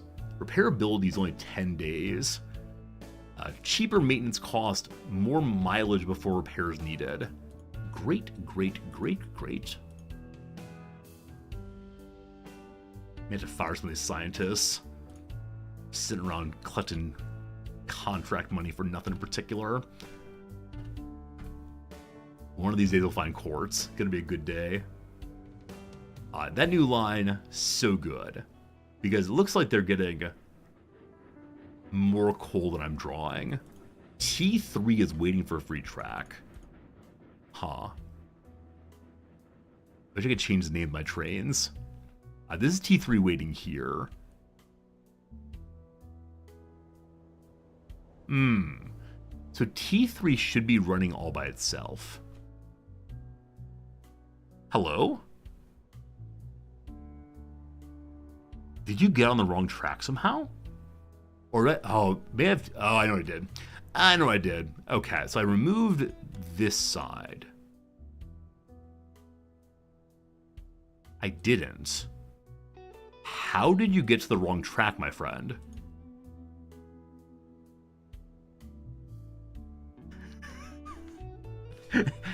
I did not pick up and move you. I will see what happens once train 4 is back on the road. What you doing, boss? Pottery loading pending. Oh! Okay, it attempts to load 4 of them, even if they're not 4 available. Oh boy. Okay. So I think we've learned an interesting new lesson.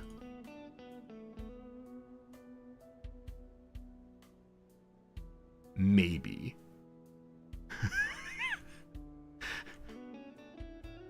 Are you actually moving? Where's train 1? Oh, everything is ruined. It's all ruined, team. Everything was perfect until I tried to use the second line. So you claim you're trying to move, but train 3 is sitting on your line, and train 4 is waiting for pod who does not exist. So, if I skip this, it's still trying to load. You have... How much in you right now? Oh, this is terrible. So, at Bryan, we're going to say...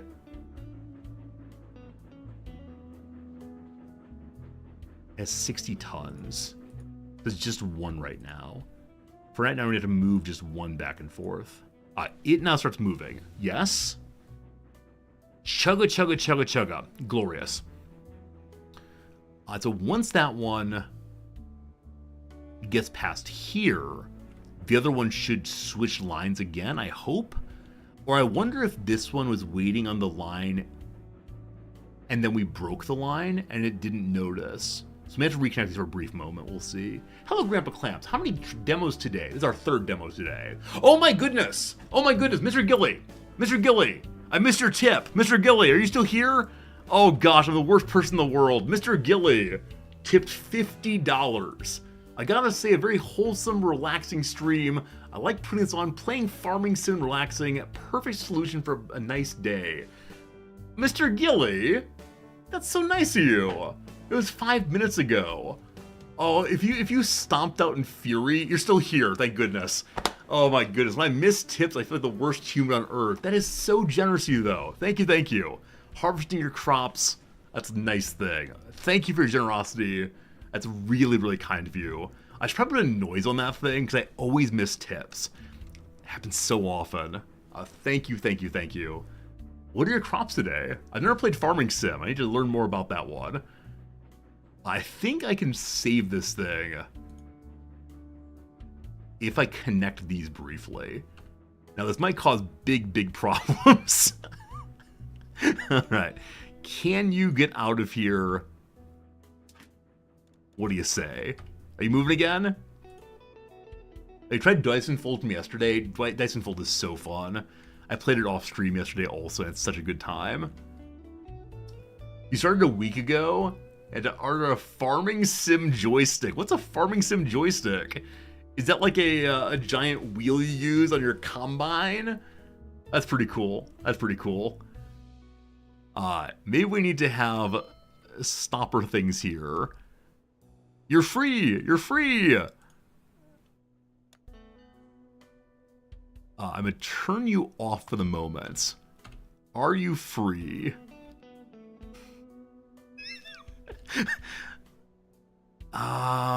So this is allowed. This seems confused. Hey, Dory, what's up? What's up? Oh, gosh. I may have to destroy everything and fix this bit. I think it just jumped tracks when I didn't notice. So, alright, number 4 gets back. When number 4 stops here, can you go out?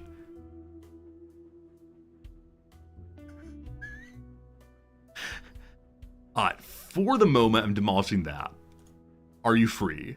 You are not free. So now no one go anywhere. If I destroy this part, are you free? You are also not free. If I destroy this part. Alright. Operation Save T3 is upon us. This is the way in which we ruin the entire railroad. I know I want you to go there, just for the moment.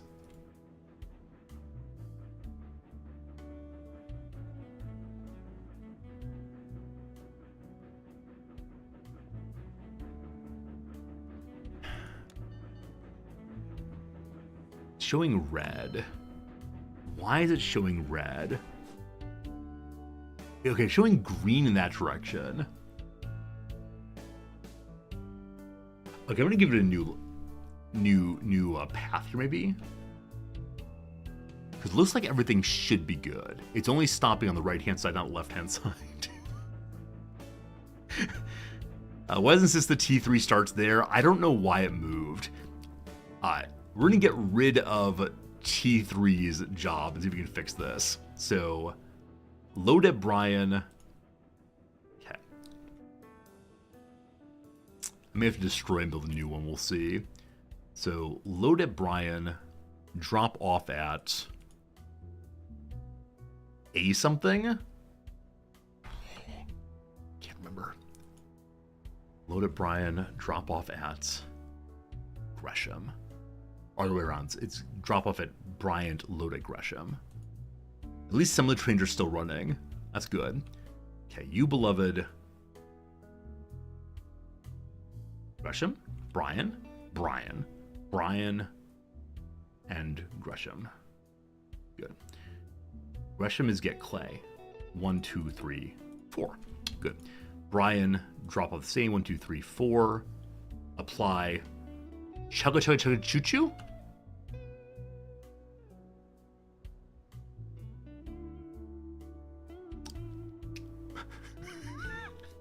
Alright, train. You've definitely cause your last problem ever.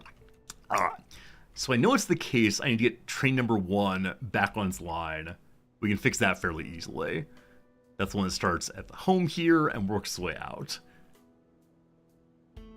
Now, I usually want to say, oh, demos, when things don't go quite right. But in this case, it's probably, oh, resorty. We'll get it sorted, though. That's looking pretty bad. It's looking...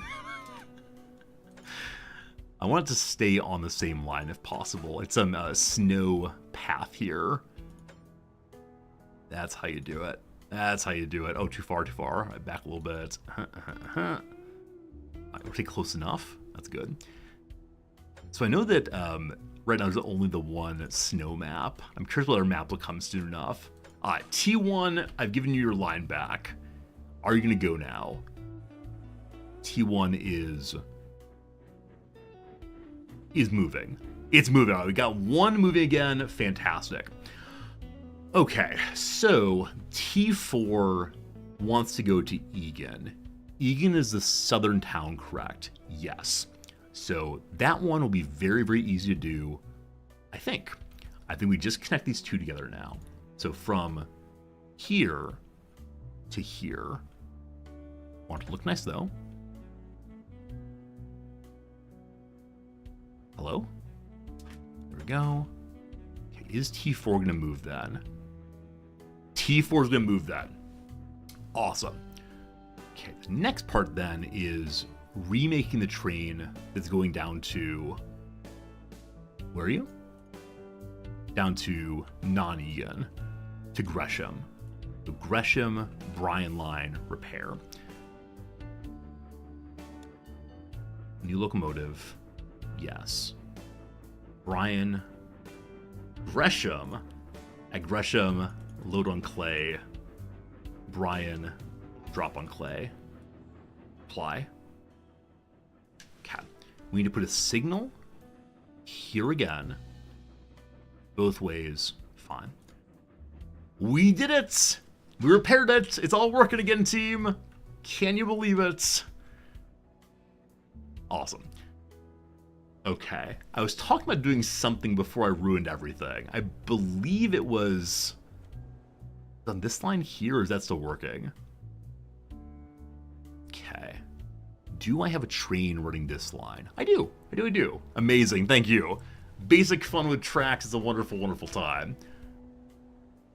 Again, Mr. Gilly, thank you again for your kindness and generosity. I'll remember that. Really appreciate it quite a bit. Generosity on demo day. Can you believe it? Okay, I think we're talking about something involving this place. And it may have been a relationship between here and there. Wood is here. That's what it was.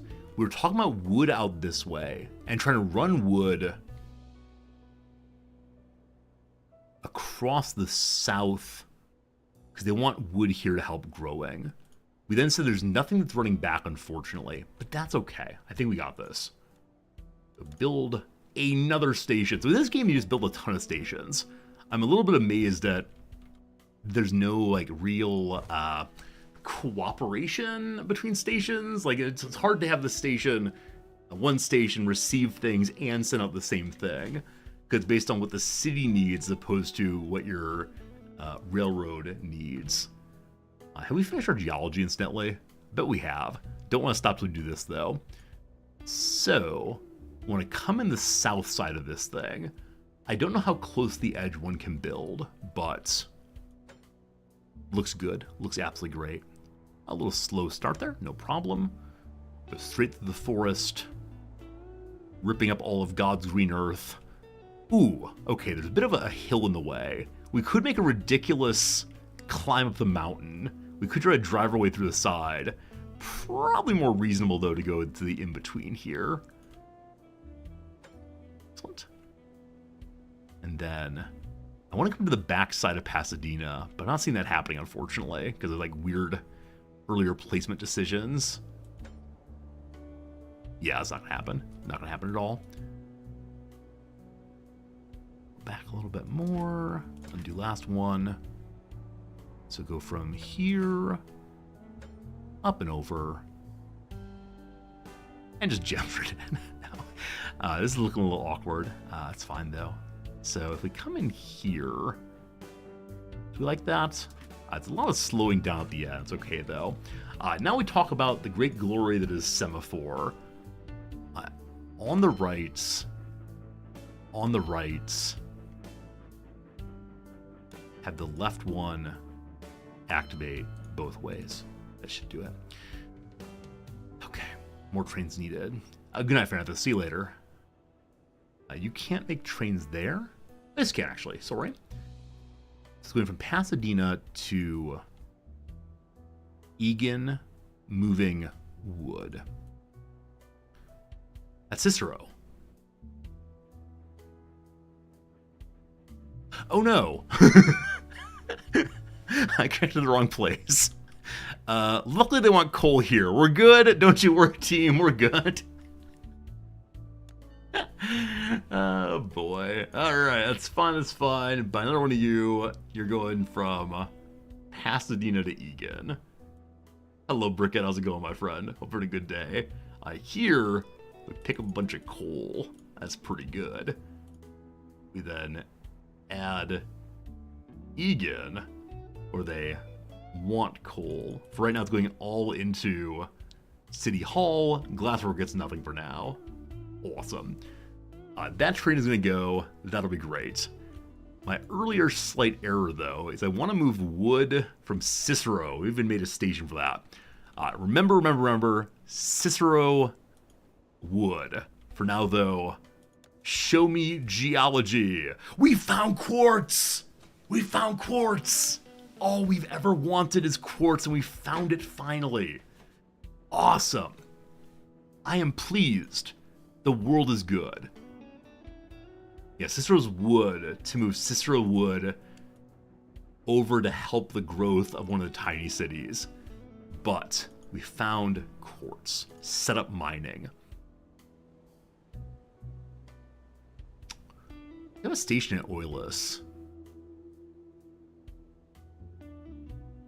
Okay, 1 second. How does building a brickworks work?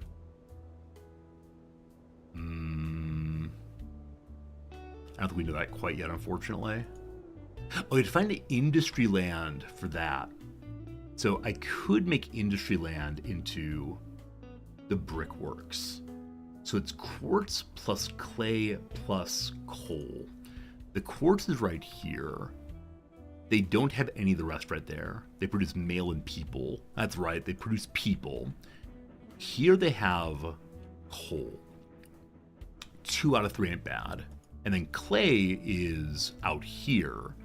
The clay line is currently going to Brian to help make more pottery, but there could be a line from here up to Shawnee, which will have the quartz go together. So buy this industrial land and turn it into a brickworks. Oh my goodness, it's all of my money.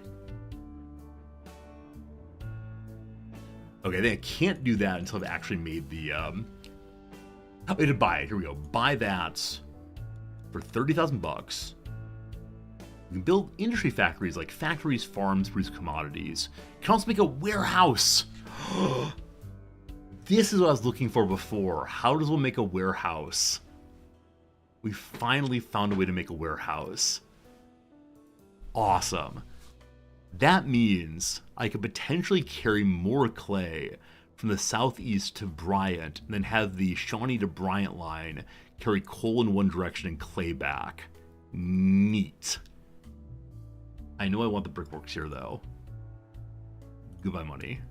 Cat. Start brick production and delivery. Make sure the brickworks has a stable supply of all components required for brick production. Mr. Abner Phillips requires 60 bricks in his warehouse. I don't know where Abner Phillips lives, but we're working on it. Cat. So we have our quartz pile now. It was roughly here. But go to the geology page again, I believe. And then use the geology page to go to the quartz, set up mining. I think wherever's just fine. Name the new settlement. Oh boy. We're gonna make our own settlement, friends. So here's how I get more cities. Quartztown. Is that a little on the nose? Surely Quartzville is not. Quartztopia. Resortin? I mean, I like the combination of the Z and Resorti. It could be Quartzorti. Everyone love Quartzorti. I think Quartzville or Quartzton feels better to me. I think Quartzorti is the best I can do. Alright, we'll take it, we'll take it. Behold! The Quartz Quarry at Quartzorti. Do the folks up this way want quartz, or is it only me right now? I'm the only person who wants quartz, that's fine. How's the money looking on the trains? The Glendale run, moving people back and forth is not doing enough. May I load more people in? It slows us down even more. But I think just jamming more and more people in is the way to go. So unload the 4th there, pick up a 4th, unload a 4th. We'll see how that goes. Hasn't lost a lot of money at least. Only 15,000. Everyone else is doing okay. The Pasadena line is just moving coal up, hoping that Pasadena grows. Pasadena? Yeah, it'll grow, it'll want more things. It wants wood already. Right. We want to run wood from Cicero up to Pasadena. But I want to do the quartz thing first. How's my train maintenance? I think they're all okay. I mean, I see that the Bryan one here, the ones at Bryan are not doing great. I know that the Bryan maintenance shack has, I think, 2 spots. Yeah, it has 2 locomotives at a time to be maintained, but it has a ton of trains coming through. But upgrade again, we get more square meterage. We can upgrade the repair shop again, and that means I think that 3 can be maintained at a time. Hopefully that helps somewhat. We'll see, we'll see. But yeah, lots of trains come through Bryan, unfortunately. Super awkward location here. So the social land could have lots of nice things, so I don't want to blast my way through that. Which means we have to do a very awkward build on this railroad station. What we should do is just move it if possible. So we could destroy our first ever station. I think that's a good idea. I mean, it's a bad idea in one sense, but what I think you can't have 2 stations in one location. So goodbye, my friend. We'll call this one New Shawnee Station. And I'll go out this side instead. Cool. Okay. Get rid of some of this line now. The train on it currently. Train confused. Train says where go. I know, train. Don't worry, I'll fix you soon. So I'm gonna go from here. There. Oh, the train's lost. It's lost for all time now. There was a possibility of fixing that. How do I fix this now? Oh, I'm very glad it doesn't run off the road. How do I save you? I think I just break you, unfortunately. Yeah. Yeah. Sorry, friend. So, we can build a train up. I want to get rid of this part, of course. Good. It's almost 1 o'clock. This is easily a game I could just play and play and play, clearly. It's a new locomotive. Same thing still. From Bryan to Shawnee. Shawnee get coal. They want people. Bryan has people. Fantastic. So we give... Well, I actually have a lot of pottery backup. Or a lot of coal backup. They don't have any clay. We'll have to fix that in a moment. The coal goes here for now. We'll do 4 and 1. And then pick up people here. We can only carry... Oh, actually, we can carry more. Just make sure we're dropping off the same amount at both. And then drop off people here. I have 4 of them. The max tonnage is 325. So pick up... Oops, wrong button. Pick up 5 here. No, probably overweight. Perhaps 37. So this instead, max speed of 38 seems okay. Now, why are we out of clay? This is the clay line. It's doing 5 and 5. It's carrying very close to its max tonnage. So we could run more than one line, or... one second. Big backup on pottery, though. So it's not a big deal to have the... what's the opposite of excess? Incess? The cess? Sufficient. That'll work. Not that probably have sufficient or insufficient coal or insufficient clay, as long as we have pottery saved up there. There we go. Did my students react to my sudden change of beardedness? Not a single student mentioned that I had shaved my beard. No one. Zero. Not a person said anything. And I was really quite surprised by that. We're working on quartz fun now. So, fun with quartz here. Yeah, I'm not sure if the students thought it was rude to say anything, or we found more quartz. Even more quartz found. Well, this one is found first, so it gets dug up anyway. So we make the train station at Quartz Zordi. Yeah, not sure if the students thought it was rude, or I don't know, thought that they didn't want to stand out by mentioning it, but literally no one. Zero. Okay, so track from here. We go into here. That looks just fine. Good job, team. And then just running quartz. As right now, Quartz Zordi has nothing it wants, but it will eventually. Can't build a locomotive there. The facility back in. The depot and also the repair shop. My locomotive. Can't wait to get new ones. So from Shawnee up to Quartz Zordi. At Quartz Zordi, load up on quartz. Cool. At Shawnee, drop the same. Get running. Okay, so that will be the quartz portion of this show. They need coal here. They have coal here. I don't know how that works yet. We know there's industry. The building is used to store and manage your own commodities. So I'm not sure if that can be used to move coal across town. As the head of the Northern Railroad's Investors Supervisor Board, let me inform you about the following. The board has noticed a low money budget at the company has initiated an urgent money transfer to support operational stability and current activity of the Northern Railroads. The amount of extra investment is $350,000 money. Let me remind you, if the company's money balance becomes negative, the company will go bankrupt. I spent down. I knew it'd be above zero still. I wasn't sure it actually mattered. I was sure it mattered if I had $100,000. I tend to play on the line. All right, they gave me money and said, "Don't you do that again."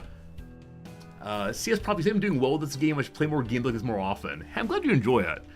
Some parts of our community really like this kind of game, and others find them profoundly boring. So, as usual, not quite sure what to do. I know though I need to get clay here.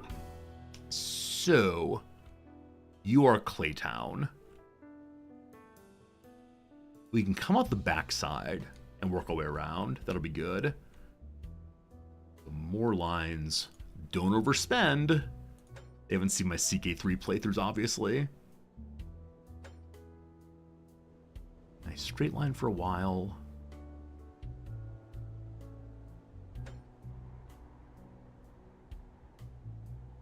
Side there. That seems okay. Then up this way. We could make a second entrance exit. I think it's okay for right now. Overspending never happens. Wouldn't dare let it happen. Wouldn't dare, wouldn't dare. Right hand side, you're good. And then you need this thing on. Glorious. Both ways, awesome. And then a new locomotive. Going from Shawnee to... I wish it would show me what's available at these places. I think it's Gresham, but not sure. It is Gresham, okay. So from Shawnee to Gresham. Friends, another hour's happened. It's 1:03 my time. We have 30 minutes left. So in this 30 minutes, we can go ahead and do a little crossword, take a quick ad break, and on the other side of that, we'll do some more of this game for sure. Hey, ABCD, good seeing you. Over on YouTube. I'm sorry I missed your message with us now. Hope we're doing well today. All right, friends, 3 minutes of ads. After the ads, more game. Let's see if we can finish this thing out in this ad break. I bet we can. So 67, hit by Aretha Franklin, whose title is spelled out in the lyrics. R-E-S-P-E-C-T, find out what it means to me. Very good. Sources from some vegan cheeses. Cashews are most commonly used for vegan cheeses. All together, as one, in unison, not sure. King or queen in chess, they're pieces. Woodsy abode, a cabin. Thin cables are wires. Knight's ride is the steed. Rugrats voice actress strong. I have no idea. No idea. Meeting plans or agendas. In total is all at once. Sort of is, it's down here. Malia Obama's sister is Sasha. Sort of. As it? Make a mistake, and what the answers to 2-starred clues do in 2 ways. Drop the... Can't recall. Where blank you going? Where are you going? Drop the... To Kill a Mockingbird is author Harper Lee. Drop the ball, of course. Sort of is a bit. Again, trying to make it into one word, not going to work. Hinder, to impede, probably. Willing and able. Daytona 500 organization is NASCAR. Total Laugh Fest is a laugh riot. Intel collectors are spies. And lastly, hill building insects are ants. Cool. Cool. Got a minute 30 left. We'll go and bring up the game again. I'm sure no one will mind a little bit of playtime during a quick ad break here. I'm sure everyone's cool with that. Again, must leave in 25 minutes. Between now and then, they're having a great time. So did I make this train line? Or did I only talk about it? Shawnee line needs to go to Gresham and Shawnee. And it's moving clay. So at Gresham, yeah, I don't know, 5 clay, sure. It's 27 speed. Too slow. Get rid of 2 of them. And then drop it off at the brickworks. Cool. So we have quartz coming in and clay. And now I just need the coal to come over to here.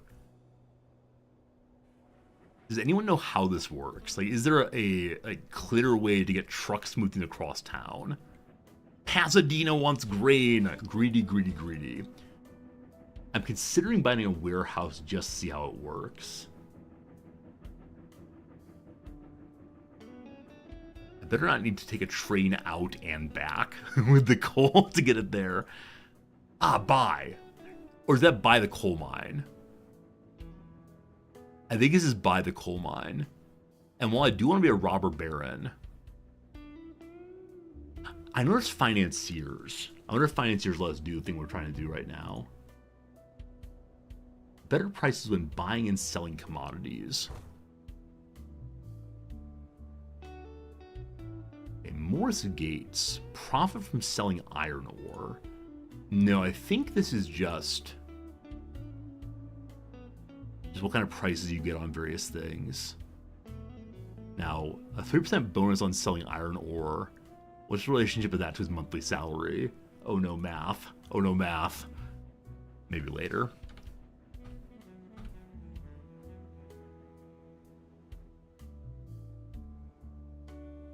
We could pick up coal on the quartz train and then drop the coal off on the way back.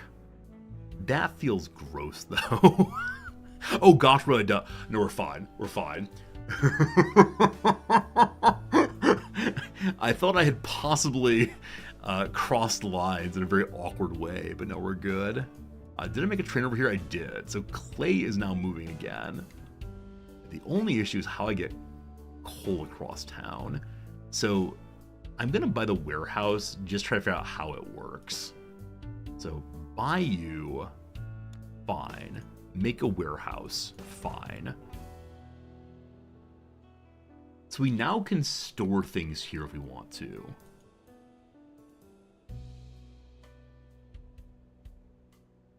I think I have to own the coal mine to get it to move inside of town. That feels really awkward. How much to buy it? 316. We need to wait for a few moments while this happens. There must be some other way. There must be.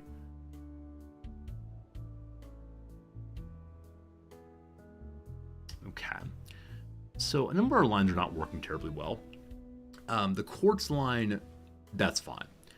The quartz line to here, the clay line to here, all fine. Things being dropped off here will go to me eventually having bricks. And the bricks are big sales, will be good. Other lines that are losing, it continues to be the line that's moving people back and forth between Glendale and Oilus, is not working super well. Part of the issue there is I don't know how much money you get for moving a person. Price per 100 kilometers, 8,000 money. Right, so the distance they go for people determines what kind of money you get. I don't know how long this distance is, but maybe it's not enough.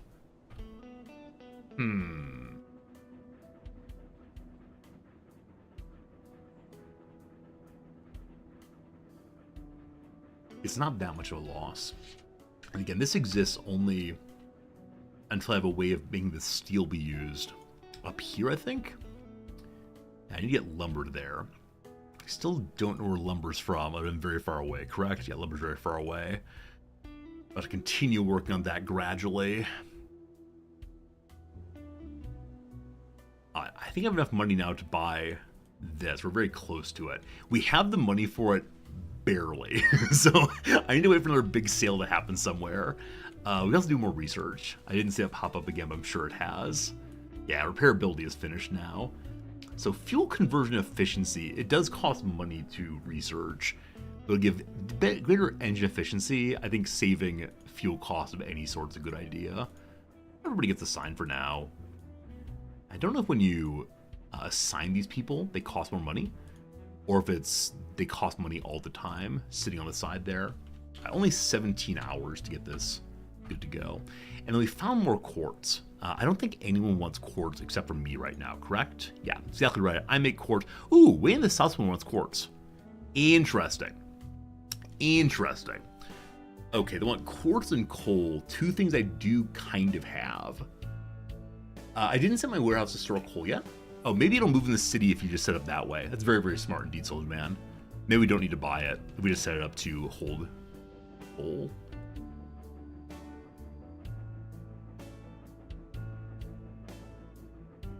Buy items. There you go. You absolute hero. You absolute hero. Thank you for knowing that. So they're buying coal now. Oh, that's so cool. Thank you for catching that. And then sell it to the brickworks. When I have less than 5 in stock, move it over. Look, friends, look. The line is going. Line goes. Bricks happen. Clay is the only issue. Okay. Bit of a run. Bit of a run's the issue. Soldier Man, thank you for catching that. It's exactly the right solution to the problems having. So I am curious. I'm curious if we're moving enough clay.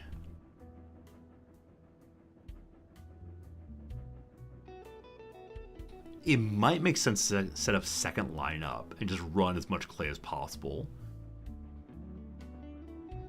About to have our first one. It does take a while, doesn't it? I'm so glad I don't have to buy the coal mine. I'm gonna feel pretty bad, I think. Show me number 1. Here it is. Here it is. I made 4 at once. Good job. The mission is to get 60 of them to somewhere. Into like Old Man McGillicuddy's warehouse. in Murfreesboro. Wow, okay. There's a Murfreesboro in Pennsylvania, I think. Not sure. I'm sure there's many, many other ones too. So the demand is, oh my goodness, all the way up here. They have people there also. Murfreesboro in Kentucky also. I'm sure there's many of them. They have people here. So, do we want people here? We do. This is a very long run. This is a way to get some money on passenger movement.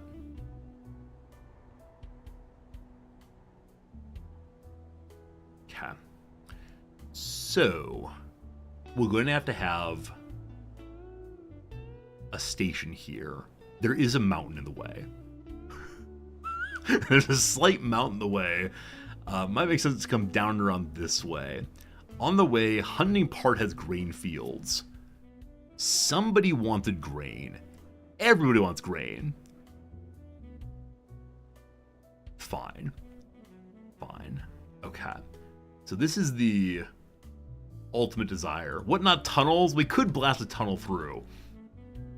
I'm not sure I know how to do that. We'll see if we can figure it out, though. It's a station. Spin, spin. Can we get a tunnel on through? Let's see here. Change road height. Is that a tunnel? Oh, we blast a tunnel on through. Oh, it costs so much money. All right, 1 second. So the normal rail costs a few thousand. The hole through the mountain's going to cost us $1 million dues. I mean, cool and all. I'll pretend we're not going to do it that way. If we go the other direction instead, to go around the mountain is going to be maybe a couple 100,000. It would save us a lot of time, right? That is the thing, of course.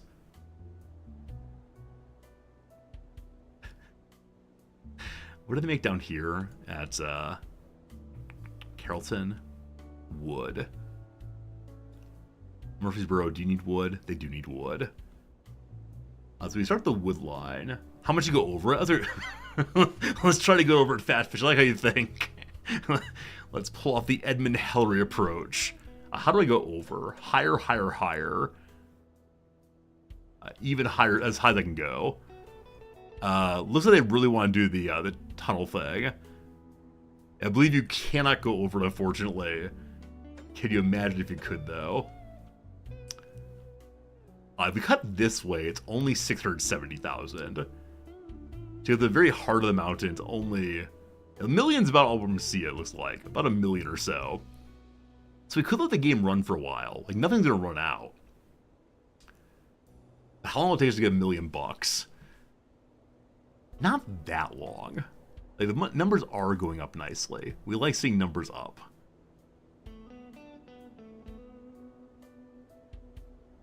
On the way out there, what can we do? San Mateo's pretty close by and it does have grain availability. Does Shawnee want grain? Shawnee does want grain. Okay. And then there's nothing San Mateo wants yet, but it's just getting started. So, okay. The bricks take a while, but we can work on other little things. Except, will this actually be a profitable run? Right, runs that move just one thing in one direction, nothing back, tend not to be profitable. But it is useful to help building up the cities.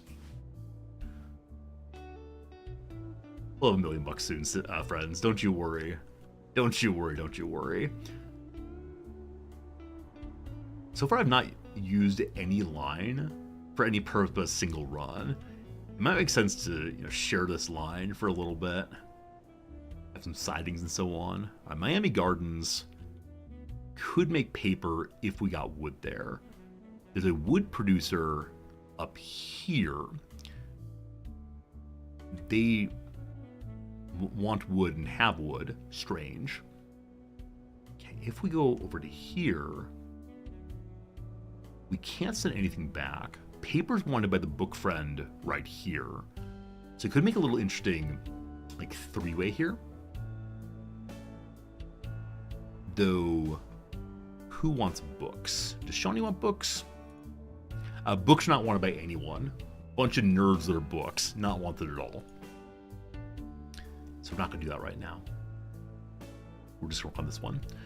Okay, let me begin thinking about the non-tunnel portion. So I'm going to skip. If we don't go for the big tunnel, we're fine. Let's go through the side here. I think that's a better way of going. Doesn't waste nearly as much money. So from here, we just go this way. It's only 480,000 money. Cool. I confirm that, please. Huh. There we go. They sent me money again. We didn't hit 0 though. Like, they sent me 350,000. So I had about 30,000 money left. They really don't like it when we get close run out of money. Is this a demo thing? I don't see any kind of finances of, like, pay back the loan. I'm being a responsible player. I'm not running out of money. I'm getting very close to it each time. Alright, so the Board of Overseers has funded this beautiful tunnel. We're going to have a large central line across here. That's a very long distance to go. But the central line will probably eventually have like spurs off to the smaller towns. They're connecting the railroad. Maybe no debt in the, or bankruptcy in the demo. Maybe it did warn us about bankruptcy. I pretended like bankruptcy wasn't real. Maybe it was the whole time. Maybe bankruptcy is a friend's man on the way. Yeah, now that I'm low on money, I do see a possibility of our maintenance expenditures, our running expenditures, do possibly end up sending us into bankruptcy. Just gotta wait a little bit more and it'll all work out. We're so close though. So this railroad station at Shawnee, I want to upgrade. It's only 20,000 money, we can do that. And then I'd like to move this line here. You can indeed go bankrupt. You watch another streamer play it. Haha, poor other streamer. So one thing I'm not sure about is if you make a track, will the trains be smart enough to find their way onto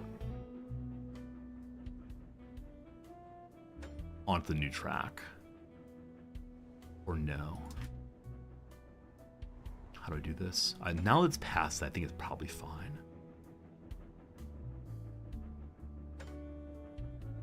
Built it there for right now. Okay. I want to destroy part of this. I don't know how it turns what part to destroy, but it's saying the whole thing right now. We don't want that. Also, I do see we can electrify our rails. There's probably no reason to do that right now. Okay, if I destroy this part now, that will do it. Good. Now, are you smart enough to find your way onto the new line? That'd be so good if so. But this line is the one that takes us to glory, to the brick factory, connecting from here to here, and maybe picking up other small areas eventually. Drive that golden spike, please. I give you our longest line yet out to Murfreesboro.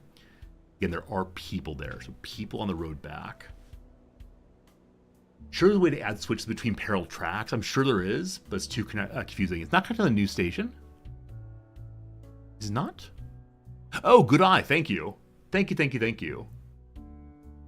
You love how I act interested in every game I play? It's not acting. Hello? Hello, video game? No, if I'm not interested in a game, I won't pretend. Like, definitely I'm someone who doesn't know how to pretend I'm not enjoying a game, but no, I'm enjoying this one.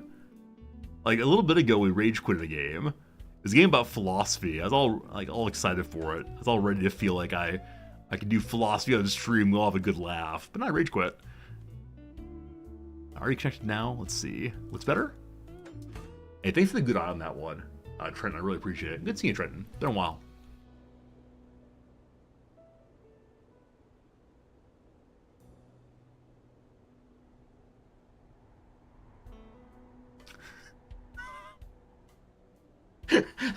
I was reading chat and pushing buttons.